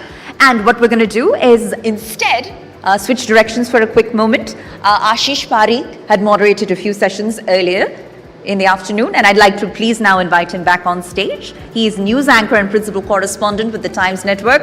Ashish, huge round of applause. We'll have you take this discussion forward, please. All right. And joining him, CA Rachna Ranade, teacher, financial educator, and entrepreneur. All right, ladies and gentlemen, this was the name I promised you. It's a discussion that promises to be a highly interactive one. We're at the edge of our seats to see how the conversation unfolds. And with that, Ashish, over to you. All right, Pooja, thank you so much for that introduction. And throughout the course of the day, we've been speaking about a lot of topics and, a lot of jargons filled as well in the conversations. But I can promise you during this discussion, that's not going to be the case. And usually when I start a discussion, I start with an introduction of the person with me, but I don't think the person sitting with me right now on the stage needs an introduction. She's India's biggest financial influencer, and more than that, she's set a benchmark when it comes to quality and quality influencing. Rachna Ranade, it's an absolute pleasure having you here. Thank you so much for having me. And let's continue the conversation we were having off stage as well. I told you I'm a news person. We are obsessed with headlines, and the headlines these days is about the demat accounts in India. Everyone says, well, India mein bahut sare investors aa gaye. There's a lot of investors in India, and numbers also suggest it. 220 million demat accounts in fiscal year 26. But as a journalist, my job is to look closer. And when I look closer, SEBI data shows that only 33% of those demat accounts are active. Why is there a gap? So before I answer your question, I would want to just quickly ask, how many of you sitting right here have a demat account? Okay, almost everyone is raising their hand. Why aren't few raising their hands? I'm not going to ask how much worth stocks you have. Okay, how many of your demat accounts are active? You trade regularly. Your data is different, huh? Well, there's a journalist in the room, so I think they're just being careful. I know. But yes, I totally agree with the fact that the number of demat accounts which are active versus which will be dormant, there's going to be a big gap. One thing is for sure that I'm at least happy that the number of demat accounts are increasing at a crazy pace. You know, I started back in 2006, so at that time, opening a demat account was like a big task. Because I remember signing like 50 pages, one by one, every single page we used to sign, and by the end of the 50th page, I used to be like, is this the same signature that I signed on the very first page? So that used to be such a big pain, and now with more and more digitization, ease of KYC, I think accessibility is something which has been absolutely sorted. Now it is about awareness.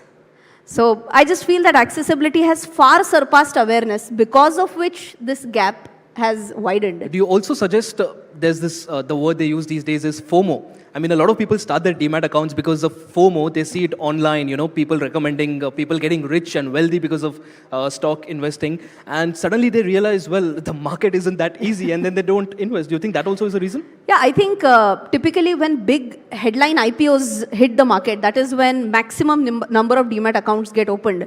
I think back in 2008 or 9, there was some Reliance company, I think Reliance Infrastructure, which had come up with its IPO. And that was the time when maximum number of demat accounts got opened. I'm sure with hopefully the upcoming NSE IPO, there'll be way more investors who will also be again very much, you know, into all these things. So when it's about IPO investing, I'm sure more and more demat accounts will be opened. Question is about, are they really aware about which stocks do they want to choose apart from the IPO? Because once they invest in the IPO, tick, what next? And that's where the number of dormant accounts starts to increase. So I think there has to be some solution for increasing the awareness. Once that is ticked off, I think the more and more number of accounts that are just lying out there, they'll be more active. Well, you say you started in 2006, that's way back, and there's this, joke that's floating on the internet, the fact that Gen Z doesn't behave the way any previous generation did, be it in workplace or in their schools or colleges. Have you seen such behavior on, investment platforms as well? Is there a significant difference in the investing behavior of those in their 20s and their early 30s compared to the previous generations? Have you seen something? I definitely feel that they are way more informed as compared to other generations. Because they are the ones who have knowledge at their fingertips. I was just sharing the same thing with you, that when I started back in 2006, the only source of me getting knowledge was television, where very few number of channels used to exist which used to talk about stock market, and that too in such heavy English that in spite of me being from an English medium, I used to be like, kya baat kar rahe? So understanding these jargons related to stock market was like next to impossible back in the time. But now you can imagine Gen Zs who have the willingness to learn, because I feel it's not about ability. Everyone has basic ability to learn. It's about willingness to learn. And Gen Zs do have that willingness. They are ready to consume more and more content. So I feel when it comes to being more informed, there's a big tick mark. But when it's about impatient, again tick mark. So I think one line describes them, informed but impatient. All right, here's a counter question. That's a very good point that you made. Here's a counter question. People are a lot more informed these days, but people are also a lot more misinformed these days, and through the same sources. And I think you were trying to mention social media, and it is a very covert advertisement of your YouTube channel. But anyway, speaking of social media, the problem these days is anyone with a ring light and a script with a fake it till you make it attitude can sound like an investment guru. And the reality is a lot of young children, young investors are falling into the trap. Yeah. So if someone is scrolling social media right now, watching us right now, help us understand what are the things they should look out for, the red flags and the understanding, because people are getting swayed and losing lakhs and all their hard-earned money as well. How many of you have seen an advertisement on social media which says that, get 20% guaranteed returns or 100% guaranteed returns? Anyone? Yes? Some might have seen even my photograph on that. She's saying yes. All these are fraudsters.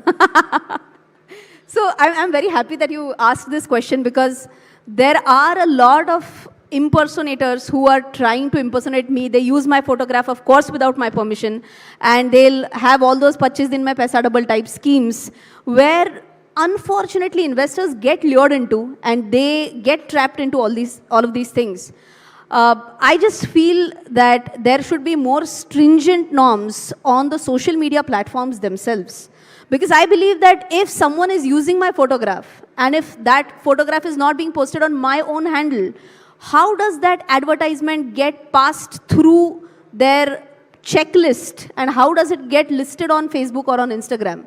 I feel that there have to be more and more stringent norms on Facebook, on Instagram. They have to be held more accountable. That if someone is running my ad or if someone is running someone else's ad who is a famous face, then there should be more checklists. They should have more SOPs which ensure that only the legit advertisements are, there on social media and not of the imposters. All right, let's keep advertisements aside. Even the famous faces that you spoke about, we've seen in the past few months, I don't want to take names, but in the past few months, a lot of these famous faces with a lot of these investment options and advisors also getting caught doing a lot of things that shouldn't be done as well. So while there is a restriction when it comes to advertisement, do you think there needs to be some sort of a guardrail when it comes to influencers as well?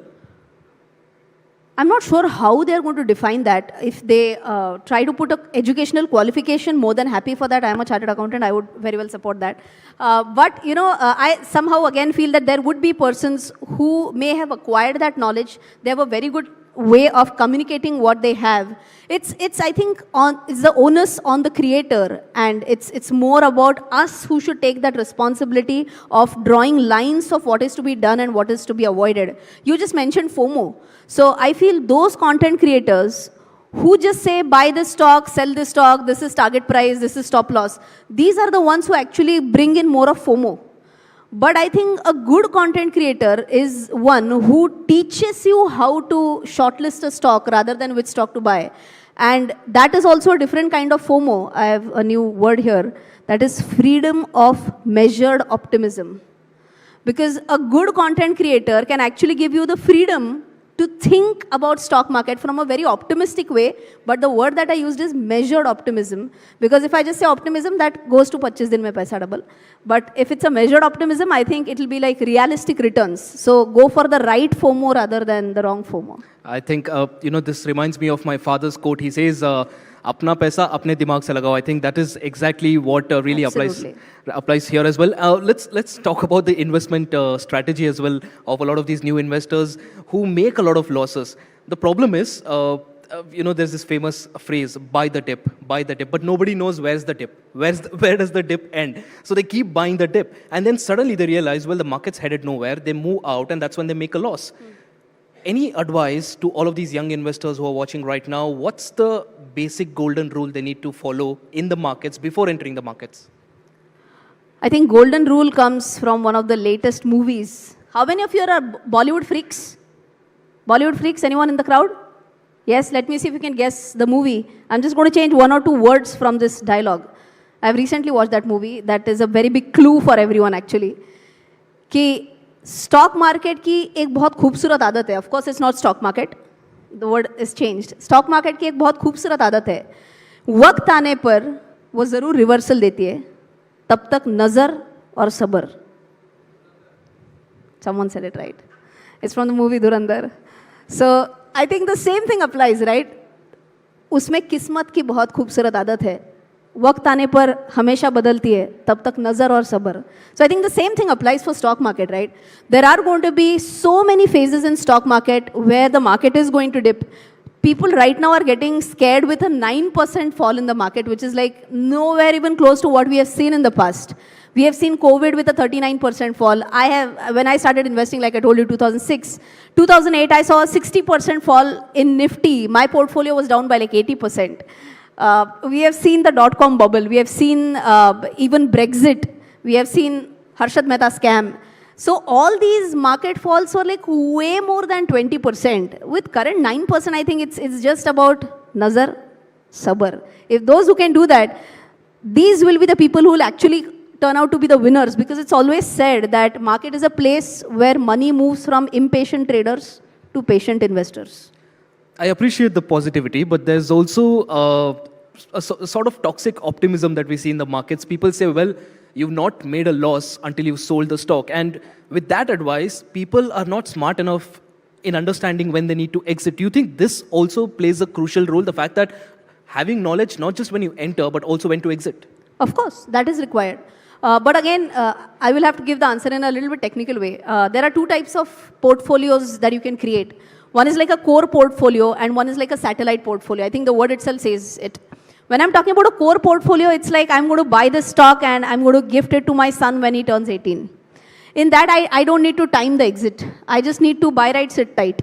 But if I'm talking about a satellite portfolio, I need to have knowledge about technical analysis as to when I should buy the stock, when I should sell it. So for all these things, you need that knowledge. Otherwise, if you're a long-term investor, you just need to understand whether the company is good or not. If it is, then it's okay, even if you don't exit at every fall. Absolutely. And speaking of trends now, we are also looking at a lot of women taking charge of their financial planning and investments as well.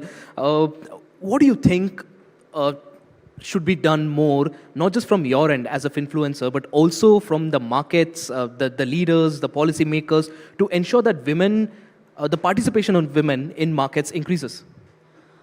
I personally feel that lawmakers and all that come at a very later stage. I think home is where the first things start. And I can give you two extreme examples to prove my point. I have a lot of subscribers who keep on meeting me, who keep on telling me about their own experiences. If you allow me, I can share one or two experiences, sure. Right? Recently, I did a session at RBI office in Mumbai, and there was a class 4 employee who was sitting in the audience. By the way, class 4 is a person who will be like clerical category, okay? And others were like class 1, class 2 officers. So after my session was over, one of the ladies went to her and she asked her that, "आपको समझा madam क्या बता रही थी सब?" तो she said, "हाँ, सब कुछ समझ में आया, मैं उनका मराठी चैनल फॉलो करती हूँ ना." तो उनको पूछा कि आपको किसने बोला इनका चैनल फॉलो करने के लिए? तो बोले मेरे पति पहले वो उनका चैनल देखते थे एंड उन्होंने मुझे बोला कि 2-4 वीडियोस देखो मेरे साथ, अच्छा लगेगा तुमको. And because of his encouragement she said I started watching your content. There's one more amazing example that I can share, that sometimes I have live seminars in my hometown, which is Pune, and ऐसे एक tier 2, tier 3 city for content. There's one more amazing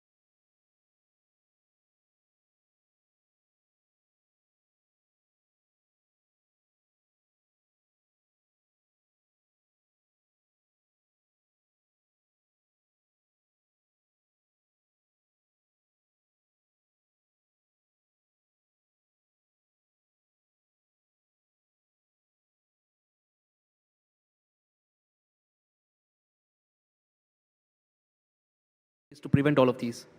No, I think it's just about two things, right? One is at the regulatory end, where, like I told you, that there have to be a lot of guardrails at the social media platform levels. And one, it is about us. Like we say, Sat Sat Vivek Buddhi in Marathi. It's like basic sense, basic common sense. Ki if someone is saying that someone is guaranteeing like 30% returns on an annual basis, I can share a very funny post which had Nirmala Sitharaman madam, Narayan Murthy ji, and my photograph. And apparently we three were planning to ensure that everyone gets 25,000 rupees every single month. And I have received phone calls saying, congratulations, you are in such a big league now. I was like, are you mad? I mean, why on earth will these people work hard so that you get 25,000 rupees per month? So if you have that basic common sense in place, I think fraudsters will not be able to scam you. Of course, if they're like very high-tech frauds, it becomes a bit tricky. But again, basic level of awareness is required. I can just share one fraud. I'm so happy my mom dodged that. She got a message on her WhatsApp which said that you have jumped a signal and that's your RTO challan. Now my mom had recently sold her car and she thought that the person whom she had sold to maybe jumped the signal and she got the challan. And she said, I was about to open that, but you know, she said, Rachna, that's mentioned .api. And she said, I know PDF is like .pdf. I thought it is .api, so I blocked the sender. And I said, Mom, I'm so proud of you. You knew the difference between .pdf, .api. And see, that is basic level of awareness, because I'm sure you all know this, that if you download such a file, that file actually enters your system, your Android system, and it can extract whatever it wants to extract, and frauds then easily can happen. Absolutely. So it's about being more and more conscious. Absolutely. It definitely is about being more and more conscious, and every single session I try to sneak in a personal question as well, and I'm pretty sure a lot of you sitting here also have a similar question. An entire generation bought mutual funds because of 4 golden words. Mutual fund sahi hai. It's been a long time. A lot of investors, new investors, haven't seen that brilliant green tick ever. So my question to you is, kya mutual fund aaj bhi sahi hai? 100%. No second thoughts. Because if you're looking at mutual funds from a short-term perspective, then it's wrong. Mutual fund sahi hai, aap kis goal ke liye le rahe ho, wo galat ho sakta hai. If you're buying a mutual fund with a short-term goal, when you want that money within less than a year, then of course your investment instrument was wrong. Mutual fund as an investment instrument, I don't see there is anything wrong in that, because it's about fund managers with good educational background who, or even expertise or experience, they are managing them. So I really don't feel there's anything wrong with mutual funds. And before we wrap, your last message to all the investors, all the young investors watching you right now, they of course follow you for tips and advices. What's your message? Don't follow me for tips, follow me for knowledge, number 1. Number 2, I know this can sound a bit different, but start before you are ready. Because if you wait till you are ready, you will never start. When I started, I just felt that I had basic knowledge, and with basic knowledge, I tried to test waters with very small amounts of investment. So even if I lost money, it was not like, baap re, kal khane mein kaise intezam hoga. It was not like that. So start small. But very important is start, and there'll be no day in your life when you feel that you will have the entire requisite knowledge. Even though I'm sitting on this side of the stage right now, I don't feel I know 100% things about stock market. I don't think any other person can also claim that he or she knows anything and everything about the market. So just start. That's the golden rule. And follow me. My handle is CA Rachna Ranade. Subscribe to my channel and hit the bell icon. All right. On that note, a big round of applause for Rachna Ranade for those beautiful insights. Thank you so much. Thank you so much. There were some incredible insights that emerged from that conversation. And Ashish, I ask that you please present Rachna with a small memento, a symbol of our gratitude, our way of saying thank you for being here.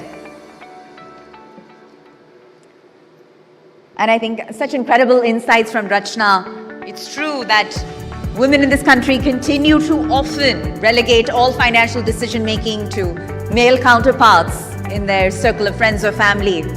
So amidst all that, to see a female financial trailblazer is just so inspiring and amazing to hear from. Thank you so much, Rachna, and thank you, Ashish.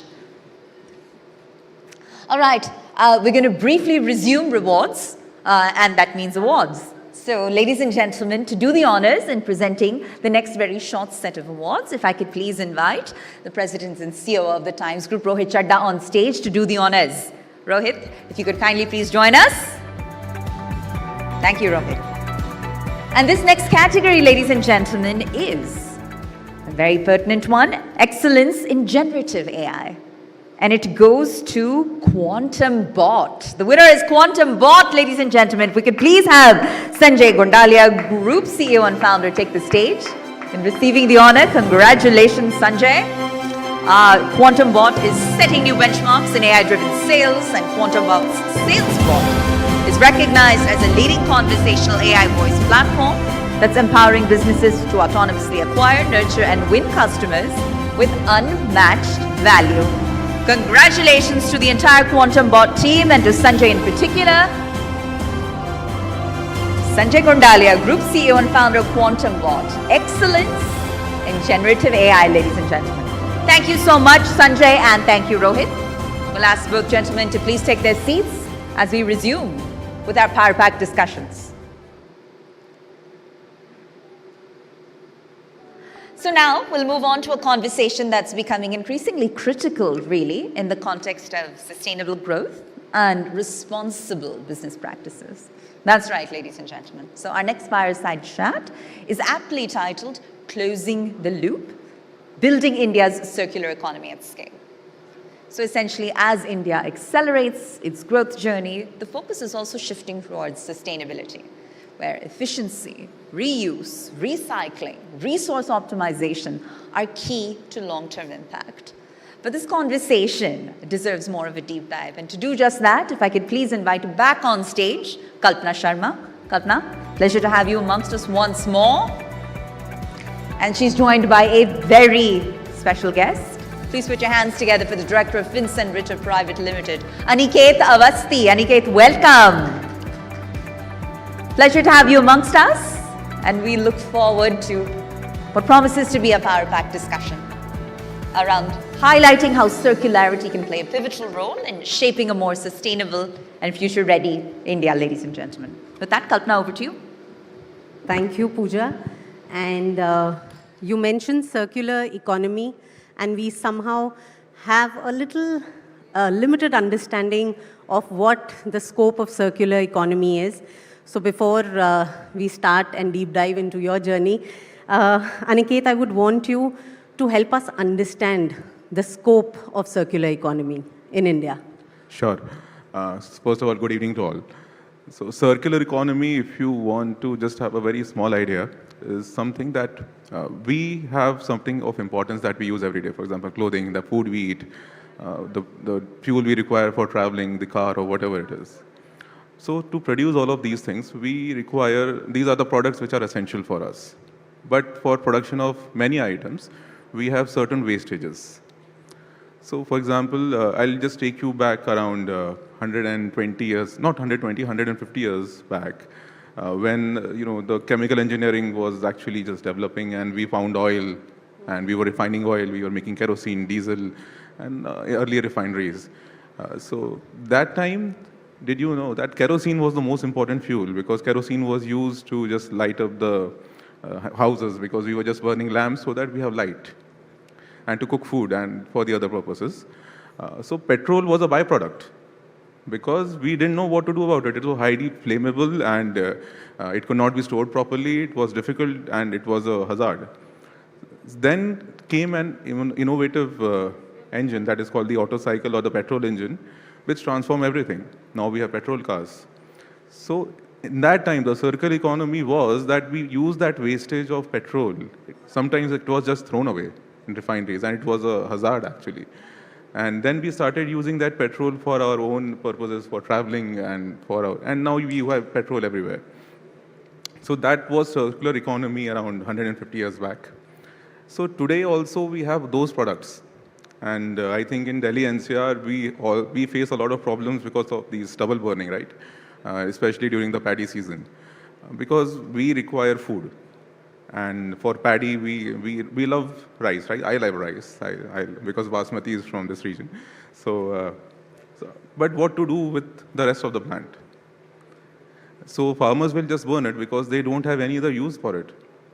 So if we are able to just use that particular product and transform it into something of use, so that will become a circular economy, that we are using the best of everything. We are using every product, we are using everything from top to bottom. In chemical engineering, it is called the bottom of the barrel, that we are using all of the barrel. So that is the circular economy. So that is what I feel is that, and we should not be restrictive just on products, because there are many things which are intangible. And I think in the further talks, we'll get to know about them also. Yes, in an ideal world, that would be, I mean, an ideal situation, so to say, because, you know, whatever we are producing, there are basically no waste products, no byproducts. It's a sustainable world that we all dream of. But to make it really commercially viable, what are your initiatives through means of your company? What exactly are you doing? Sure. Ma'am, to make anything commercially viable, I think एक उर्दू में एक शब्द होता है दस्तूर. दस्तूर market का दस्तूर होता है. अगर मार्केट्स को आप सुप्रीम मानेंगे, so you will actually commercialize things. So to make anything commercial, what are the things which are required? The first things are the technology, because you need to have a product. Then you require the finances, because you need money to finance such a capex heavy job. Then you require executors, for example, like people like us who are executing the job, and then the investors who are actually doing these things. And at the last, the policy framework which are through the government. So I'll give you very prime insight into this. So earlier we used to wait a lot of grains. I think those days are past gone when whenever you must be reading the news that FCI go down had a wastage of 100 tons of rice and 100 tons of wheat.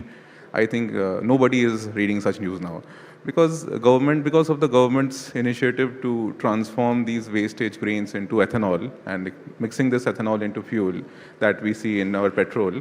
So we are now we have tackled this problem of wastage of grain, right? So similarly, if you want to tackle any kind of wastage, for example, paddy or agro waste or food waste or MSWs, that is municipal solid waste. So we require right technologies, government support, and financing support. So if we are able to do that, then I think that is the right way going forward, and we will be able to do it. And I think we have already done it before in ethanol, and now we are doing it in bio-CNG. And in the future, I feel that we will be doing it in energy sector also. Can you deep dive a little into, what exactly do you do, and what is the kind of difference that your company is making, Finson Ritter, in the space of circular economy? Sure. Actually, we started with gas refining. That is what we started with. So eventually, because of the market demand, we ventured into the refining of methane, because the problem today is that we require food. So, and the whole plant, but the plant will give us the food, right? So what do we do with the whole of the plant? Right now, we are just burning it. But burning is not giving us any money. We are just burning it because we just need to get rid of it. So, but because of the rises of fuel prices, secondly, because of, now you must be seeing that there is gas shortage because of the Iran war. And energy security is threatened. Actually, this is energy security is threatened in India. So government started a lot of focus on how to convert such wastage into second generation of biofuels. So we started working on it, and we solved majorly three things in this sector. The first is that we solved the consistency of the product. We made our plants operate at higher temperatures at around 55 degrees Celsius, so that we are able to produce gas at a normal level 365 days in a year, 24/7. Secondly, that we solve the grade of gas. The product that we are producing should be comparable to your natural gas, because I don't want my car to have an inferior fuel. I will always cover my car to have a superior fuel. So we need to compete with natural gas. So to make a fuel which is around 99%, 98% pure, we were able to do that. But the third problem still exists, and I think government and everybody is actually making a lot of efforts to solve that. That is essentially into logistics, because gas cannot be transported easily. It has to be either compressed or liquefied. So, or in pipelines. So now government is actually working on how to make a model in which we can transport these gas from the rural areas, because agricultural areas are in the rural sector, but the gas consumption is mainly into urban sector and into the industrial sector. So we are making progress in terms of that. Yes. Yes. Off stage, you were also telling me about your thoughts about electricity, that what can be done in that space. Sure. Ma'am, actually, I never see things in a constructive way. Because whenever we talk about circular economy, everybody here will be thinking of waste to energy or some wastage, anything which is tangible. But I'll tell you something which is, and you will be surprised actually, which is kind of intangible, that right now we are actually wasting a lot of electricity. Did you know this? Because of the solar power cost, the capital cost of solar power has been reduced to at around 2.5 crores per megawatt now. But solar power is only available during the sunny times. But electricity cannot be stored easily. It is a very difficult task to store electricity. So that is why a lot of solar power is actually available in the afternoon times, which cannot be consumed. So as 150 years back we were wasting petrol just like that, we are now wasting solar power just like that. So if you think about it in a broader terms, this is the crux. This is an opportunity for every entrepreneur to use this glut of solar power or electricity energy and to do things with it. Some people, according to me, the sector which can really prosper is essentially the pumped hydro storage of electricity. I'll give you one value addition point. During the peak hours, the cost of electricity can drop down as low as 2.5 rupees, 2 rupees per kilowatt hour. And during the peak times, whenever we are consuming at around 9 p.m. every day, because we go homes, we turn on our ACs, we go to pubs, we go to restaurants, and we turn on the lights. So the cost of electricity is as high as 10 rupees or 15 rupees. So if we buy the electricity at the price of 2 rupees or 3 rupees, we store it. And on the same day, we are able to sell it at 10 rupees or 12 rupees. We are adding a value of at least 8 rupees or 6 rupees on a product of 2 or 3 rupees. So this is the kind of market, and this is an energy market, trust me. Energy market is a huge market because everybody works on energy. Everything works on energy, and energy is actually critical to the sovereignty of a nation. It is not just something of leisure, but it is something of a need. Because I'm a first principle person, I don't know much about the higher industries. I'm mostly working, अगर बोला जाए तो ठेकेदार हूँ मैं, तो if I'm working at the first principle level that I require roti kapda makan. So roti kapda makan में energy is the most important thing for me. So energy security, I think the electricity is something that will the future. And adding up to that, because we have some time here, also I feel that India is 147 crore strong country. We are agriculturally very big, but we are not high exporters of food. And because of God's grace, actually this is God's grace, and also because of the irrigation infrastructure, but combination of both, we have not had consecutive failed monsoons in last 20-25 years, which is actually a God's grace. Even in El Nino time, we are having sufficient monsoons and we are able to thrive.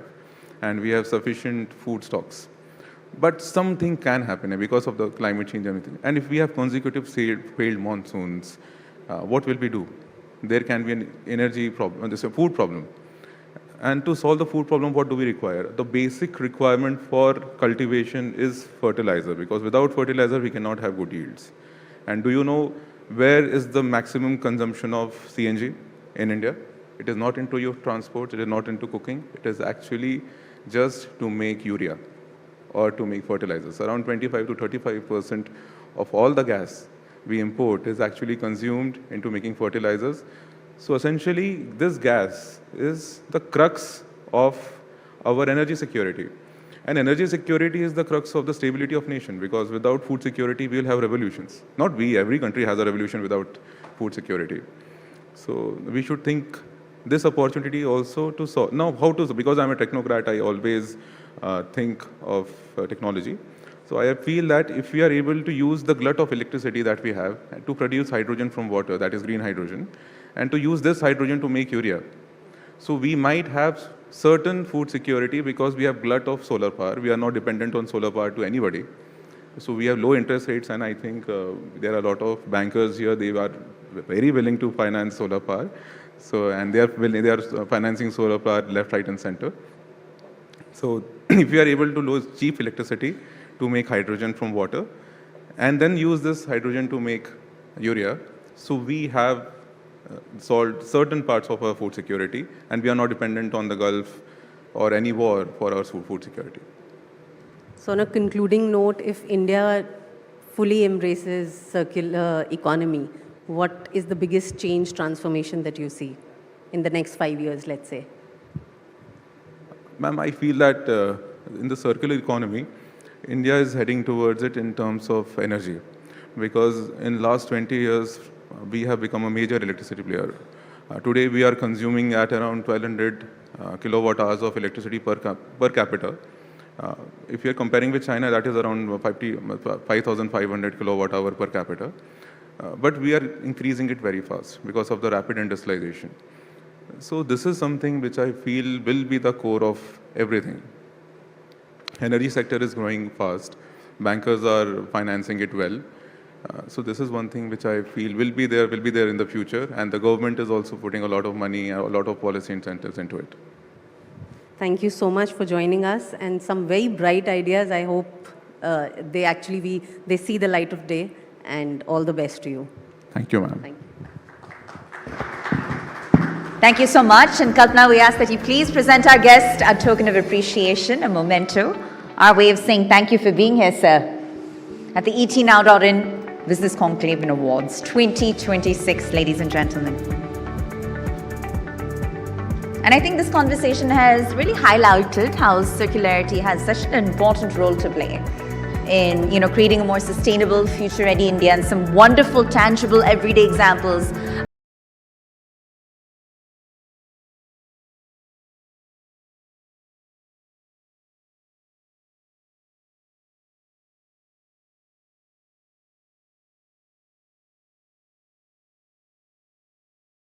With that, we're now going to move on to a conversation that is not just timely, but very relevant.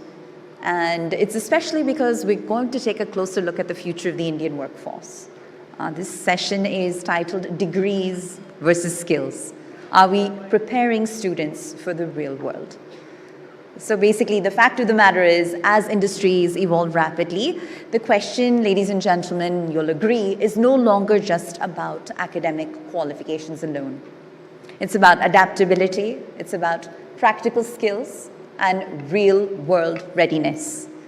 So to share his insights on this critical topic, it's my honor and pleasure to please invite on stage H.R. Mahadevaswamy, Vice Chancellor, JSS University, Noida. Sir, if you could kindly please do join us on stage. And this topic is of extreme personal relevance to me, so I feel particularly kicked and privileged to be taking it on. And with that, we'll make our way to center stage.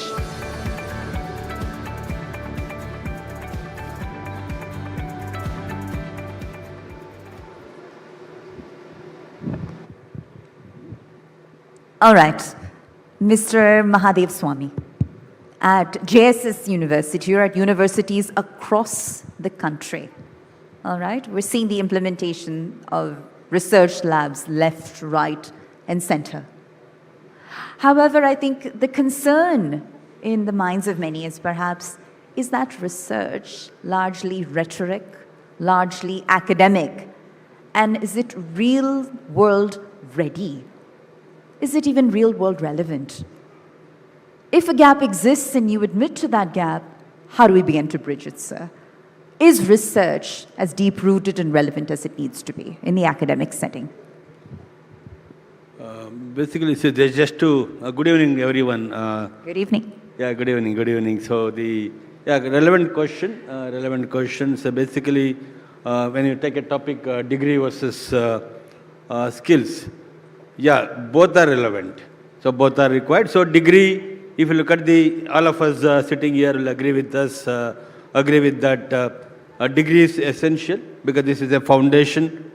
When we get a degree, it brings the thinking, discipline to the person. But when you go to the industry, industry requires the employability skills. So skills are required. So that means the universities today, what we require is to integrate the skills, what skills required by the industry into the degree. So this is basically what are required here. So as a JSS university, which is located in Noida, we are a multidisciplinary university with the industry-oriented curriculum, where we have 30% is the basics which we cover, and 70% of the curriculum is focuses on the industry-oriented skills, or it could be the internship, it could be practical, it could be skills what are required, so soft skills, technology skills, all those things. So maybe about 70% is, so that is one thing. Second thing is basically how do you do that? So that means if you look at the other universities may ask a question. So where are we lacking that? Right. So where are we lacking? Suppose if we just are lacking, we are lacking in the execution, not in the policy, not in the because Government of India, either a UGC or AICTE or Pharmacy Council of India, they are well defined the curriculum, similar what we require by the industry. But execution is where the universities are failing. Means execution, when I say execution, say whenever they do the examination. So we do examination only for 60 marks. So out of 100, only 40 marks will be the assessment for the skills assessment. So this will be done by the industry people. So we have basically in the JSS, it's a very big organization. We have more than 350 institutions where we have 1 lakh students study every year. So with the 30,000 staff located across India, across world, we have a Mauritius, we have in the Mysore, we have in the North India, we have in the US, everywhere we have a institution.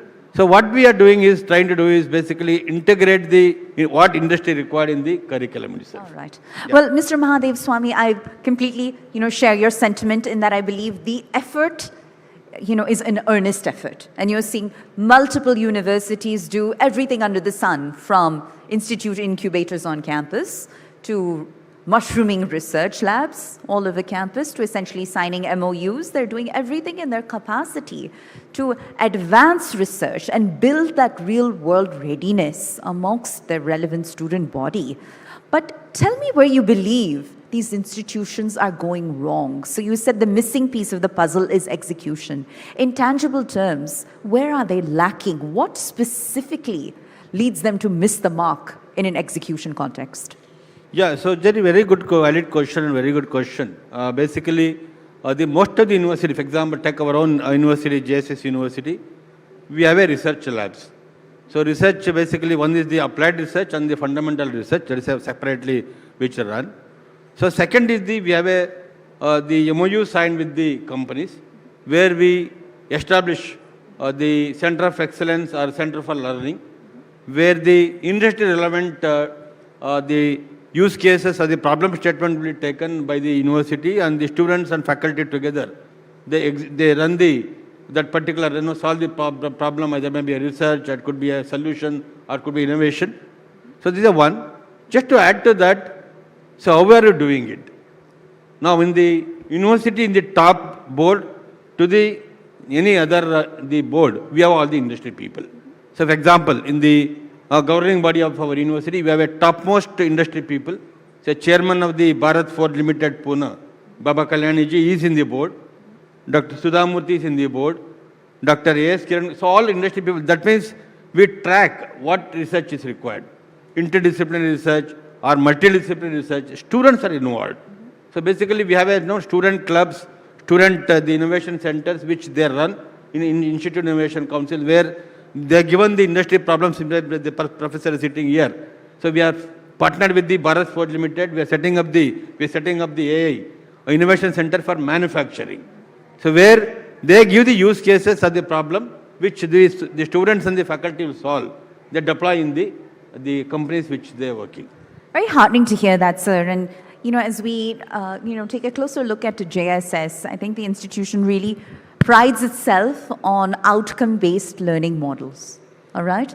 But I'd love your take on what that means in tangible terms. How is it something you measure? What are the parameters that matter in that context? Yeah, so there are 3-4 things which is measurable. Basically, number one is the students which are employable. How many students we can able to place in the core companies or the good companies? Maybe we take either a salary or the core companies. So that is the number one. So which is fairly doing very well. Maybe more than about 70% of the students get placed in the core companies or the salary about 10 lakhs, something like that. So second aspect is the research publication in the very quality journals, number one. Number two. Number three is how many we file the patents, which is a patent, which we file the patent, we get it granted. So how many are commercializable? So now when you come to commercializable, so we have an incubation center in the university where the patented technology or the research outcome becomes an idea for the startups in the campus. We have close to around 55 startup companies in the campus in the Noida. Mysore, we have another 120.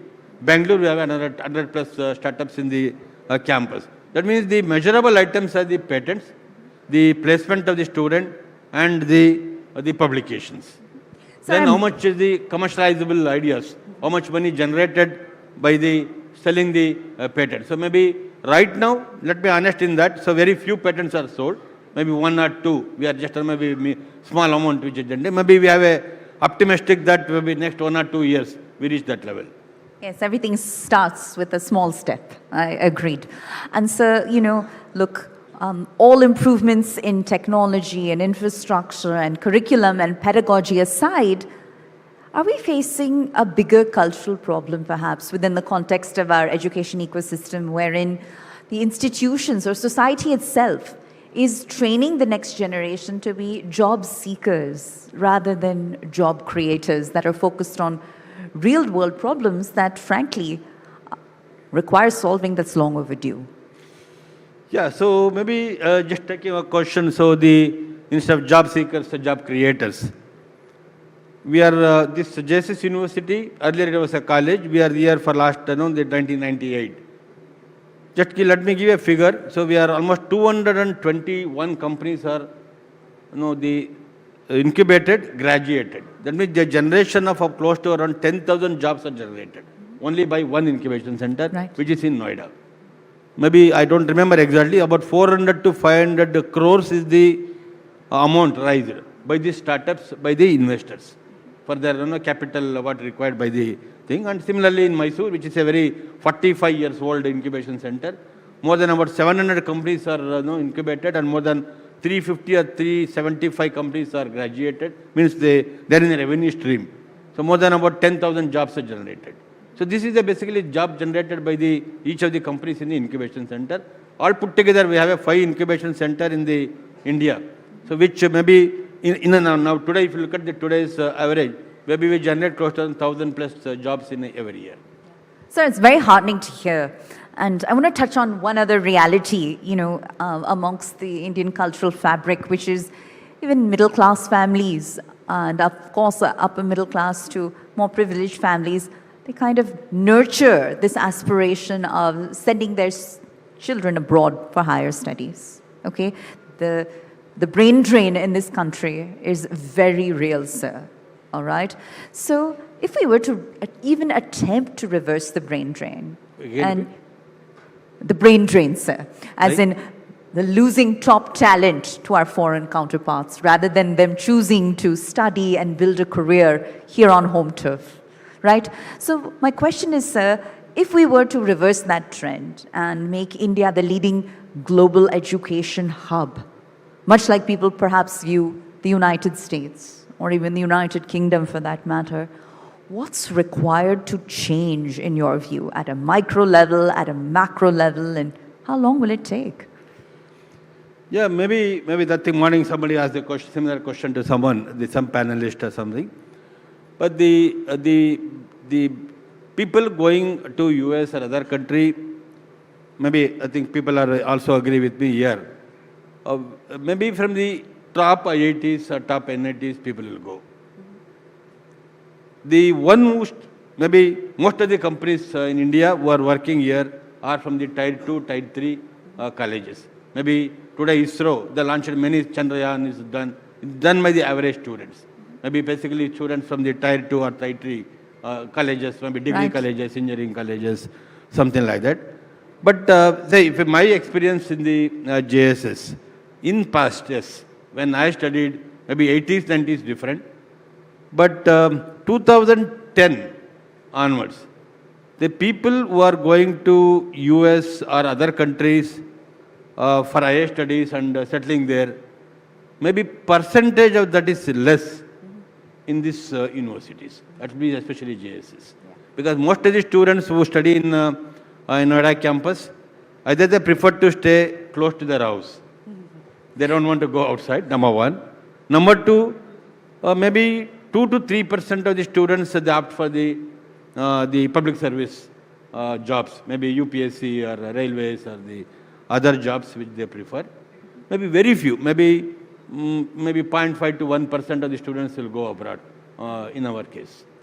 Yeah. Well, sir, I think, thank you for sharing that math with us, because I think one of the leading, perhaps, criticisms or common perceptions or wrong perceptions is that while we're churning out graduates in this country, that they are simply not employable, all right? That is a leading criticism we hear about the Indian education system time and time again, or the privatization of the Indian education system, and there being such a disparity between public versus private institutions, and it becomes essentially another battle of the haves and the have-nots, right? When you hear this criticism, in spite of all of your efforts and the career that you've built trying to change those perceptions, how do you respond? What essentially comes to mind? Yeah, most of the, maybe in the India, maybe the number of students who get admission to the government funded like IIT, NIT or top institutions very less. Percentage is very less. So that means there are only three options. One is you get into the IIT, NIT, which is very difficult. Maybe I'll answer the other part later. Second part is the going abroad. Maybe that is again expensive, so very less. So other option is the private organizations. So in the private institution, self-funded or self-financing institution, so who are the top institution? So those top institutions, for example, it could be a JSS or somebody, some XYZ institution, they prefer. So they join. So if you look at the JSS, maybe I just proudly say that because we are rooted in the values, deep rooted in the values. We are about 350,000 years old institution, not just a 1, 2, 3. 1,000 years history. And it's headed by Guruji, the Dr. Shivratri Deshikanda Mahaswamiji. He is a very spiritual leader. And he makes sure that every student will have the value, follow the values, have the ethics, and also the discipline, integrity, whatever you call. So that is what the JS. So maybe answer to your question, yes, private institution is the source for most of the students, either maybe a school or it could be a university or it could be anything. Maybe that is the top institution who are doing very well, who give the quality education. So they join that. Well, thank you, Mr. Mahadev Swami. We've completely run out of time, but we wanted to once again say thank you for making the time to speak with us, and we wish you and the larger JSS team all the continued success, sir. Thank you so much. Thank you so much. Huge round of applause. Thank you. And I'd like to present you with a small memento, sir. Thank you for being here at the etnow.in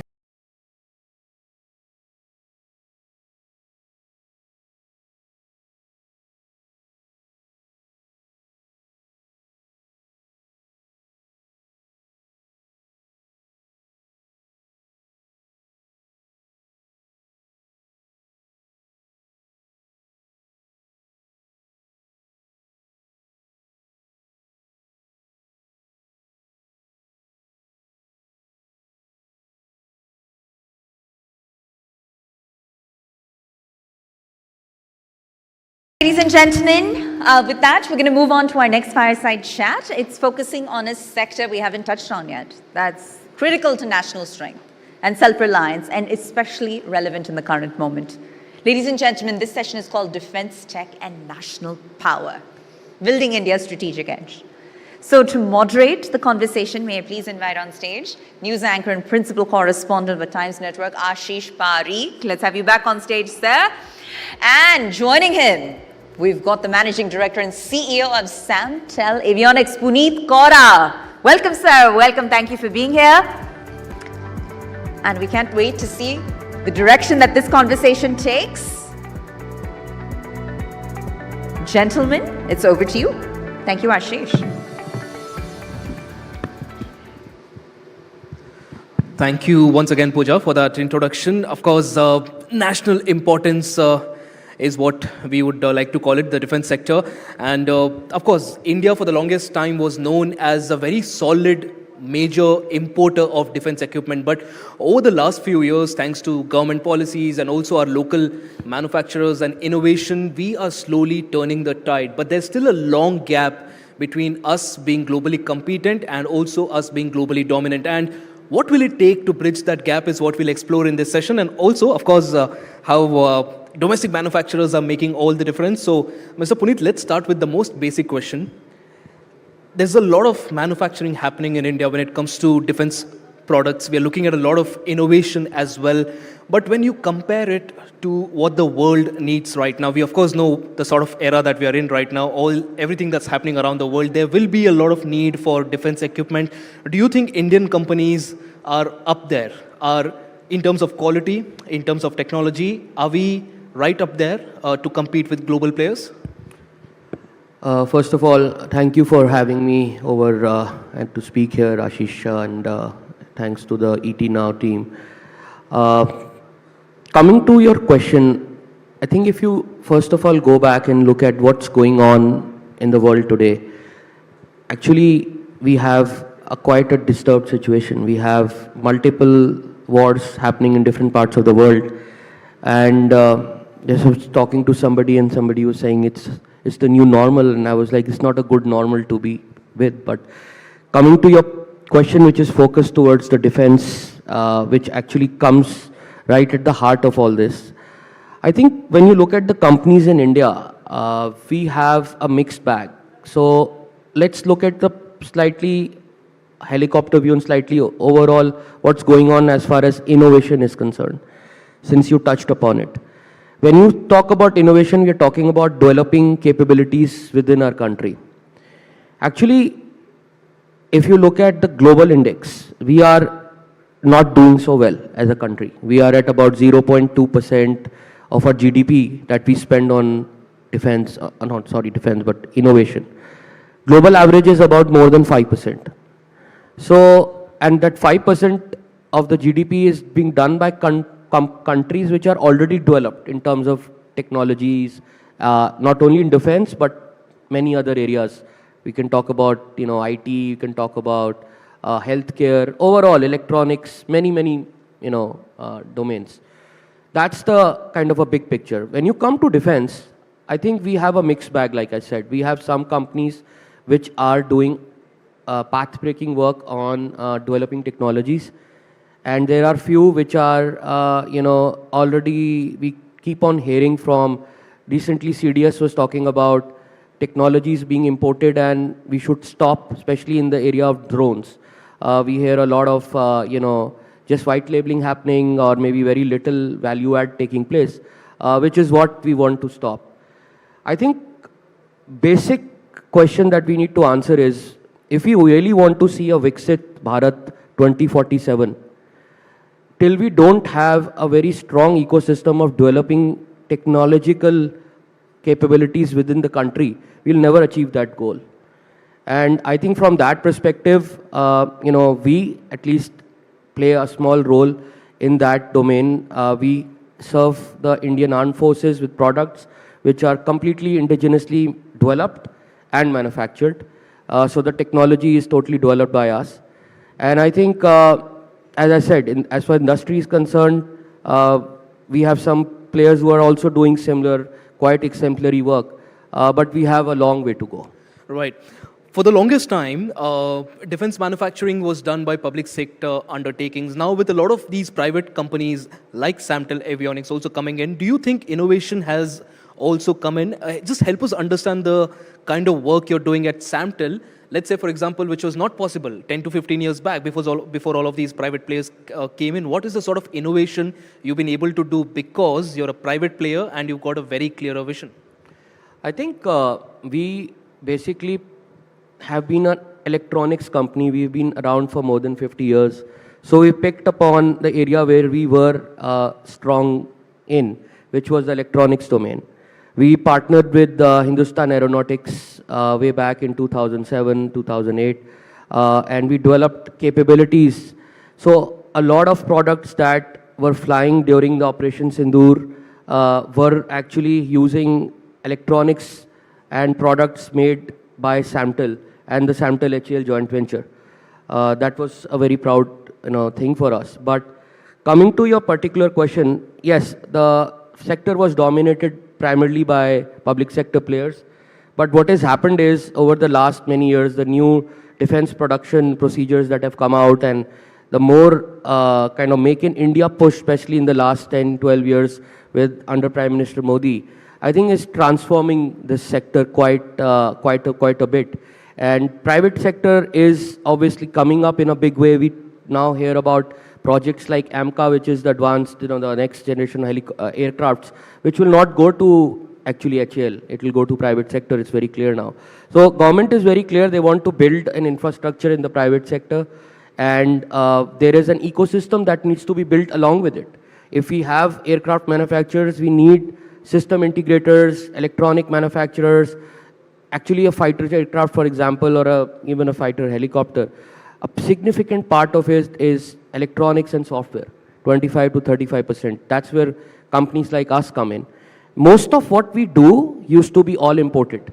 So we have actually replaced imports almost in entirety. HAL doesn't import these products anymore, which is actually, in true Atmanirbharta in a real sense.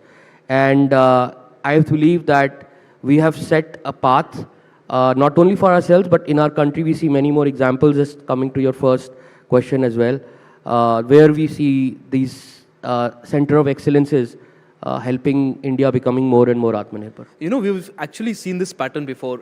Even in the US, their space program was pretty solid. It was the best in the world. Yet they opened up to private players, and we've seen the sort of development that's happened, the cost cutting as well that's happened as well, plus the innovation that's also come in. Do you think the government is doing enough?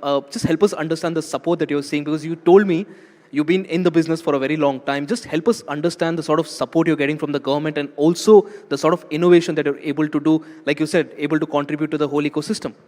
I think I must say that government has really, over the last few years, changed the way they used to deal with private sector.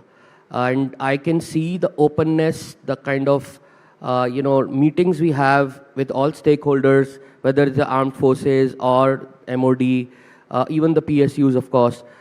They look at private sector more as a partner now. And I think that's a change that is very evident on ground. But if you really look at the, like you took an example of space sector. By the way, we are also looking at space at Samtel. We are looking at developing low Earth orbit satellites.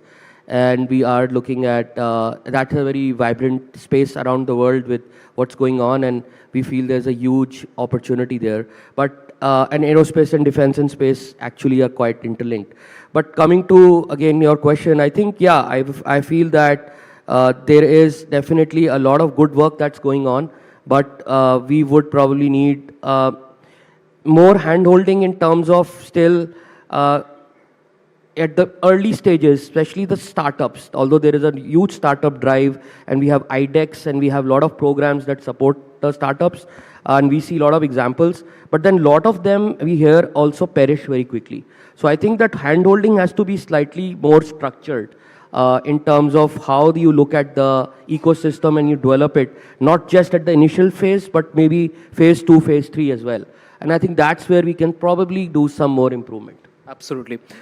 beyond manufacturing, one of the biggest focuses has been on technology ownership also. And when it comes to developing technology and owning it, a lot of R&D is required. And as you'd agree, a lot of investment, patient capital is required, wherein it takes years of hard work before we actually develop and mature an ecosystem. Do you think such capital is available in India, or do you think everyone is so obsessed with early exits or quarterly results that, it just doesn't leave us room to innovate and build something of our own?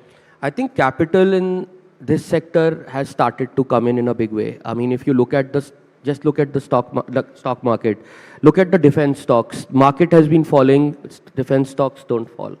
I think it's actually also what the environment, what's going on in the ecosystem, but around the world. But I would say that, we just raised some capital last year. We got very good response from the market. I hear from my peers that there is enough capital that is available to be for this sector, and not only for this sector, the new areas we're getting into. So I think that the trend has changed. There is trust in the sector. They feel that, more importantly, I must point out one thing. I did briefly talk about it, but Operation Sindoor actually changed a lot of what the perception of this industry was all about. Not only within the country, but globally also. And I think what's happened is, from claiming, we actually were able to demonstrate battle-proven products. And what happened with that is that it actually brought about a lot of confidence in terms of course, the stakeholders and the potential customers, but also people who would invest into this space. I think that was, the turning point in my view, if I look at the last 1 year. And we have not looked back after that. So yeah, there is enough capital that wants to support this sector, and it will only become more and more in the years to come. So clearly you made a calamity into an opportunity, which is any sign of a good innovator. But just help me understand the roadmap at Samtel Avionics. What's the next big thing you're planning? What's the roadmap for you ahead? Because again, let's not hope there's a war so that your stocks go up again. But besides the war, what is the next opportunity that you're looking at? I think, I don't want wars, I want peace, that's for sure. But I think if I look at the opportunity and I look at where we are first of all into multiple different types of electronic domains, which includes optronics as another space, which is Army, Air Force, Navy, domestic and overseas. We sell to multiple companies overseas, Southeast Asia, Africa, Middle East, and also multiple European customers and some US customers as well. So that is organic growth. We are also looking at inorganic, where we are looking at some acquisition targets overseas and into some new domains. Space is one very exciting area, which I just touched upon earlier as well. So I feel that would be a very major kind of focus area for us in the years to come. We are also looking at drones, like many other players, but I think we are definitely going to have, whatever we do in the drone space also would be more like indigenous technology. So that is something which will be, has been at the heart of our journey so far, and it will continue to be. Do you think there are some concerns, given the fact that when you collaborate with a global player in terms of technology, and then you become a contractor with the Indian government, a defense contractor with the Indian government, there are questions that obviously are asked about the safety of data, the technology, and also whether it is risky for India as well. How do you mitigate those concerns? Yeah, I think if you really want to develop some products very, very fast based on the demands of the customer, we would need partnerships. But I think what we are kind of doing together with the government is, as part of SIDM and CII working with the government, we are looking at basically in the DPPs a very clear demarcation of what we must get in terms of transfer of technology as a must. If that's so there are some guardrails in place, is what you're saying? Yes, and I think that is what basically discriminates one offer compared to the other. So if you are not complying with that and you're not giving a deep tech to a level which is making you reasonably self-reliant, I think Indian government is not going to buy that particular product. So the goal is to partner with Indian company and give that product to the Indian government or Indian armed forces, but there are certain guidelines which protect. But having said that, even then, certain jewels, as you call them for the, the technology part, companies don't want to, let them go. So it's a tricky walk, but we are walking in the right direction. Right, so that was the intention of the question, to understand how exactly do you navigate this tricky situation, because given the situation right now across the world, the geopolitical situation, pretty sure you will wind up in one of those situations. Mr. Puneet, appreciate you joining us here. Big round of applause for Mr. Puneet here, speaking about technology and also Atmanirbharta, which also the Prime Minister has envisioned. Thank you so much, Ashish, for having me. Thank you. And thank you both. Ashish, we ask that you personally thank Puneet with a token of our appreciation, a small memento, our way of saying thank you for being here. And I think this conversation really did justice to building India's strategic edge through that defensive lens.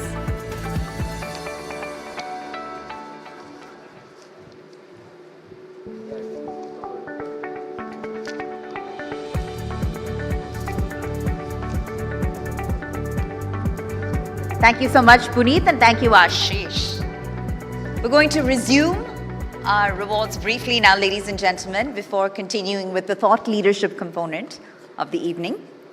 And to do the honors, if I could please invite back on stage the President and COO of Times Group, Rohit Chadha, to do us the honors in presenting these next set of awards, please. Thank you, thank you. There you are, Rohit. And again, this is about recognizing excellence and celebrating leadership. That's the entire premise of the ETNow.in Business Conclave Awards 2026.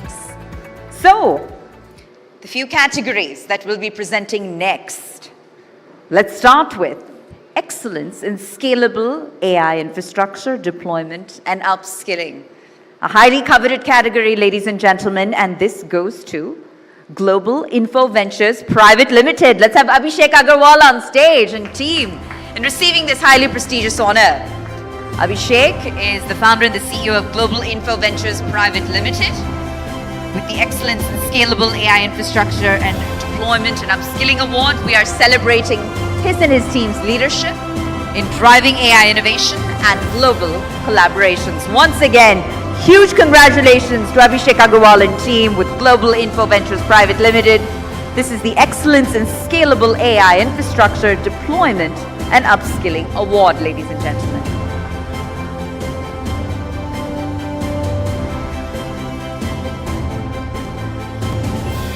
Thank you. And congratulations once again.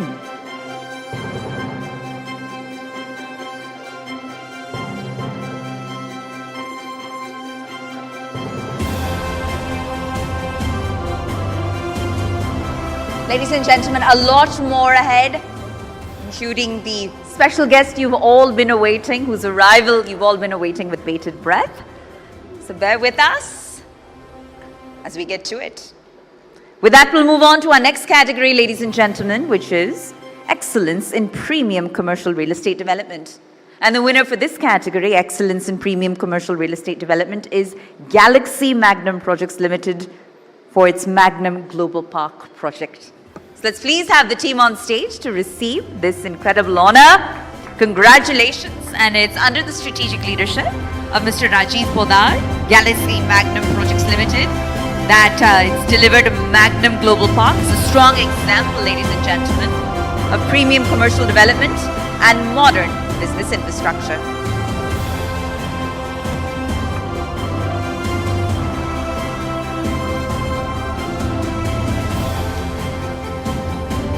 All right, thank you so much, Rohit. We ask that you please take your seats. And conclaves and awards ceremonies like this stem from a collaborative effort, as I mentioned earlier, and that involves an ecosystem of partners. So we wanted to essentially take the opportunity to help present a partner note, ladies and gentlemen. And to do just that, if I could please invite on stage to deliver this special address, the founder and chairman of Onextel Communications, Mohammad Rizvi. Can we please have Mohammad on stage? Thank you, sir, for being here. And I hand it over to you. Take it away.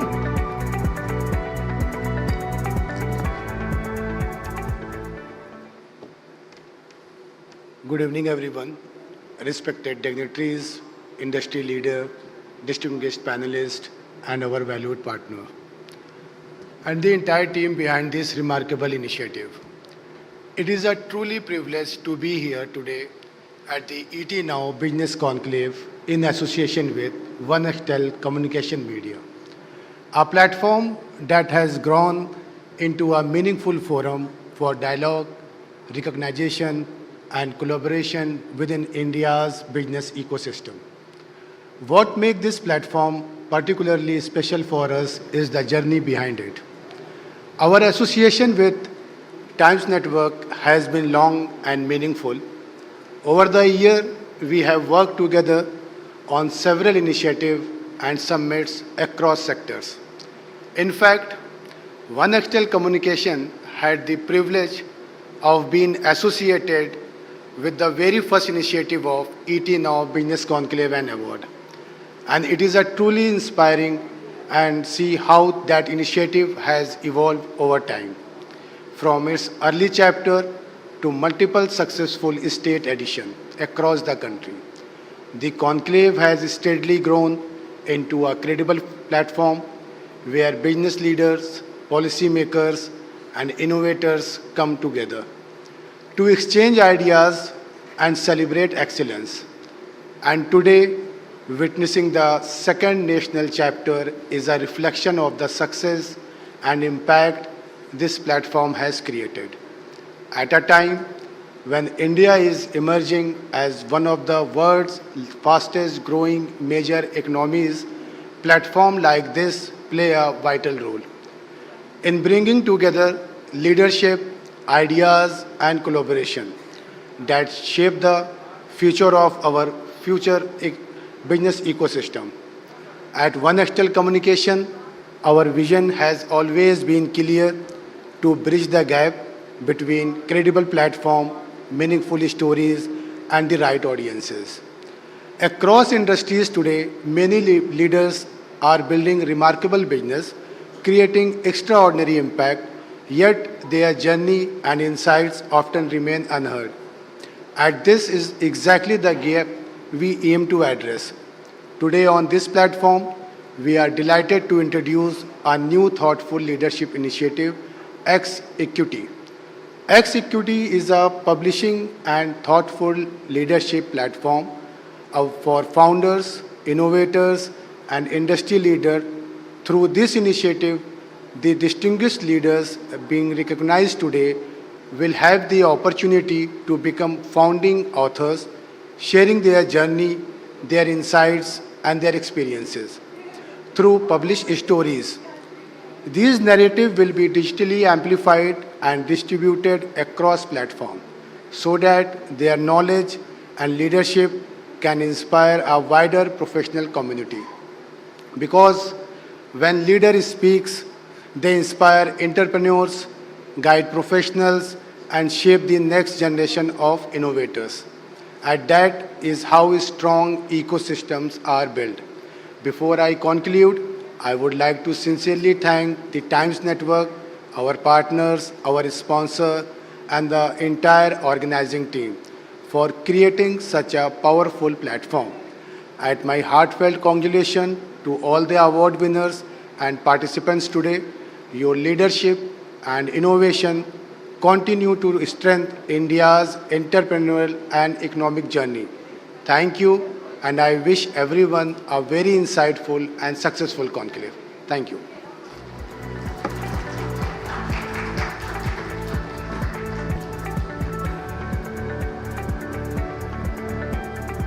All right. Thank you once again, Mohammed sir. And I think on that note, it only is apt that we extend our heartfelt gratitude once again to all of the partners in this effort. So I want to simply take a moment and briefly acknowledge them one by one, because the ET Now Business Conclave Awards 2026 is a collaborative effort. And we're presented by HDFC Live in association with Onextel Communications. You just heard from Mohammed Rizvi himself. Our celebration partner is Radico, our defense partner, who you also just heard from, ladies and gentlemen, by way of a fireside chat, is Samtel Avionics. Our digital partner is Primex. Our tech partner has been Zoho this evening. Our online realty consultant partner is Roof and Floor. Our timekeeping partner, Just in Time. Our AI data cloud partner is Snowflake. Our luxury partner is Milano. Our concierge partner is The Capitalist. And our outdoor partner, finally, is Heights Group. So we do not want to even begin to underestimate how much they've supported us in this effort. But with that, we're going to move on to our next panel discussion. And this particular discussion, ladies and gentlemen, focuses on the evolving landscape of our cities. That's right. We've coined the session the next wave of urban India, rethinking growth, infrastructure, and housing. And to moderate this discussion, if I could invite back on stage, Senior News Editor with the Times Network and my colleague Sumit Lakhutia. Welcome. And joining him in the discussion, we have Salil Kumar, the Director of Marketing and Business Management with CRC Group. I ask that our panelists kindly join us on stage as I announce their names one by one. We've got Binay Agarwal, the Business Director of Lubrizol, CPVC India, Middle East and Africa. We've got Bipin Agarwal, CMD and Founder, the Nimbus Group. All right. As our panelists make their way to stage, it promises to be an insightful, power-packed discussion with a lot of back and forth, with debate and deliberation around how we're collectively shaping the future of an urban India. Thank you for being here, sir. All right. And as we await the arrival of our final panelist, I think we might as well go ahead and get started. Sumit, over to you. Thank you, Pooja, for that. Yes, while we wait for Mr. Salil Kumar to join us, I'll continue the conversation with both the Agarwals, Mr. Binay Agarwal and Mr. Bipin Agarwal. Hi. No problem. Thank you so much, sir, for joining us.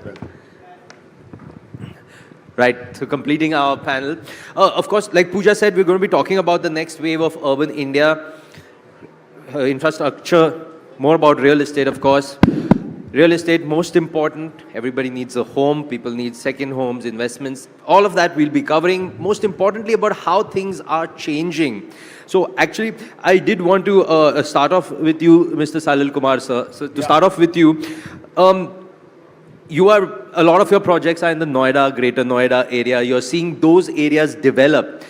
Are you seeing this as ecosystems that are truly self-sustaining, or is it just because the city of New Delhi is kind of full, we are just going outwards? But how are you seeing these outer areas also being self-sustaining so that people don't have to travel all the way to Delhi for something? Jo bhi chahiye, wahan mil jayega unhe.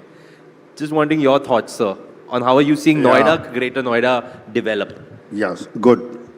First of all, good evening, gentlemen. I missed your good name because Sumit. Yes. Wonderful.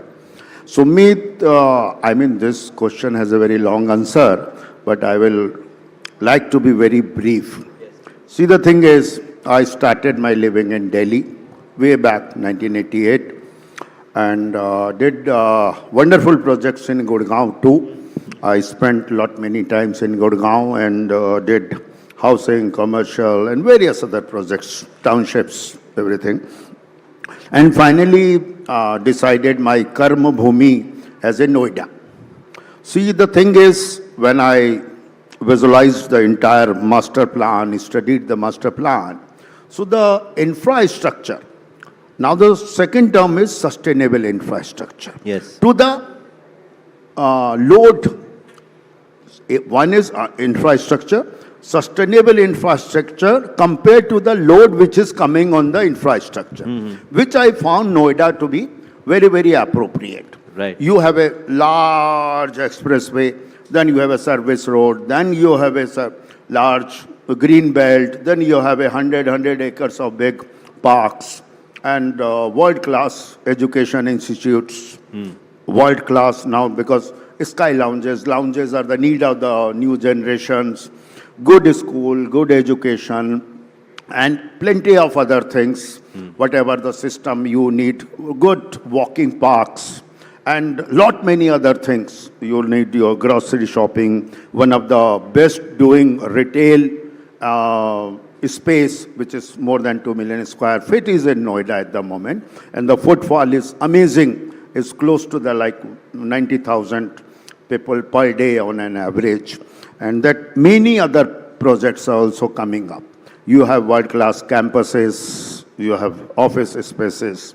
So entire ecosystem is highly, highly sustainable. The only thing which was lacking was an international airport. So 28th, in fact, I'm coming from the Noida Authority, I was discussing the same subject. 28th is being inaugurated, where 4th largest in the world airport is coming up. So all entire ecosystem are very much sustainable in Noida at the moment. And that is how you will feel. I never compare Gurgaon with Noida, because I say they are different side of different things. Right. You have Shah Rukh Khan and Salman Khan, you can't compare them. Absolutely, sir. That is true. Yeah. Also, just would like to add to that, sir, there is also, I believe, talks that the Budh International Circuit might soon have Formula One coming back there. So again, in Greater Noida, we'll have an international level sporting arena, so to say. Yeah.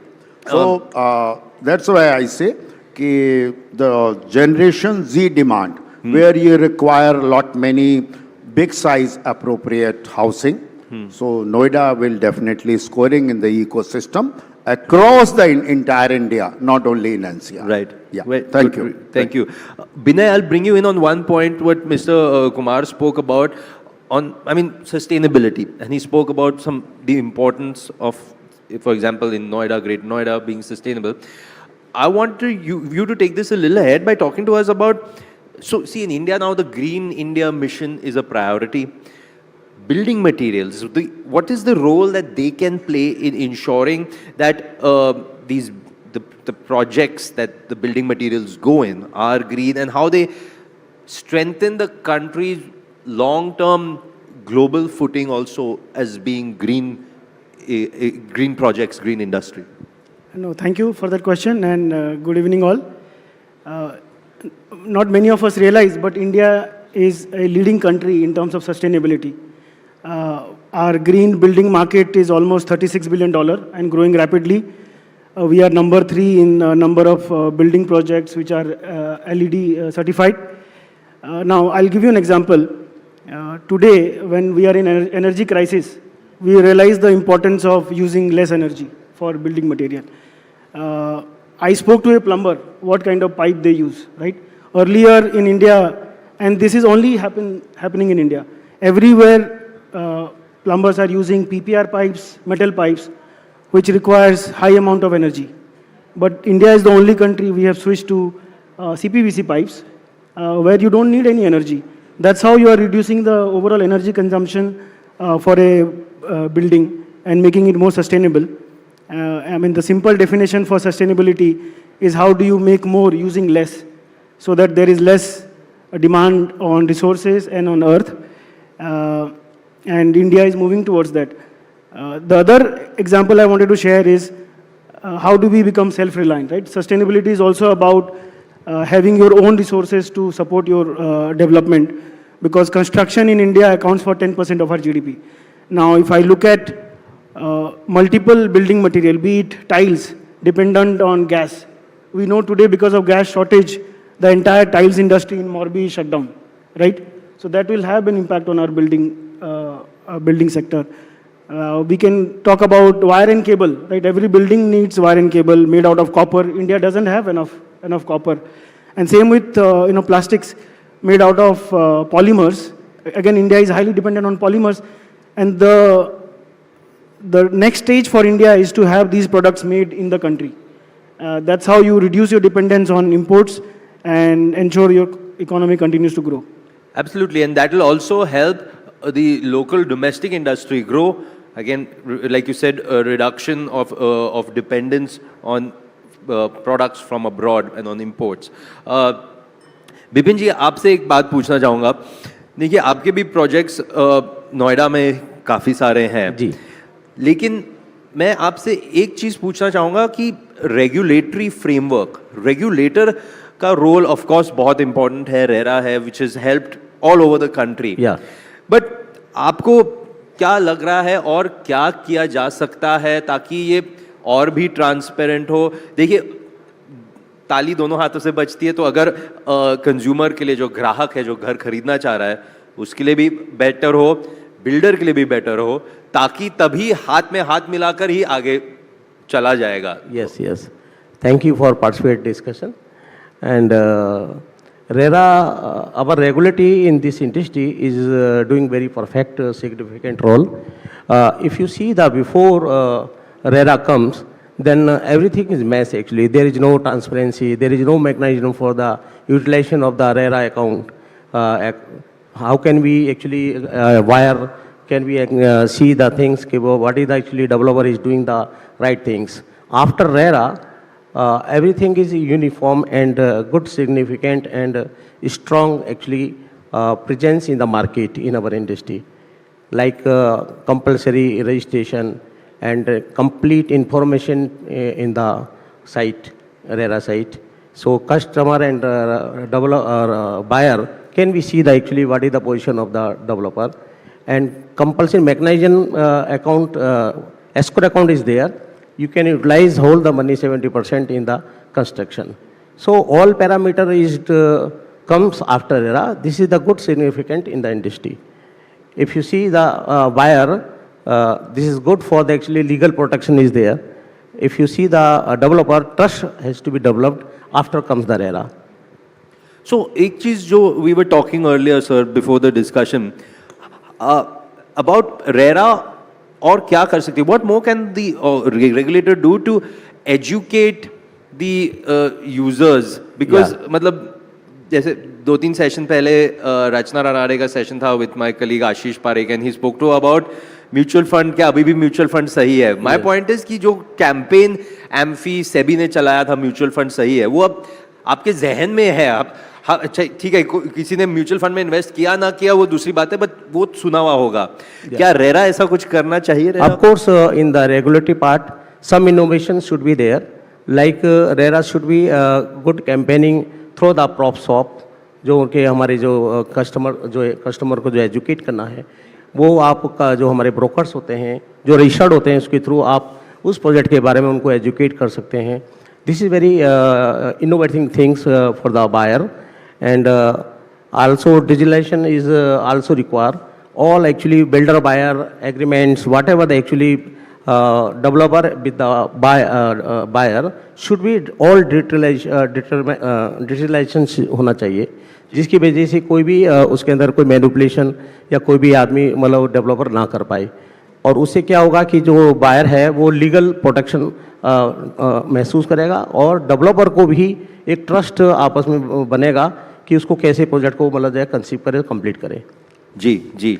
तो इसके अलावा मैं एक बात और कहना चाहूँगा कि एक इनोवेटिव और चीज़ है जो कि रेरा जब रजिस्ट्रेशन करती है डेवलपर को, तो उसका जो मीन्स ऑफ फाइनेंस है, फाइनेंस क्लोजर होना चाहिए. क्या होता है, sometimes we are going the launch करते हैं प्रोजेक्ट को, हम लोग जो कॉस्ट ऑफ कंस्ट्रक्शन है ये उम्मीद करते हैं कि जो कस्टमर है वो पैसा देगा उससे बन जाएगा. समटाइम्स मार्केट सपोर्ट नहीं करती है और वो कस्टमर वो नहीं, कई बार बायर भी पैसा नहीं टाइम पे दे पाता है. तो जो मीन्स ऑफ फाइनेंस है, जो फाइनेंशियल क्लोजर है, रेरा को रजिस्ट्रेशन करते समय ये फाइनेंशियल क्लोजर जरूर देखना चाहिए, जिससे कि जो बायर उसमें लेता है, जो मैनेटरी बायर होते हैं, प्रोजेक्ट कंप्लीट हो जाए. Yes, because after all sir वो सबसे ज़्यादा ज़रूरी है ताकि जो इन्वेस्टर्स ने अपना पैसा, अपना हार्ड अर्न मनी लगाया हो, वो एक्चुअली इन दी एंड उनको अपना घर मिल जाए, वो बहुत ज़रूरी बात है. बिकॉज रेरा आने के बाद 70% भी यूटिलाइज हो रहा है और उसके बाद लैंड भी उसने परचेज कर लिया, उसके बाद लेकिन फ्लैट जो है वो नहीं बिक पाते हैं, एक माइनॉरिटी बायर लेते हैं और मेजॉरिटी पोर्शन अभी अनसोल्ड होता है. तो उसको कंप्लीट करने के लिए फाइनेंशियल क्लोजर होना चाहिए बिफोर रेरा रजिस्ट्रेशन. जी जी. Mister Kumar, I will bring you back in the conversation. एक पॉइंट ये भी है सर कि जो so the real estate market has been going through a number of phases. Of course RERA आने के बाद things have become better, transparent. But there was this phase during COVID where people were buying houses because, you know, we wanted bigger houses, we had to stay at home, work from home, study from home. how, since then, with the different, the housing rates are there, the affordability by people, currently geopolitical situations, people are stressed about that. But how are you seeing the market going into what kind of a phase? Is there stability there?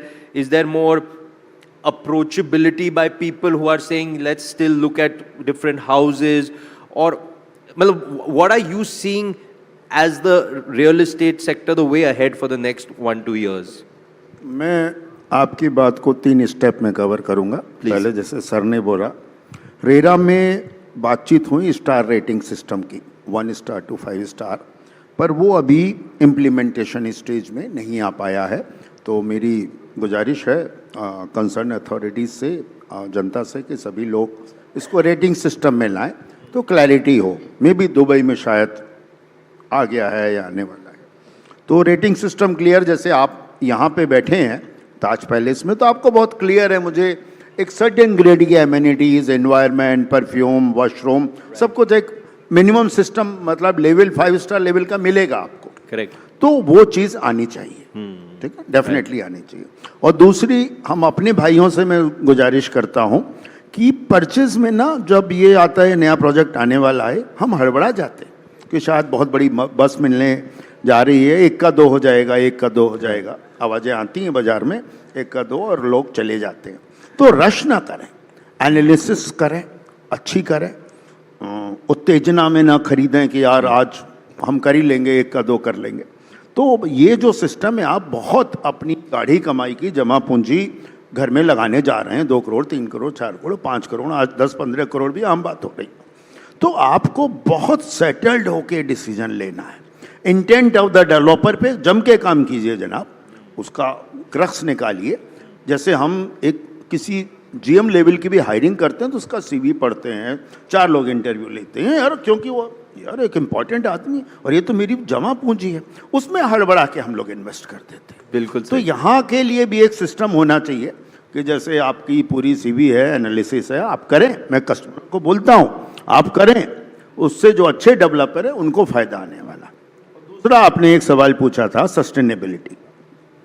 मेरा मानना है, जैसे आज energy crisis आपने बात की थी, शायद 137-140 इंडिया के लिए डॉलर में प्राइस पहुंच गया है, 150-200 भी जा सकता है, लेकिन फ्यूचर में टाइट ही रहेगा। एनर्जी टाइट रहेगी तो सब कुछ मार्केट सब्सिक्वेंटली, सभी डेरिवेटिव्स हैं, कहीं ना कहीं पॉलिएस्टर भी, पॉलीमर भी, हर चीज़ महंगी होगी, आपकी ट्रांसपोर्टेशन भी महंगा हो जाएगा जी। तो सस्टेनेबल होना पहले एक गर्व की बात थी, अब आपकी मजबूरी होने वाला है, आपको बहुत हाईली। तो उसमें क्या है, स्टैंड अलोन बिल्डिंग की बजाय सस्टेनेबल बिजनेस कैंपस, जहां आपकी एनर्जी बहुत बचती है, आपको शॉपिंग के लिए ट्रैवल करना है, लेजर के लिए नहीं ट्रैवल करना है, स्टेइंग या 5 स्टार होटल में डाइनिंग के लिए नहीं ट्रैवल करना है, तो बड़े कैंपस जैसा कि यूरोप में या आपके यूएसए में अवेलेबल है, इंडिया में भी हैं, हमारे यहाँ नोएडा में कई सारे बिजनेस कैंपसेस बन रहे हैं, आ भी रहे हैं। वो फ्यूचर में आपके लिए एक तरह से, अगर आप बड़े बिजनेस हाउस हैं, आईटी, आईटीएस या जीसीसी के, वो आपके लिए कंपलसरी होने वाला है जेनजी के लिए, क्योंकि उसमें आपकी एनर्जी सेविंग बहुत होती है, ट्रैवलिंग, चीज़ें, फ्यूल कंजम्पशन, तो वो और एक इकोसिस्टम वेलनेस भी आता है। तो बिजनेस कैंपस बड़े जीसीसी के लिए, आईटी, आईटीएस के लिए या लार्ज कॉमर्शियल ऑक्यूपायर्स के लिए एक मैंडेटरी हो जाएगा जनजी के रिक्वायरमेंट।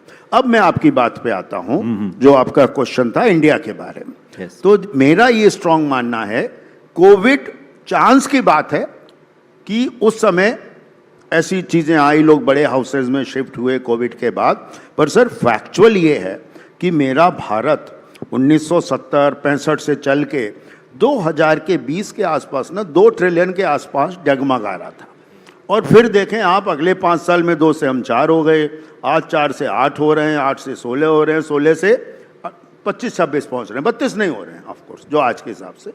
तो हमारी जो इकोनॉमिक ग्रोथ आई है 20 से 25 और 25 से 30, वो इतने जबरदस्त डेटाज हैं, मैं डेटा नंबर में नहीं जा रहा हूँ, कि जिन्होंने भी अच्छे डेवलपर के साथ बाइंग करी है 2020 में, उन्हें बड़े अच्छे रिटर्न्स मिल रहे हैं, और आज भी जो बाइंग करेंगे, फिर आगे साथ में टैग करता हूं अच्छे इंटेंट वाले डेवलपर के साथ, तो आपको बहुत अच्छे रिटर्न ऑन इन्वेस्टमेंट डेफिनेटली मिलने वाले हैं। इर्रिस्पेक्टिव लोकेशन इतनी मैटर नहीं करेगी, डेवलपर का इंटेंट ज्यादा मैटर करने वाला है। लेकिन सलिल सर, एक पॉइंट आपसे, जो आपका फर्स्ट पॉइंट था स्टार रेटिंग, उस पर एक क्विक क्वेश्चन आपसे ये पूछना चाहूंगा। हर डेवलपर तो 5 स्टार रेटिंग ही मांगना, मतलब अपनी प्रॉपर्टी, अपना प्रोजेक्ट उस हिसाब से करेगा जिससे 5 स्टार सारी अमेनिटीज मेरे को हो। 1, 2, 3 स्टार रेटिंग कोई डेवलपर बनाएगा क्या? नहीं, देखिए नीड ऑफ द आवर होती है। अगर मेरे यहाँ आप एक्सपेंडिचर पावर की एनालिसिस करेंगे, 5 करोड़ वाले घर कितने लोग खरीद पाएंगे जनाब? ठीक है ना, मेरा पूरा 140 करोड़ में आप 3.5 से डिवाइड कर दीजिए तो नंबर ऑफ ड्वेलिंग यूनिट आ जाएगा। तो अगर मुझे नंबर ऑफ ड्वेलिंग यूनिट मान लीजिए 40 करोड़ चाहिए कंट्री में, तो इतनी रिक्वायरमेंट आपकी नहीं होगी। पर आज इनकम टैक्स भी कितने 2-3% लोग एक अच्छी ब्रैकेट में फाइल करते हैं। तो ये सेग्रीगेशन होगा ही। आपको 1 स्टार भी बनाना, 2 स्टार भी बनाना, 3 स्टार भी। आज दिल्ली में कितने 5 स्टार होटल होंगे साहब, compare to the number of hotels? ठीक है ना। अगर टोटल होटल यहाँ पे 700-800 होंगे तो 5 स्टार की लिमिटेड गिनती है जी। तो पब्लिक की रिक्वायरमेंट है, सभी सेग्रीगेशन चलेगा। एंड ऑफ कोर्स आप भी आज नोएडा में देख लें तो 5 स्टार वाले कितने, आप 10 पूरे 10 हाथ भी नाम अच्छे नहीं गिन पाएंगे ना, और जबकि वो हंड्रेड्स में है बात। तो सभी लोग मार्केट के रिक्वायरमेंट फीड करना पड़ेगा। जरूर, thank you so much for that. Bipin ji, आपसे मैं एक अफोर्डेबल हाउसिंग की बात करूंगा, लेकिन उसके पहले एक बार I just come to Vinay. You know, one thought is there that just because I want to come back to the supply chain part, because just Salilji also spoke about the fact that if there's energy restriction, then of course there is going to be a tightening. But how do you feel that, you know, investments in infrastructure, how can they boost India's vision of a Viksit Bharat? Because I know Lubrizol is one of the only global MNCs that is investing in India's vinyl value chain. So from that perspective, how are you seeing all of this adding to India's Viksit Bharat mission? Thank you. No, I agree to what was said earlier. I think next decade or two is going to be a golden time for Indian real estate. Two things. One, interest rates, I think decades low, right? So it makes house buying very affordable. Second, all of us read about the investment in GCCs in India, investments in data center. Next 10 years, significant investments happening. I work for a global multinational, right? And in our boardrooms, when we talk about next phase of investments, India is number 1 as a destination. And when you bring investment to the country, it helps in a lot of ways, right? We talk about our current account deficit, right? There has been a lot of capital outflow. India has not received significant FDI or FII. But that is going to change, right? That will stabilize the economy overall. Construction, like I said, accounts for 10% of our GDP. And it will continue to grow. I estimate it will become 15% of our GDP in next 10 years. Now, for that sector to grow, we talked about having local manufacturing for anything and everything that we need to make a building or any infrastructure project. Today, maybe 30 to 40% we are there. We saw the semiconductor story and the iPhone story, right? India was a huge importer of phones. Right. The government took a decision that we want to make locally. And today, one of the largest manufacturer in India is Apple. Their revenue in India is even higher than maybe the big group companies like Tata's. And that will happen in construction as well. All the products that I talked about, where India is today importing, it's a great business opportunity for other companies to look at, make these products in India, be it polymers, tiles, wires and cable, and help in the country's growth. And as a result, the companies will also do well. So do you just see that as a make in India, make for India, or could it be make in India, make for India, make for the world as well? All three. I mean, I'll give you our example. We started that we want to make in India for India, but then we realized the cost structure in India is at least 60 to 70% lower to make the same product, let's say in Europe or US. So when you have significant advantage in cost, and then the government is signing FTAs now. We saw an FTA being signed with Europe. We are talking to other countries. So it opens up big opportunity outside India as well if you start investing in the country. So there's potential to go from importing to exporting of that. That'll be obviously a big help to the country exchequer. Bipin ji, आपसे एक point कहूँगा जो Salil sir से जब बात जो मैंने छोड़ी थी उनके साथ, जो क्योंकि 1 star, 2 star, 3 star, affordable housing में आ जाता है, वो समझ, let's assume that's affordable housing. Need of the hour बहुत जरूरी है वो चीज, लेकिन क्या पूरी तरीके से अफोर्डेबल हाउसिंग हो रहा है? क्या जरूरत है कि हर भारतीय को अपना एक घर मिले? कैसे करें वो? मेरा ये मानना है कि इसमें अफोर्डेबल हाउसिंग के लिए अगर हमें बाकी में सक्सेसफुल होना है तो इसमें गवर्नमेंट को साथ आना पड़ेगा. उनको वो लैंड हमें देनी पड़ेगी जो एक लो कॉस्ट की लैंड होती है. पहले भी आपने देखा होगा दिल्ली में जब सोसाइटी को लैंड अलॉटमेंट की थी, डीडी ने बहुत कम रेट पे दी थी. इसी तरह से गवर्नमेंट को जो उनकी मास्टर प्लानिंग है, जहाँ उनकी अच्छी मेट्रो से, रेलवे से जहाँ कनेक्टिविटी है, वहाँ पर उनको लैंड पार्सल डेवलपर को, जो भी डेवलप करना चाहते हैं अफोर्डेबल हाउसिंग, उनको कम रेट पे लैंड मिलनी चाहिए. नंबर 2, उसके अंदर कॉस्ट ऑफ कंस्ट्रक्शन का काफ़ी अच्छा एक कंट्रीब्यूशन है, जिसके अंदर उनको सब्सिडी भी उनमें प्रोवाइड करनी चाहिए, जिससे कि अफोर्डेबल हाउसिंग की रेंज में आ जाए. क्योंकि आज कंस्ट्रक्शन कॉस्ट अगर हम 2 रेटिंग या 3 स्टार या 5 रेटिंग की बात करें, ज़्यादा कंस्ट्रक्शन कॉस्ट में अंतर नहीं आता है. तो इसलिए अगर हम हाई राइज में भी जाएंगे, जब भी अफोर्डेबल हाउसिंग को हम अचीव कर पाएंगे FRA. और उसके अंदर कॉस्ट ऑफ कंस्ट्रक्शन में जो कंट्रीब्यूशन है GST का, और जो इंटरेस्ट कॉस्ट है जो डेवलपर और बायर के लिए, दोनों को एक सब्सिडी के रूप में देना चाहिए. आपने देखा होगा जो फैक्ट्रियां जो पहले जगह जगह स्टेट्स में गवर्नमेंट मतलब एक अलग से पैकेज बनाती थी कि यहाँ पर टैक्स इंसेंटिव प्रोवाइड करेंगे, उसको इस टाइप ये जो अफोर्डेबल हाउसिंग की जो स्कीम है उसको उस लेवल पे सोचना चाहिए स्टेट गवर्नमेंट को, सभी को, अगर उसको हमें सक्सेसफुल बनाना है. तो तो ये बहुत ही ज़रूरी है कि गवर्नमेंट, इंडस्ट्री और समवेयर इवन और बहुत सारी चीज़ें हैं, जैसे उनका रजिस्ट्रेशन होना है, उसमें भी इंसेंटिव होना चाहिए, वो सेम कॉस्ट नहीं होनी चाहिए. तो इस तरह से छोटी छोटी अगर हम उनको रिबेट्स और सब्सिडी के रूप में देंगे तो डेफिनेटली हम अफोर्डेबल हाउसिंग की जो स्कीम है उसको हम सक्सेसफुल अचीव कर पाएंगे. जी. सलिल जी, एक पूछना चाहूँगा आपसे, सी इट्स इम्पॉर्टेंट, जो भी घर बन रहा है, जैसे या almost on the scale of जो बड़े प्रोजेक्ट्स है, they are almost like townships. वो इट्स ऑब्वियस वो 1, 5 साल 10 साल के नहीं, वो अरसों के लिए बन रहे हैं. And these areas, what I mean is जैसे Noida, greater Noida, these are almost becoming townships, mini towns, mini cities in their own space. उसकी प्लानिंग क्या सही तरीके से हो रही है कि आज हम 2026 में बैठे हैं, 2050 में अगर हमें आप और हम वहाँ हो, मतलब मेरा पॉइंट ये है कि are these being planned for the future की जो ग्रोथ होगी, अगर क्या हो रहा है उस प्लानिंग में, क्या 1-2 चीज़ें बहुत इंपॉर्टेंट है जो डेवलपर्स को और गवर्नमेंट को ध्यान में रखनी चाहिए, उस पर थोड़ा आपके इंसाइट्स दीजिए. नहीं, देखिए, एक हम कैंडिडेट बात करेंगे तो एक प्लानिंग होती है 10 साल की सोच के, एक 50 साल की और एक 100 साल की. और मेरा ये मानना है, हमने ये इम्प्लीमेंट किया कि प्लानिंग में क्या है, जहाँ तक भी हमारी सोच जाती है, पहले के एक्सपेरिमेंट देख लें. एग्जाम्पल ले लेंगा, जैसे बहुत पहले दिल्ली में सोसाइटियाँ बनी, बट IP एक्सटेंशन की बात कर लेते हैं. तो अब हमने सोचा कि यार मतलब शायद कुछ लोगों पे स्कूटर होंगे, कुछ लोगों पे जी, और जब तक वो बन के डिलीवर हुई, कुछ समय आया तो घर में 2-2 गाड़ियाँ आ गई, तो सब हेवियर हो गया.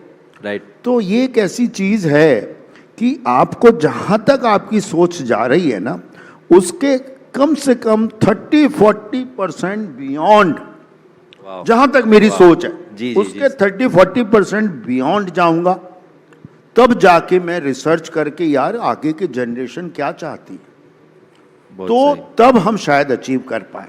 अगर हम सड़क, पहले हमारी रिक्वायरमेंट थी बिजली, पानी, सड़क, फिर हुई अच्छी एजुकेशन, अच्छे पब्स, अच्छी सेंटर, अच्छे होटल, अच्छी सभी चीज़ें, अच्छे ऑफिसेज. पहले हम घरों में 2 लिफ्ट, मतलब 1 लिफ्ट लगती थी कई घरों में, तो वो भी ग्रिल फिर वाली, 2 पे आए, ग्रिल वाली। फिर एक सर्विस लिफ्ट पे आ गए। अभी मैंने रिसेंट एक प्रोजेक्ट इस साल में दे रहा हूँ, उसमें हर ऑफिस बिल्डिंग में 10 बड़ी लिफ्ट है। वाह। 2 से 10 तक पहुंच गए हम। और आगे मुझे लगता है कि लोग हर फ्लोर पे अपनी, मतलब कोई भी बड़ा ऑफिस वाली पर्सनल मांगने वाला है। राइट। तो मुझे उसका भी प्रोविजन करके चलना पड़ेगा शायद आगे के लिए। तो एक एग्जाम्पल है। तो आगे लोग पूरी टाउनशिप में इकोसिस्टम मांगने वाले हैं कि यार टाउनशिप 500 एकड़ की हो और वो एक आइलैंड की तरह आ जाए। That will be the most preferred future में, कि दैट्स एन आइलैंड जिसमें छोटा सा एयरपोर्ट भी हो। तो आपकी मानव एक ऐसा उभर के आ रहा है जिसकी सोच जहाँ तक पहुँच रही है उससे आगे के काम हो रहे हैं। बात ये सेमीकंडक्टर की कर रहे थे, अजय आगे आगे क्या चीज़ें आने वाली हैं हमें भी नहीं पता है। तो बहुत सारी आपको रिसर्च करनी पड़ेगी और जो भी प्लानिंग हुई है। लेकिन मैं अभी बहुत बहुत धन्यवाद देता हूँ अभी की गवर्नमेंट को। जैसा सर कह रहे थे, पीएम आवास योजना में ऐसे ऐसे लोगों को घर मिल रहे हैं। सल्यूट करता हूँ मैं पूरे सिस्टम को। मिल रहे हैं सर, टाइम पे मिल रहे हैं, अच्छे मिल रहे हैं, और मैक्सिमम लेडीज़ के नाम मिल रहे हैं कि उनका फ्यूचर सिक्योर रहे। तो बहुत सारी गवर्नमेंट चीज़ कर रही है। और जिस तरह से हमारे देश की पॉपुलेशन बढ़ी है, चीज़ें बढ़ी हैं, हम लाइट, पानी, बिजली, सड़क सब कुछ चल रहा है। I thank you God, thank you government. उसमें मैं एक ऐड करना चाहूँगा। yes. We always say that we overestimate the short term and underestimate the long term. तो we if there is a scary situation we think अरे the world might disappear tomorrow, but you come out of it and then the next stage of growth starts, and always you are short of either houses or infrastructure to cater to the country's population. Absolutely. I think it was a very famous saying by Mr. Bill Gates where he said something on the lines of what you said, that people overestimate what will happen in 1 year but underestimate what will happen in the 10 years kind of thing. Well, we're just about running out of time. One line, one word from every. Sorry, I'll start Salil sir आपके साथ.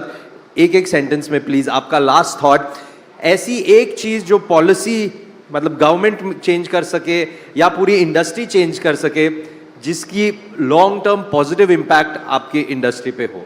Any thoughts? One line किसी के ऊपर. मेरा इससे पहले भी सवाल हुआ था, मुझे 0 क्राइम एरिया दे दो टाउनशिप्स में. वाह. या अपने नोएडा में या गुड़गांव में. That will be my only thing. Fantastic. Thank you, sir. Bipin sir. As a developer, think single window system होना चाहिए जिसे कॉस्ट इफेक्टिव और एफिशिएंट टाइमली मतलब कस्टमर को हैंड ओवर दे पाए. Okay, thank you. विनय. मेरा रिक्वेस्ट होगा फायर सेफ्टी को मैंडेटरी करना. Wow. Because we need to think about that as well and ensure fire sprinklers are installed in every house in the country. Very true. Most important. Thank you so much, sir. Everybody, round of applause, ladies and gentlemen, for this panel that has given us such great insights on the future of real estate in India. Thank you so much. Thank you.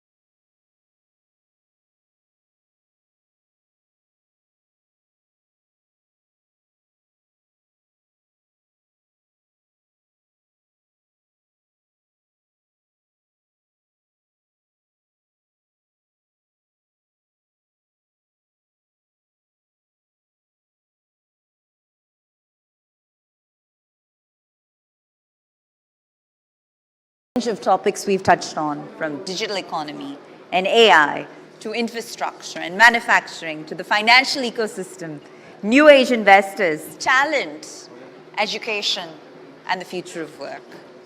And when it comes to, the digital economy and AI in particular, I think to summarize for a moment, we've touched on how the digital economy is rapidly emerging as a global powerhouse that's driven by scale, that's driven by innovation and accessibility.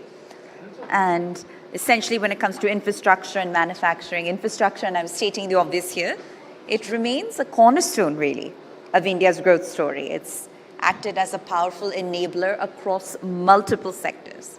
So whether that's from expanding highway networks or modernizing logistics to strengthening urban infrastructure, as we just heard, the focus today is on building for both scale as well as for speed. And complementing this is really the rise of manufacturing that's supported by policy initiatives, as we heard earlier today, and global supply chain shifts. And India is increasingly becoming a preferred destination for manufacturing. Now switching gears to the financial ecosystem and the new age investors. I think there some of the insights that came forward were around India's financial landscape and how it's undergoing such a remarkable transformation that's marked by participation from a new and next generation of investors. So whether it's the rise of digital platforms or fintech innovation or improved financial literacy, investing is no longer for the select few, ladies and gentlemen. So whether it's equities or mutual funds or alternative assets, as we heard earlier, individuals across age groups are now actively engaging and influencing financial markets. And this shift is not just deepening the markets, but also contributing to a more resilient and inclusive economic ecosystem. All right? And as you'll all notice from the energy in the room, a very special guest is now amongst us. All right? Ladies and gentlemen, he's arrived. Mr. Sunil Shetty, actor and entrepreneur, among other things. A huge round of applause, please. We are very, very, very loyal and committed fans, sir. Thank you for being here.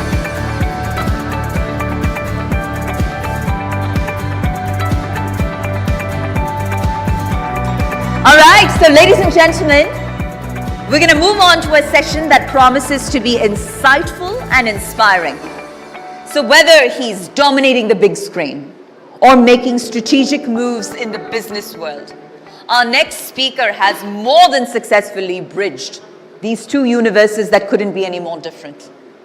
Ladies and gentlemen, from action hero to angel investor, we're going to give you a quick preview of Sunil Shetty's business playbook.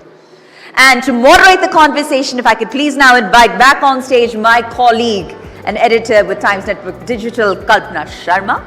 Welcome back, Kalpana. And with that, I give you actor, entrepreneur, and action hero, among other things, Sunil Shetty, ladies and gentlemen.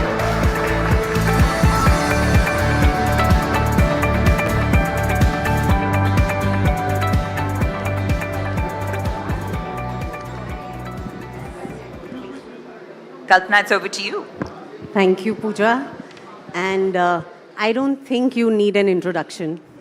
But I would like to start by asking you, if you had to really introduce yourself today, the space that you are in, as an actor, an investor, father, grandfather, husband, what would you say?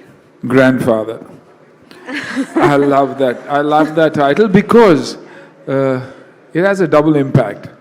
One, of course, you see the joy on my face, and number two, they say, wow, you're fit to be a grandfather. That's exactly what I want, because I want the world to realize that if you keep things simple, you can always stay healthy. So for me, it's for everybody to go back home and tell their parents, their spouse, or whoever it is, ki, yeah, look at Sunil uncle, yeah, look at the way he is, see how fit he is, why can't you be that way? And that's the only reason I keep harping about fitness and health. And your name is pretty much synonymous to discipline. So, but we would like to know what a bad day looks like for you and how do you fix it? A bad day is when I don't train, when I don't get up at 5:30 in the morning, don't go to the gym, it just begins wrong. There's something, that drives me because of my training, the energy level, the way I think. It is that mental space that it works on. And the minute I'm on a high, when I'm mentally on a high, I think everything just looks beautiful, and that gives me so much more energy. Now, I'm not saying it because of anything else, but because I truly believe that it is that consistency of mine, of day in and day out, going to that gym 6 days in a week or 5 days in a week and taking care of my health, that allows me to continue what I'm doing, and especially at this age. 65 is not a small number, more than probably 90% in the grave, but allows me to be different from others, because I think differently, I train differently, I eat differently, and that's the difference. You inspire everyone, and 65, doesn't go with you. Thank you. So if you had to, tell our audience, what are those 5 things that you do on a daily basis that makes your day, today's World Happiness Day? So on that note, I would like you to share that, what are those 5 things that you do in a day that make you truly happy? See, it's always the simple things, First of all, wake up in the morning. That's the happiest thing, knowing that I'm awake. I wake up at 5:30, and I'm at the gym by 6. I'll tell you what my day is, and then, it's for people to decide what keeps me happy and what probably doesn't. But 5:30 in the morning, I'm up, I go to the gym, 7:30 till 7:30 I'm in the gym. It's not only weight training, it's a lot of movement now. I'm getting older, so I don't want to hunch, so I have to take care of that hunch. I have to make sure that I don't drag my feet, I have that energy, and I can touch my toes, flexibility, because having this tag of an action hero, people believe that you've got to fight all the time, and even body doubles say, nahi sir, aap jaise nahi kar sakte hum, which is a compliment but also difficult, because otherwise you're like a wet tissue. So I have to be very careful. When you lift a wet tissue, you might just rip it. So you've got to be careful about that. Then 7:30 is generally when my granddaughter comes home, because we stay in the same apartment. So 7:30 to 8:30, 9 is with her. And if I can go for a quick shower and come back, nothing like it. So that part of the day is phenomenal. And once that starts, if it's a normal day at shoot, I'm excited about shoot and what I'm doing. Excited about the fact that after even 35 years, you still have work, you have something to look forward to. Then probably my meal times that give me a high, keep at the right time, I've got to have my meal. And especially dinner, early dinner, and with the family again. Like I said, Tia lives in the same apartment complex that I do. So these are the little highs that are there in my life. And on a weekend or any time, if I can go and play some cricket, that's a bigger high. So I think it's the simple things, because as you move on in life, focus changes. Focus changes. True. And then eventually you realize it's your health and your family that keeps you happy and keeps you going also. One high moment that we all witnessed was Ahan's debut in your border. Absolutely. And what do you have to say about that? Biggest high of my life. Always. They say nepotism. I don't understand what that word is. But a son in his father's footsteps. Huge high. Son playing a real life hero. A bigger high. The success of the film, an even bigger high. So, it's a double, triple whammy for him. And I'm glad he went through a tough period, like, we all go through at some time. Luckily, he went early, but now established and doing some good work.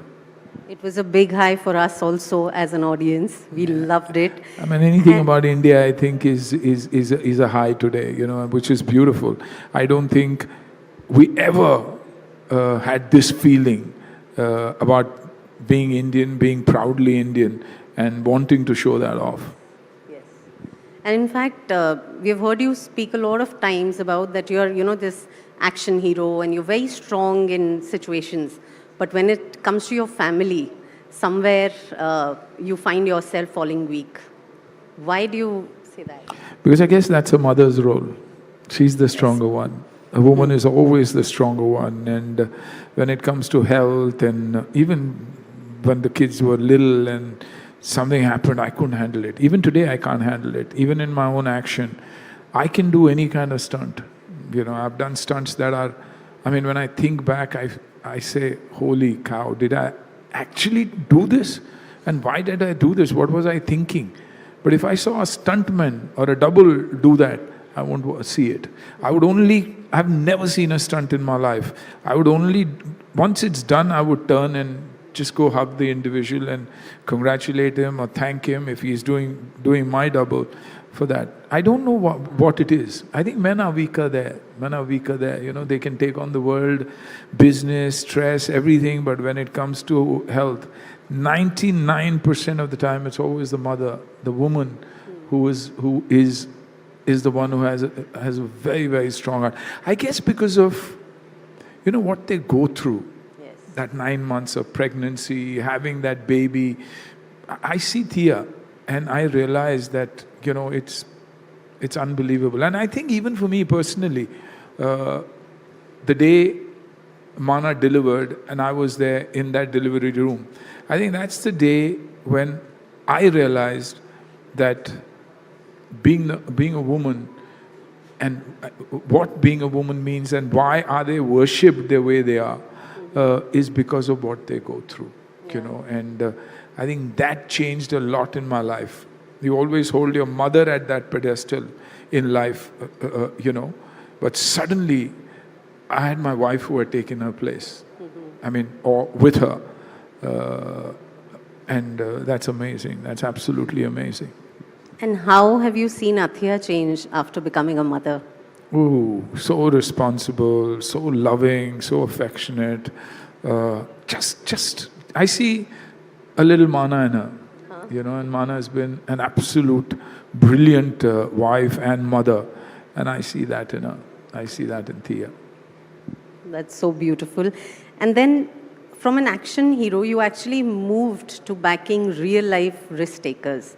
What was it that started your angel investing journey? I think, I'm blessed to be an actor. It's a passport. If you conduct yourself right, because the world is watching, huge opportunities and you end up meeting such beautiful people. You are a passport to anybody's heart, not just a country. Good people meet you, good opportunities come your way. You've got to have your ears and eyes open, and and good people bring out good opportunities. So I think it basically started there. And post-pandemic, I think that 2, 3 years, 4 years when we were not doing anything, you saw a whole lot of young entrepreneurs and founders come up. And I backed 1 or 2 that time, and it worked. And when something works, you feel wow. And being an actor, otherwise, from a business perspective, before I was an actor, everything I touched turned gold. But after I became an actor, everything I touched turned to dust because I couldn't focus on it. I wanted to do the business myself, kept a team, but that team doesn't work like the way you'd want them to because your presence is not there. And this being not there for months together doesn't help a business grow, and it kept failing. It was only when I met these young founders and I realized they are pros at what they do. I am good at a particular job, and if I can back them and if we can create magic together, it would work, and that it's worked. It's a new high for every actor today. First, you would have never heard of actors as entrepreneurs, or X has made a beautiful investment, Y has made an even better investment, and they're doing so well. It's because of these young ideas and young founders that we get an opportunity. For others, for me, it was always real estate. It was real estate that kept me alive. I knew there was something good happening. I invested, let it wait, especially land, let it wait, and then it grew. I grew, and people said, wow, he's a great entrepreneur, which is not true. It's something just happened by the way. But like I said, you're an actor, so you get a tag, and that's why you're sitting here with some of the major achievers who deserve to be sitting here actually. So do you draw any parallel, between choosing a movie script and choosing which business you'll back. Can you draw any parallel there? Yeah, everything needs a good team. Everything needs a good script, which is a product. It's about what is missing and what problem can I take care of. So whether it's the entertainment business or whether it's entrepreneurship, you've got to see what your end audience wants. Your ideas may be brilliant, but does it resonate with the end user? Is it making a difference to them? Does it change their life? And that's what happened during the pandemic. It changed people's life. You had moms and housewives become entrepreneurs, and today they are still leading with all the little brands that they've grown. Unfortunately also, everybody looks at it like, unicorn. Thankfully, those days are over, where every founder thought he'd be a unicorn. What India needs is a million millionaires and not necessarily a billionaire, because those millions can support so many more people. And that's, if you want to see your country progress, you want to see the states progress, and on the whole, growth, then it's got to be these millionaires who will make the difference. So during your show, you had met a lot of young startup founders. What is it that you feel that, today's generation has that is inspiring, that really touches you? They're focused. They're absolutely focused. They want to come up with something new. They're exciting. They're risk takers. They are very clear about what they can do, what they want to achieve. So, when you're focused and you know what you're doing, and there's a perfect balance. I mean, I won't say a perfect balance because there is no perfect balance in life, but a perfect balance of work and semi-perfect, close to perfect balance of work, play, family, and growth. When you have great investors backing them, they can absolutely create magic. I just did a show called Bharat Ke Super Founders, and people say these shows, platforms don't necessarily give money. We gave out 138.4 crores within a period of a week. That's serious money. That's huge. And backed by investors who've already done their rounds of investment. And I feel 1 million such platforms and shows are needed. So India has that potential. And interior India had such amazing founders and products that I was in a state of shock. For the first time, I thought, why did I play host here? If I could be host and investors, I would have just piggybacked with some of the great investors and moved ahead and probably done well for myself. Picking from what you said, it's very interesting to see your LinkedIn page. It's like a Bible for founders, for people who want to start something today. What exactly got you on to that sort of writing? Because I couldn't express otherwise. I don't understand the internet otherwise. And I keep feeling, am I doing too much? And it's a virtual world. Everybody's faking everything. Should I also be faking it? Should I be giving my best look through a filter? Should I be saying that I'm eating this to be healthy and not what mom and mana cooks every day at home? Aren't the 28 states and 9 union territories that are there in our country and have such amazing greens and food enough for to be healthy? So I was always confused there, and that's why you see I'm not very popular probably there as much as I got appreciated in LinkedIn. LinkedIn because I spoke about failure.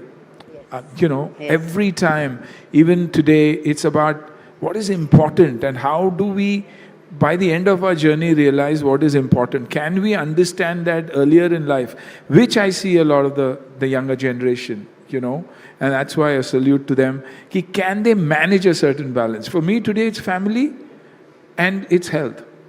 Business comes probably third, and friends also come third or fourth, because you have to prioritize. Right. Is it just me and my friends, or is it me and my grandchild? How much time do I have with her?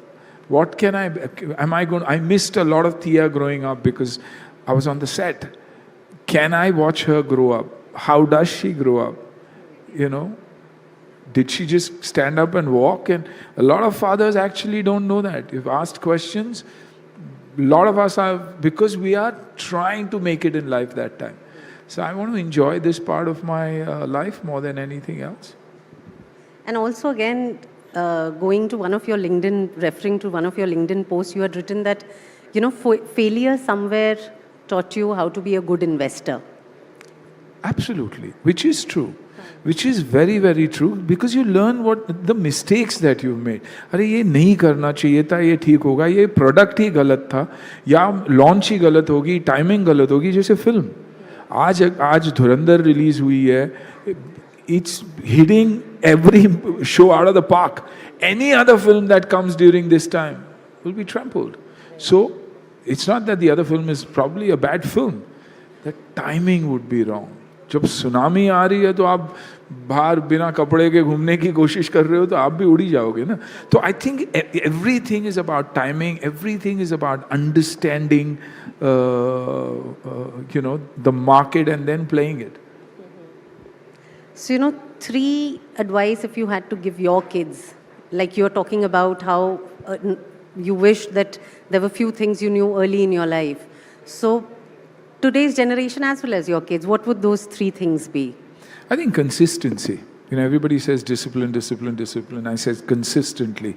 Whatever you do, be boringly consistent at it till you believe that, I'm moving ahead.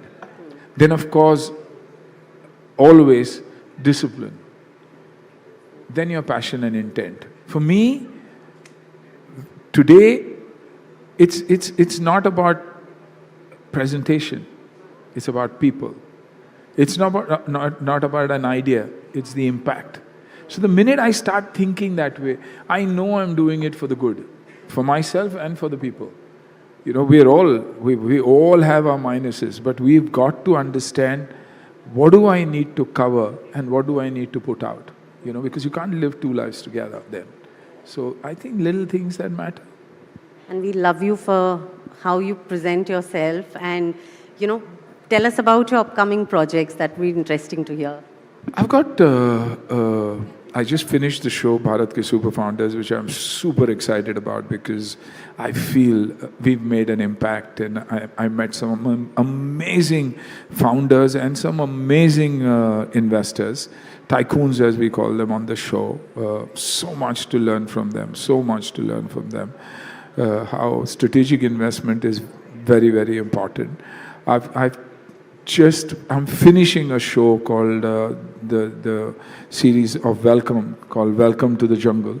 It's actually a jungle of some of the finest actors we have in the country. So, an absolute laugh riot.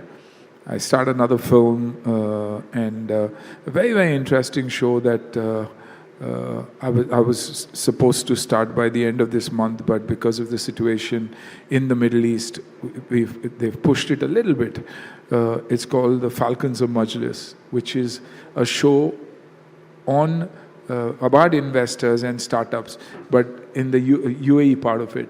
So I see a great opportunity for our founders to showcase their products there, and vice versa. So, this whole India-UAE pact, if it can work brilliantly, it'll be brilliant for both. At the same time, investors from there to come, bring in investment into the country, and an opportunity for their founders to have 150 million people and access to their products. Very interesting, and we're looking forward to that whenever the situation gets under control. I'm sure peace has to. Yes, it has to. And, if you have to write a book on your life, what are the chapters that will be your favorite, and what do you think you'll name the book? अगर मैं कर सकता हूँ तो कोई भी कर सकता है. A small town boy born in a little place called Mulki, who's sitting here today, thanks to Dad at the age of 9, believing that he can run away and do something with his life, which means nothing is impossible. And how important it is for all of us, especially Indians, to get back to our roots, to make sure that our children know where we come from. So making sure that you're connected to your roots is probably what my book would be all about, which automatically then talks about discipline, respect, love for the country, for everything that matters, and why karma does work. Thank you so much for joining us today, and had a lovely conversation with you. Thank you. Thank you so much. Thank you so much.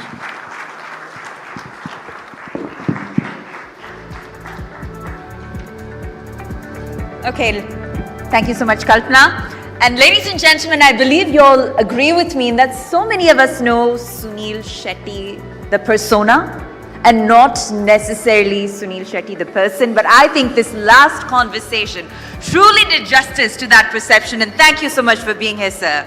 The charisma, the candor, all very, very welcome and inspiring. A huge round of applause once again for Sunil Shetty. Yes. And sir, we ask that you please remain with us for a few moments longer, because we are now arriving at the final awards segment of the evening here at the etnow.in Business Conclave Awards 2026. And Sunil, these awards, they recognize the very best, whether it's leaders or organizations that have demonstrated exceptional vision, resilience, and impact, as we just heard Sunil mention a moment ago. So we believe they represent the spirit of excellence that continues to drive India's growth story forward. They're setting benchmarks, they're inspiring industries and shaping the future. So with that, we're going to move right into our next set of categories, Sunil. And it's going to be very special for our audience to receive these at the hands of Sunil Shetty, action hero and entrepreneur. All right, our first category, ladies and gentlemen, is Excellence in Fertility, Pharmaceutical Leadership, and it goes to Mahabaleshwar Kotabagi, Director, WHC and Fertility at Samarth Life Sciences Private Limited. Let's kindly please have the team on stage. A highly coveted award, an incredible honor, and to receive it from Mr. Sunil Shetty himself makes it all the more special. Congratulations once again.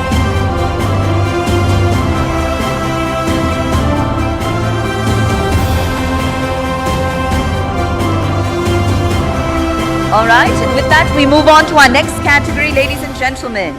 Our next category is... Thank you so much. Congratulations once again on this incredibly special moment. All right, our next category, ladies and gentlemen, is Visionary Leader in Innovation across Global Fashion Supply Chains. And it goes to Karthik Sourcing Private Limited. When we have Seema Singh and team on stage. Dynamic leader whose strategic vision and innovative approach have redefined global fashion supply chains. And her organization, ladies and gentlemen, partners globally with renowned brands such as Dior, Ralph Lauren, Calvin Klein, and Zara, among others. She's delivering innovative fabric solutions across the USA, Europe, and the UK. All right. Okay, we'll move on. We'll move on from now. The next category, ladies and gentlemen, is Excellence in Family Office and Wealth Management Ecosystem. And it goes to VER or Vignaharta Eternal Resources Multi-Family Office. Can we have Dr. Farzan Gadiali on stage, please, to receive the honor? He's the founder and CEO of VER Multi-Family Office for the Excellence in Family Office and Wealth Management Ecosystem Award at ETBA, recognizes his leadership in wealth advisory and family office solutions. Congratulations once again, sir, to Dr. Farzan.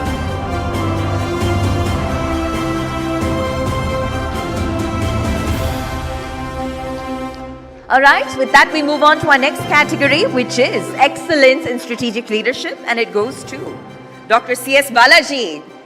He's the CMO of GRT Jewelers. Let's kindly have Mr. Balaji on stage. He's an inspiring leader whose visionary thinking, strong governance, and strategic foresight have driven impactful growth and organizational resilience. The award for Excellence in Strategic Leadership goes to Dr. C.S. Balaji. Congratulations once again, sir. And with that, we move on to our next category, which is Entrepreneurial Excellence in Infrastructure and Energy. And it goes to Dr. B. Raghavendra Rao, Chairman and Managing Director of Bondada Group.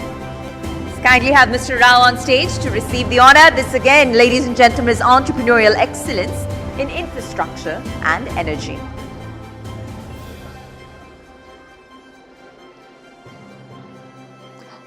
All right.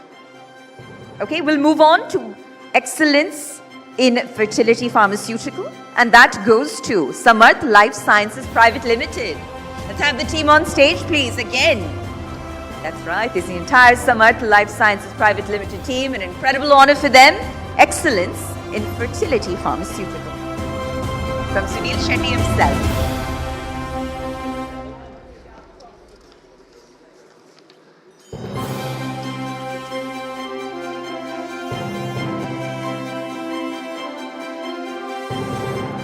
All right, with that we move on to our next award, ladies and gentlemen, which is Excellence in Industrial Gas Engineering. And we got a repeat winner, which goes to Vincent Ritter Private Limited, Indore. Can we have Aniket Avasti back on stage to receive the honor? That too, from Sunil Shetty. Excellence in Industrial Gas Engineering, ladies and gentlemen. An incredibly special moment, a highly coveted award.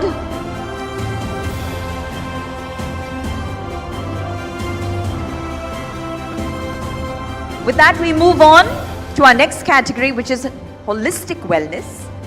And the award goes to Gina Seco Life Care Limited. Can we have Acharya Manish Grover on stage to please receive this incredibly coveted honor in the holistic wellness category here at the ETNow.in Business Conclave Awards 2026.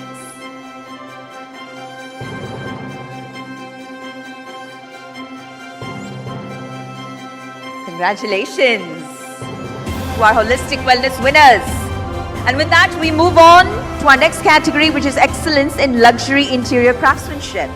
And it goes to Davincia. Can we have Ankit Sharma on stage to receive the honor for excellence in luxury interior craftsmanship, ladies and gentlemen? All right. Okay. All right, we'll move on to excellence in real estate leadership. And the award, all right, we've got our recipient here.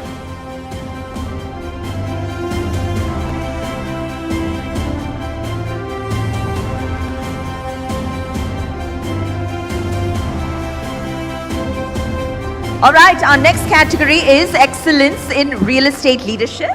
And it goes to Omax Limited. Can we please have Mohit Goyal on stage to receive the highly coveted award and honor here at the ETNow.in Business Conclave Awards 2026. All right, Mr. Mohit Goyal, Managing Director of Omax Limited, has been instrumental in democratizing luxury and organized retail, particularly by pioneering large-scale development across India's Tier 2 and Tier 3 cities. Congratulations once again. All right. Let's move on, ladies and gentlemen, to excellent, iconic real estate consultancy. And it goes to Investo Expert. Can we have Vishal Raheja on stage to please receive the honor? That's excellent, iconic real estate consultancy. Congratulations once again to the entire Investo Expert team for walking away with top honors here at the ETNow.in Business Conclave Awards 2026. With that, our next category is Global Trade and Strategic Advisory Leader of the Year, and it goes to IIRF Americas. So if you can please have Mr. Guru Prasad Saule on stage. Congratulations once again, sir, because growth today is architected with strategy and with vision. And this honoree, he exemplifies cross-border leadership between India and the United States. As president and co-founder of IIRF and Americas and a TEDx speaker, he drives responsible business expansion. That's right, IIRF Americas for Global Trade and Strategic Advisory Leader of the Year. We move on to leading residential real estate developer, NCR, and it goes to Nimbus. Nimbus Realty, they're setting new benchmarks, ladies and gentlemen, in urban living through quality, innovation, and trust. And we're very pleased to present the leading residential real estate developer NCR Award. Ms. Yamini Agarwal, kindly please join us on stage in accepting the honor.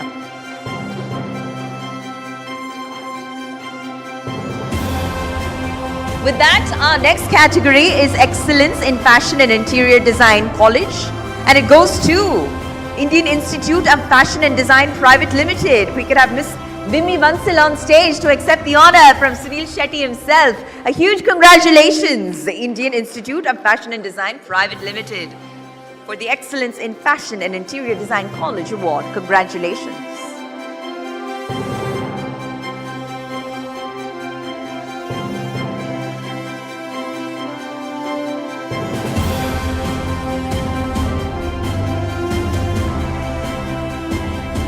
All right, our next category is Excellent Unisex Salon and Personality Grooming, and it goes to... Congratulations once again, I'll repeat.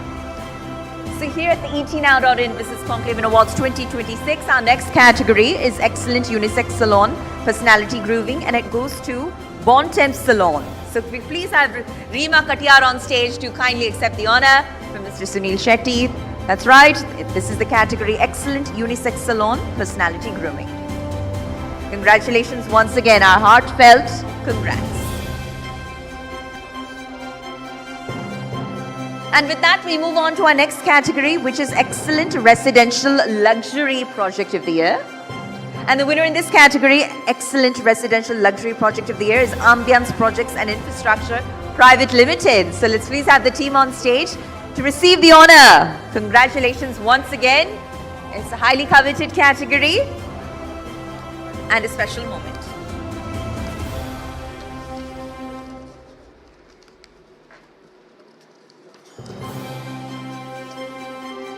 And with that, we move on to our next category, which is Water Innovation and Social Impact Award.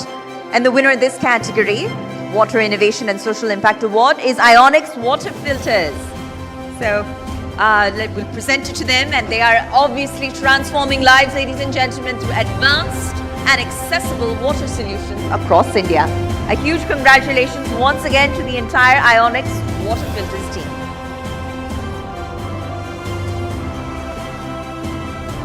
All right, the next category is Visionary Entrepreneur, and it goes to Omax Limited. We can have Mr. Mohit Goyal on stage to accept the honor for having won in the Visionary Entrepreneur category.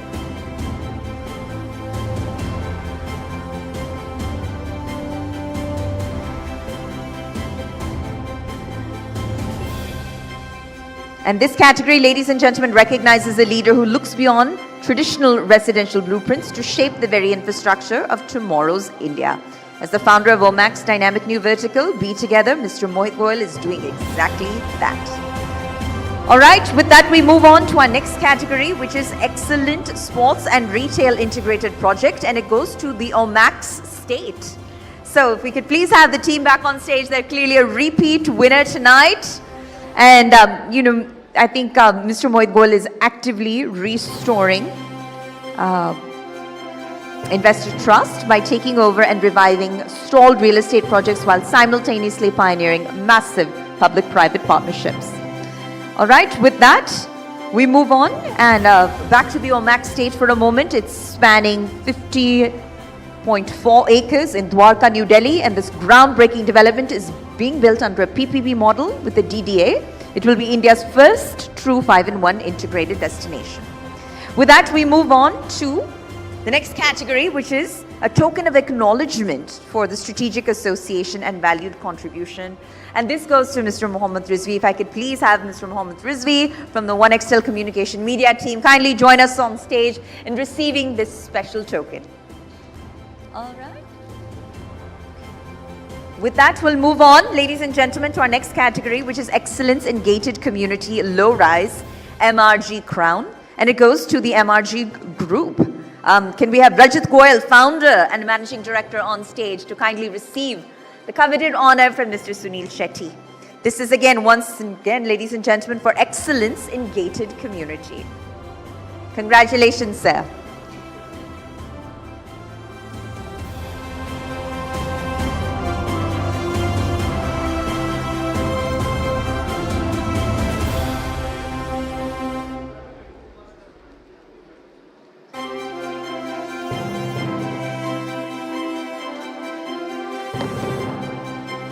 All right. With that, we'll move on to our next category, which is Emerging Developer of the Year. And it goes to CRC Group. So can we please have Salil Kumar, Director of Marketing and Business Management with CRC Group, kindly receive the honor from Mr. Sunil Shetty. That's right, ladies and gentlemen, Emerging Developer of the Year.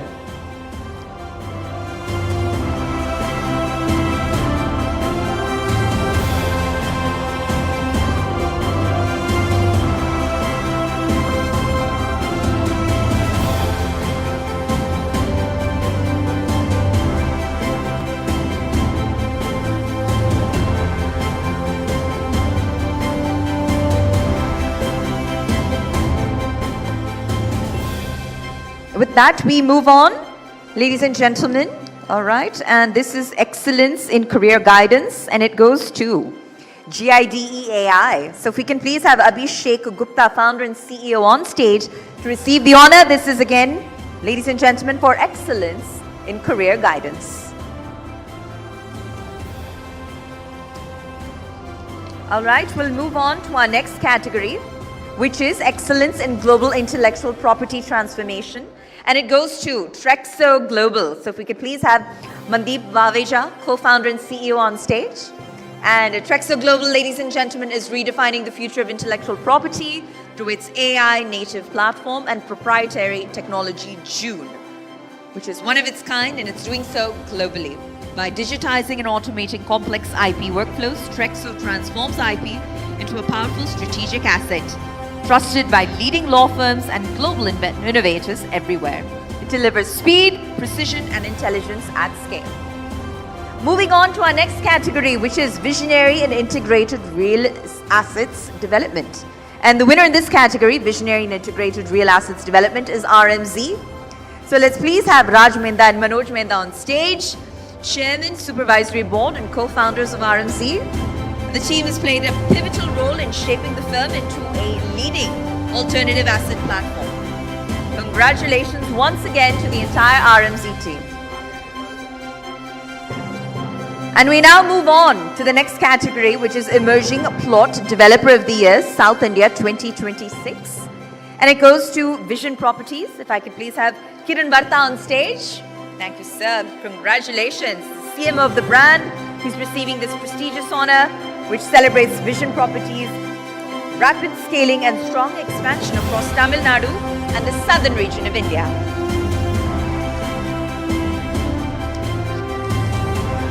And we now move on to our next category, which is Excellence in Healthcare.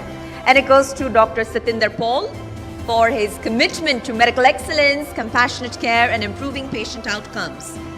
Congratulations once again, Dr. Paul. I think his immense respect has made him truly deserving of this Excellence in Healthcare Award.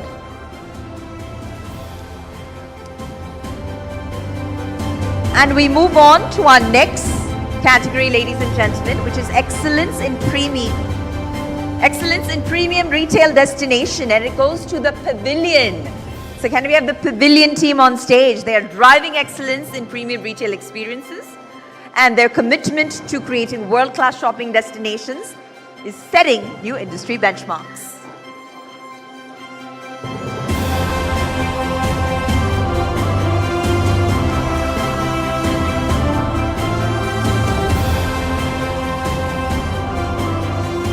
With that, we move on to Fragrance Brand of the Year, and it goes to Blably Blue.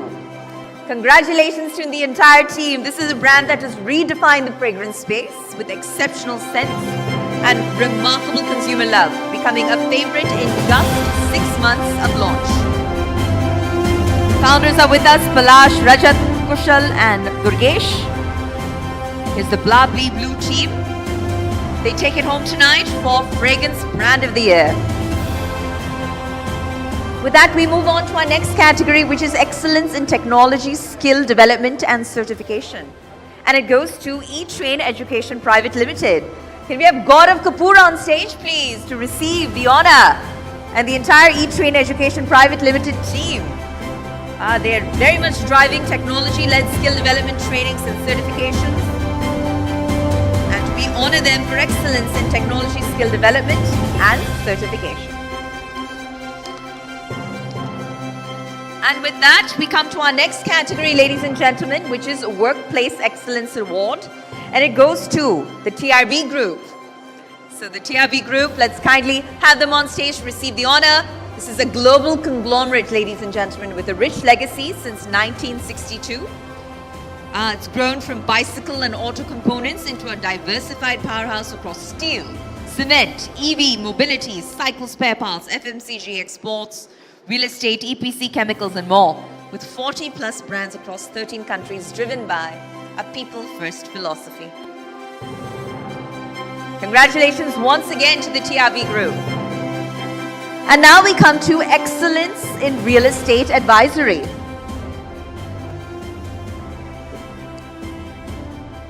And the winner in this category, which is Excellence in Real Estate Advisory, is Arthlab Services Private Limited. Can we have Som Datta Basu on stage? Congratulations. He's the CEO of Arthlab Services Private Limited and has successfully, for the second time, recorded close to 100 crore profitability and has grown to Dubai and Singapore for credible advisory services. And with that, we move on to our next category, ladies and gentlemen, which is Affordable Luxury Project of the Year 2026. And it goes to Vision Properties. Congrats once again. Can we have Sivaji and team all on stage to receive the honor? Mr. Siva, Mr. Srinivasan, Senior Sales Director. You're truly redefining affordable luxury living in Tamil Nadu.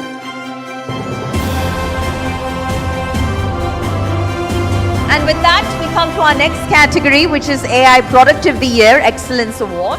And it goes to Realty Technologies Private Limited.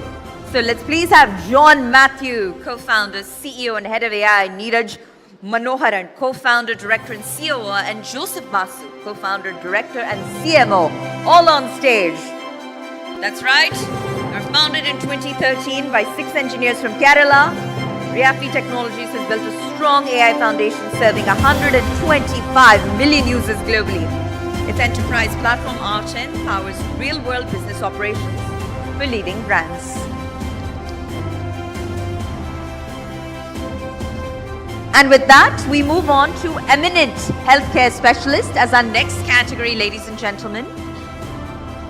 And the winner in this category, Eminent Healthcare Specialist, is Dev Children Hospital. So let's please have Dr. Anurag Singh on stage to receive the honor and the entire Dev Children Hospital team. Dr. Anurag Singh is a visionary healthcare leader celebrated for his dedication to clinical excellence. And with that, he's known for his ethical practice and transformative contributions that elevate patient care and continues to inspire the medical community. With that, we move on to our next category, which is Excellence in Business Solutions, and it goes to Konica Minolta Business Solutions India. If we could please have Mr. Katsuhisa Asari on stage to receive the honor. Congratulations, Mr. Asari, for Excellence in Business Solutions, a highly competitive category, and to receive it from Mr. Sunil Shetty himself. Congratulations once again. We now move on to Excellence in Dispute Resolution and Arbitration. And it goes to Chadda & Co. Advocates and Legal Consultants. So let's have Namita Chadda on stage to receive the honor, please. That's right, for this category, which is a highly competitive one, Excellence in Dispute Resolution and Arbitration. A warm round of applause there from our fellow colleagues.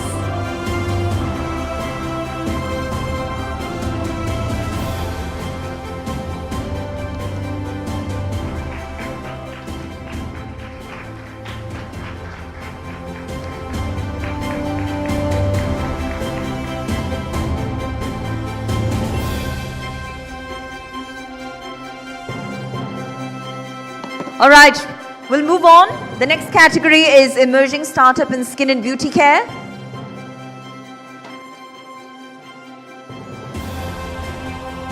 And in the category Emerging Startup in Skin and Beauty Care, the winner is GFCP Private Limited, and it goes to Gaurav Gupta. Let's please have The entire team on stage from GFCP Private Limited. Again, congratulations once again for this honor.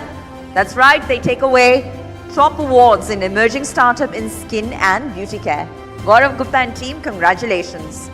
Our next category, ladies and gentlemen, is excellence in animal nutrition. In the category excellence in animal nutrition, the winner is Amor Vet Private Limited. Can we have Neha Arora on stage to receive the honor, please?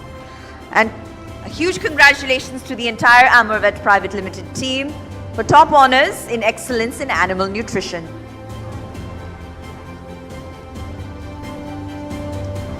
All right, with that we move on to our next category, which is legal leader supporting India's startup ecosystem. And the winner in this category, legal leaders supporting India's startup ecosystem, is K&A Law Offices. If we could please have advocate Kamalika Bhattacharjee on stage to receive the honor. Congratulations once again, ma'am. And top honors to the entire K&A Law Offices team. Legal leaders supporting India's startup ecosystem. All right, the next is excellence in ENT, head and neck, and cochlear implant surgery, and it goes to Adventist ENT Head and Neck Cochlear Implant Clinics, Dr. and Professor Amit Kishore. Huge congratulations once again for your groundbreaking work and setting new benchmarks for the healthcare ecosystem. It's an incredible moment of pride and recognition here at the ETNow.in Business Conclave Awards 2026. Okay, with that, we move on to Entrepreneur of the Year in Building Materials and Ceramics, and it goes to Brock BR Ceramics Private Limited. If we could have Ruchi Gupta on stage, please, to receive the honor. Congratulations to the entire team at Brock BR Ceramics Private Limited, and to Ruchi Gupta in particular for Entrepreneur of the Year in Building Materials and Ceramics. We now move on to the next category, which is Innovative Business Models in Renewable Industry. And the winner in this category, Innovative Business Models in Renewable Industry, is Solar AMC Services Private Limited. Can we have the team on stage, please, from Solar AMC Services to receive the honor from Mr. Sunil Shetty. And thank you for your continued patience, sir. We're moving through them.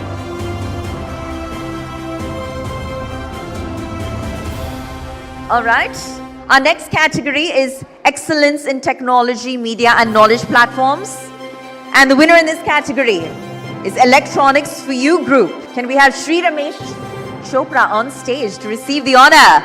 He's representing Electronics for You Group and takes away top honors in the Excellence in Technology, Media and Knowledge Platforms category here at the ETNow.in Business Conclave Awards 2026.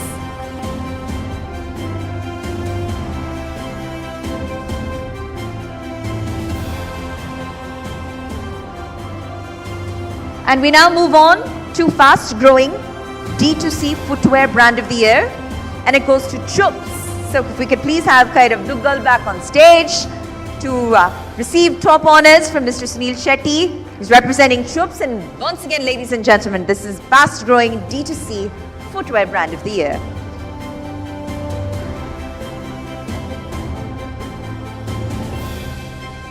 And we now move on to the next category, which is fastest growing beverage brand of the year.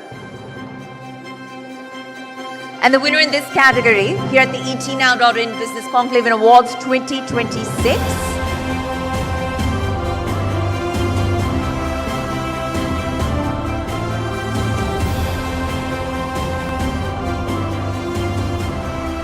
fastest growing beverage brand of the year goes to Med USA Beverages Private Limited. Can we have Avneet Singh on stage, please, to receive the honor?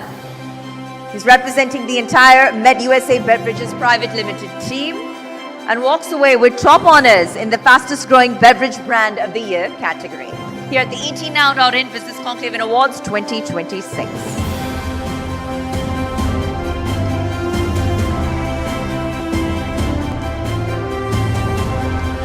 We now move on, ladies and gentlemen, to excellence in employability and graduate outcomes. And the winner is Fortune Institute of International Business. FIIB. Let's have the FIIB team on stage.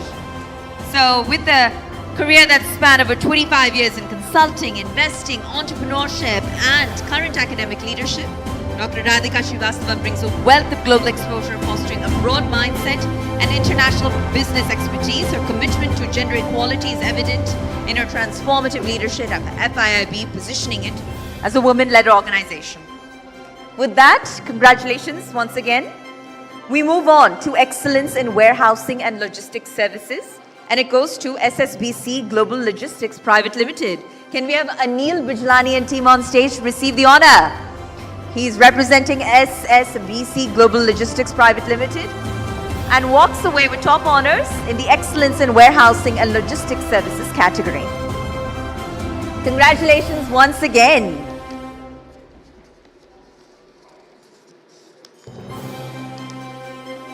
All right, with that we move on to Young Visionary Leader Award, and it goes to Binkle. Could we have Sushant Acharya on stage, please? He's the co-founder and chief business officer, and he leads with purpose, passion, and clarity. And his bold thinking and consistent results inspire everyone around him.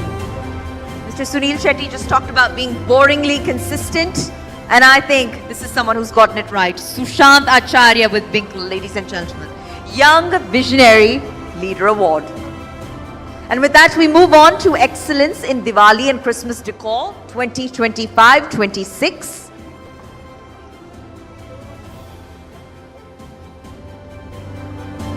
And the winner in this next category here at the ETNow.in Business Conclave Awards 2026. The category once again is Excellence in Diwali and Christmas Decor 2025-26.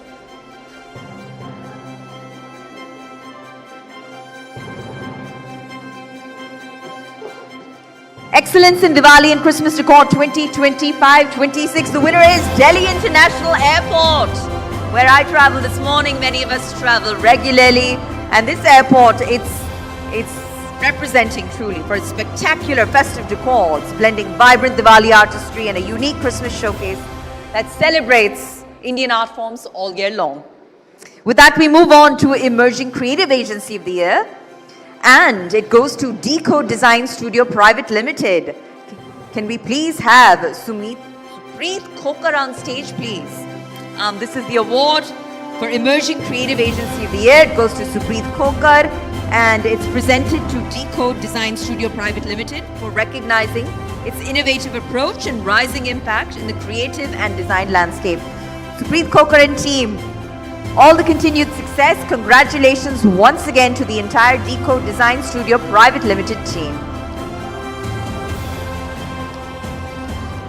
Sunil, just a few more to go. Thank you for all your continued patience and support. It means a lot to these winners to receive the award from you personally. Okay, the next category is Excellence in BFSI Campaign for Bank of Baroda, and it goes to Span Media Communications Limited. Can we please have Naresh Khetrapal on stage? Congratulations, congratulations ladies. So Span Media Communication is an independent media powerhouse blending strategy, storytelling and creativity. With over 28 years of expertise, it's been delivering impactful campaigns that shape conversations across government milestones and global brands. With that, we move on to Outstanding Landmark Commercial Development in Ayodhya. And this goes to Veda by Aurica. So this is a distinguished addition, ladies and gentlemen, to Ayodhya's commercial landscape. Veda by Aurica is setting new benchmarks in premium development with serviced suites managed by Best Western Hotels. A huge congratulations to the entire team at Veda by Aurica. And this is, again, ladies and gentlemen, for the Outstanding Landmark Commercial Development in Ayodhya category.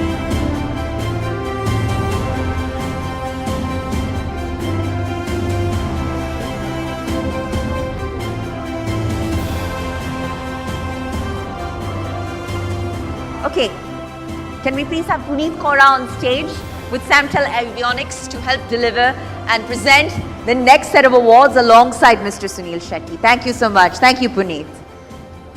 All right, now it will be Puneet and Sunil jointly presenting the next few awards. And the category that comes next is Outstanding Premium Villa Development in Bareilly. And it goes to Amra Villas by Aurika. So let's have the team back on stage. They are redefining luxury living in Bareilly. And the Amra Villas by Aurika exemplify contemporary design and premium residential excellence. We've got repeat winners here tonight, ladies and gentlemen. Amra Villas by Aurika, they take it away for outstanding premium villa development in Bareilly. And with that, we come to our next category, which is excellence in AI and marketing automation. And it goes to Furacles. Can we have Shubham Tyagi on stage, who's the founder and CEO and has empowered 200 plus businesses globally with AI-driven marketing systems. Congratulations on taking home top honors in the highly coveted category, excellence in AI and marketing in automation.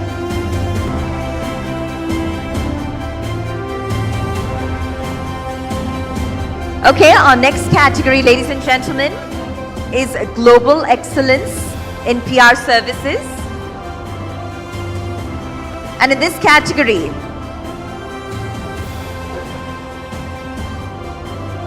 in this next category, which is global excellence in PR services, the winner is Swift PR. Can we have the Swift PR team on stage, please? Congratulations. They are honored with the Global Excellence in PR Services Award. It's proudly received by its director, Ashish Kumar. We're recognizing outstanding leadership, innovation, and impactful contributions to the global public relations industry. Congratulations once again to the entire Swift PR team.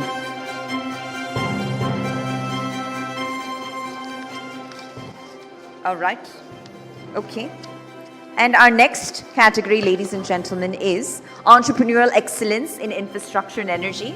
And it goes to Dr. B. Raghavendra Rao, Chairman and Managing Director of the Bondada Group. Can we please have Dr. Rao on stage to receive this honor? Once again, this is for entrepreneurial excellence in infrastructure and energy here at the ET-Now.in Business Conclave Awards 2026.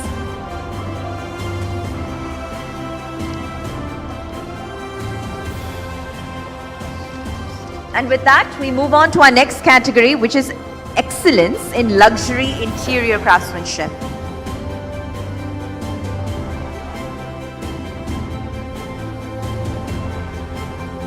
And presenting this award, of course, Sunil Shetty and Puneet Kaura, and the category, I'll repeat, is excellence in luxury interior craftsmanship.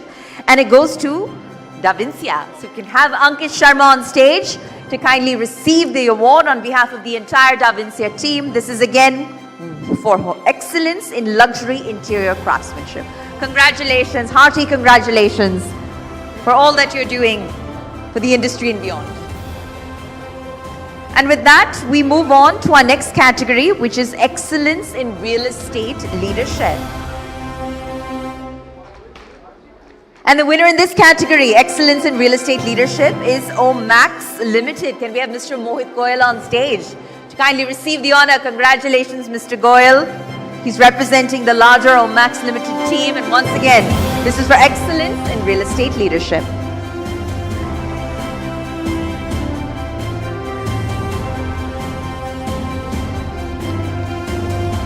And with that, we move on to excellent sports and retail integrated project.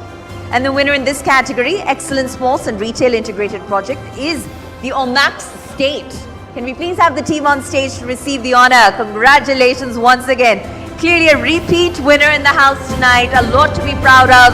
The Omax team walking away with top honors across categories.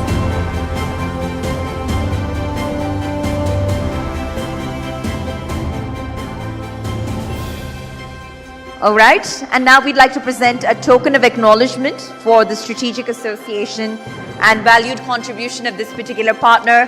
Can we please have the Onextel Communication Media team on stage? Can we have Mohammad Rizvi on stage to receive this coveted recognition and our way of saying thank you, our acknowledgement for the association and the team's valued contribution.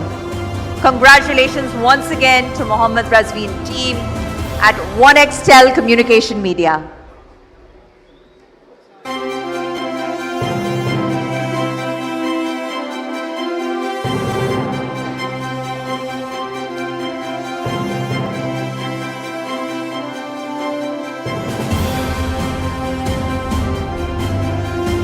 Congratulations once again. A huge round of applause for Onextel Communication, please.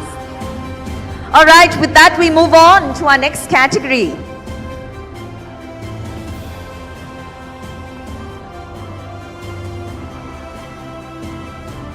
And this is Excellence in Career Guidance.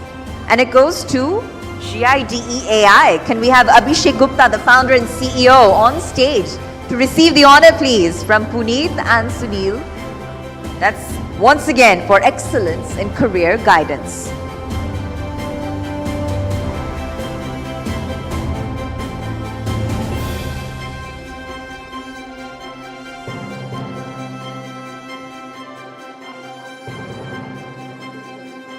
Thank you so much. And Puneet, we ask that you kindly take your seat in the audience. And if I could now please have the President and Chief Operating Officer of the Times Group, Rohit Chadha, present Sunil Shetty with a memento, our way of saying thank you for being here. Thank you for raising the caliber and credibility of the event. Mr. Sunil Shetty, we are truly honored. We are deeply humbled.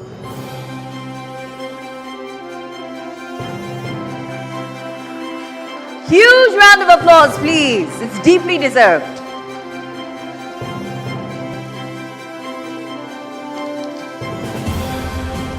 All right.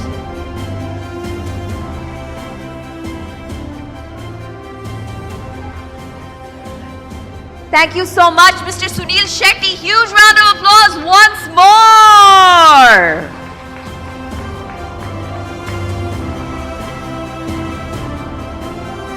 All right, and I'm going to have Rohit Chadha present the next set of awards. Ladies and gentlemen, there are a few left. And as they say, we're saving the best for last. So with that, we've got our next category, which is Technology Visionary 2026. And it goes to Paramesh Kumar Chatterjee, Chief Information Officer, Capri Global Capital Limited. Can we please have our Technology Visionary 2026 on stage? Paramesh Kumar Chatterjee, congratulations from the entire ETNow.in team. We salute you and your contributions, and we celebrate this honor with you.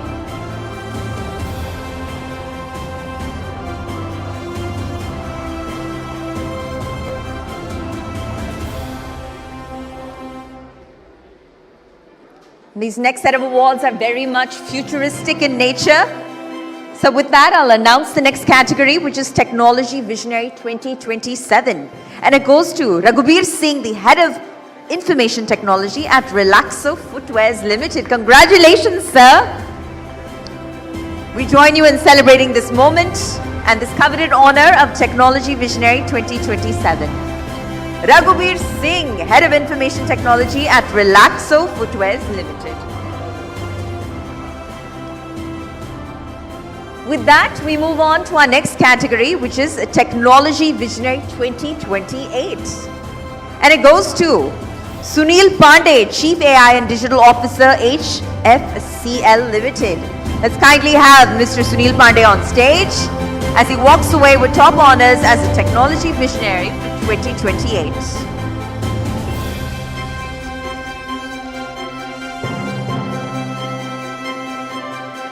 And with that, we move on to our next category, which is Technology Visionary 2029.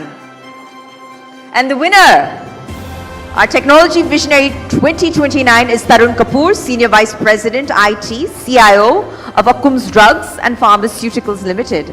Let's kindly please have Mr. Kapoor on stage. Congratulations once again, sir, from the entire ETNow.in team.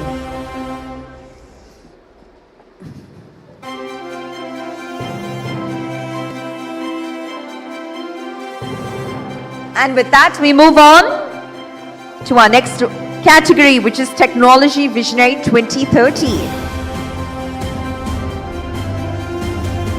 And our Technology Visionary 2030 is Hitesh Singla, co-founder and CIO of Square Yards. Congratulations, sir. Let's have Mr. Singla on stage as we take in this moment, Technology Visionary 2030.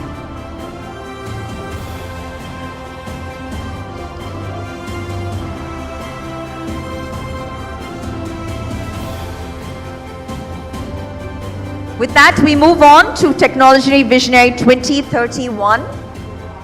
And our Technology Visionary 2031, ladies and gentlemen, here at the ETNow.in Business Conclave Awards 2026 is Dharamveer S., the Chief Technology Officer at Samman Capital. If we could please have Dharamveer on stage to accept the honor. He's been coveted the title of Technology Visionary 2031.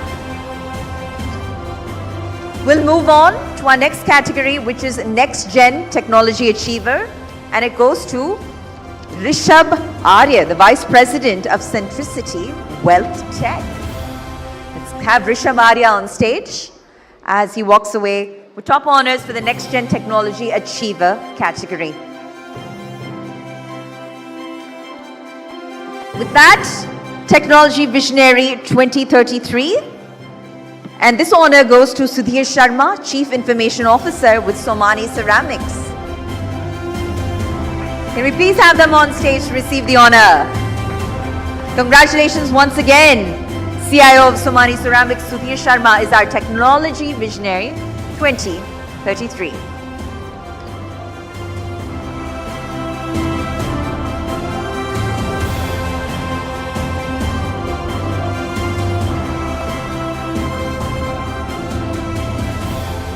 And now we move on to Next Gen Technology Achiever.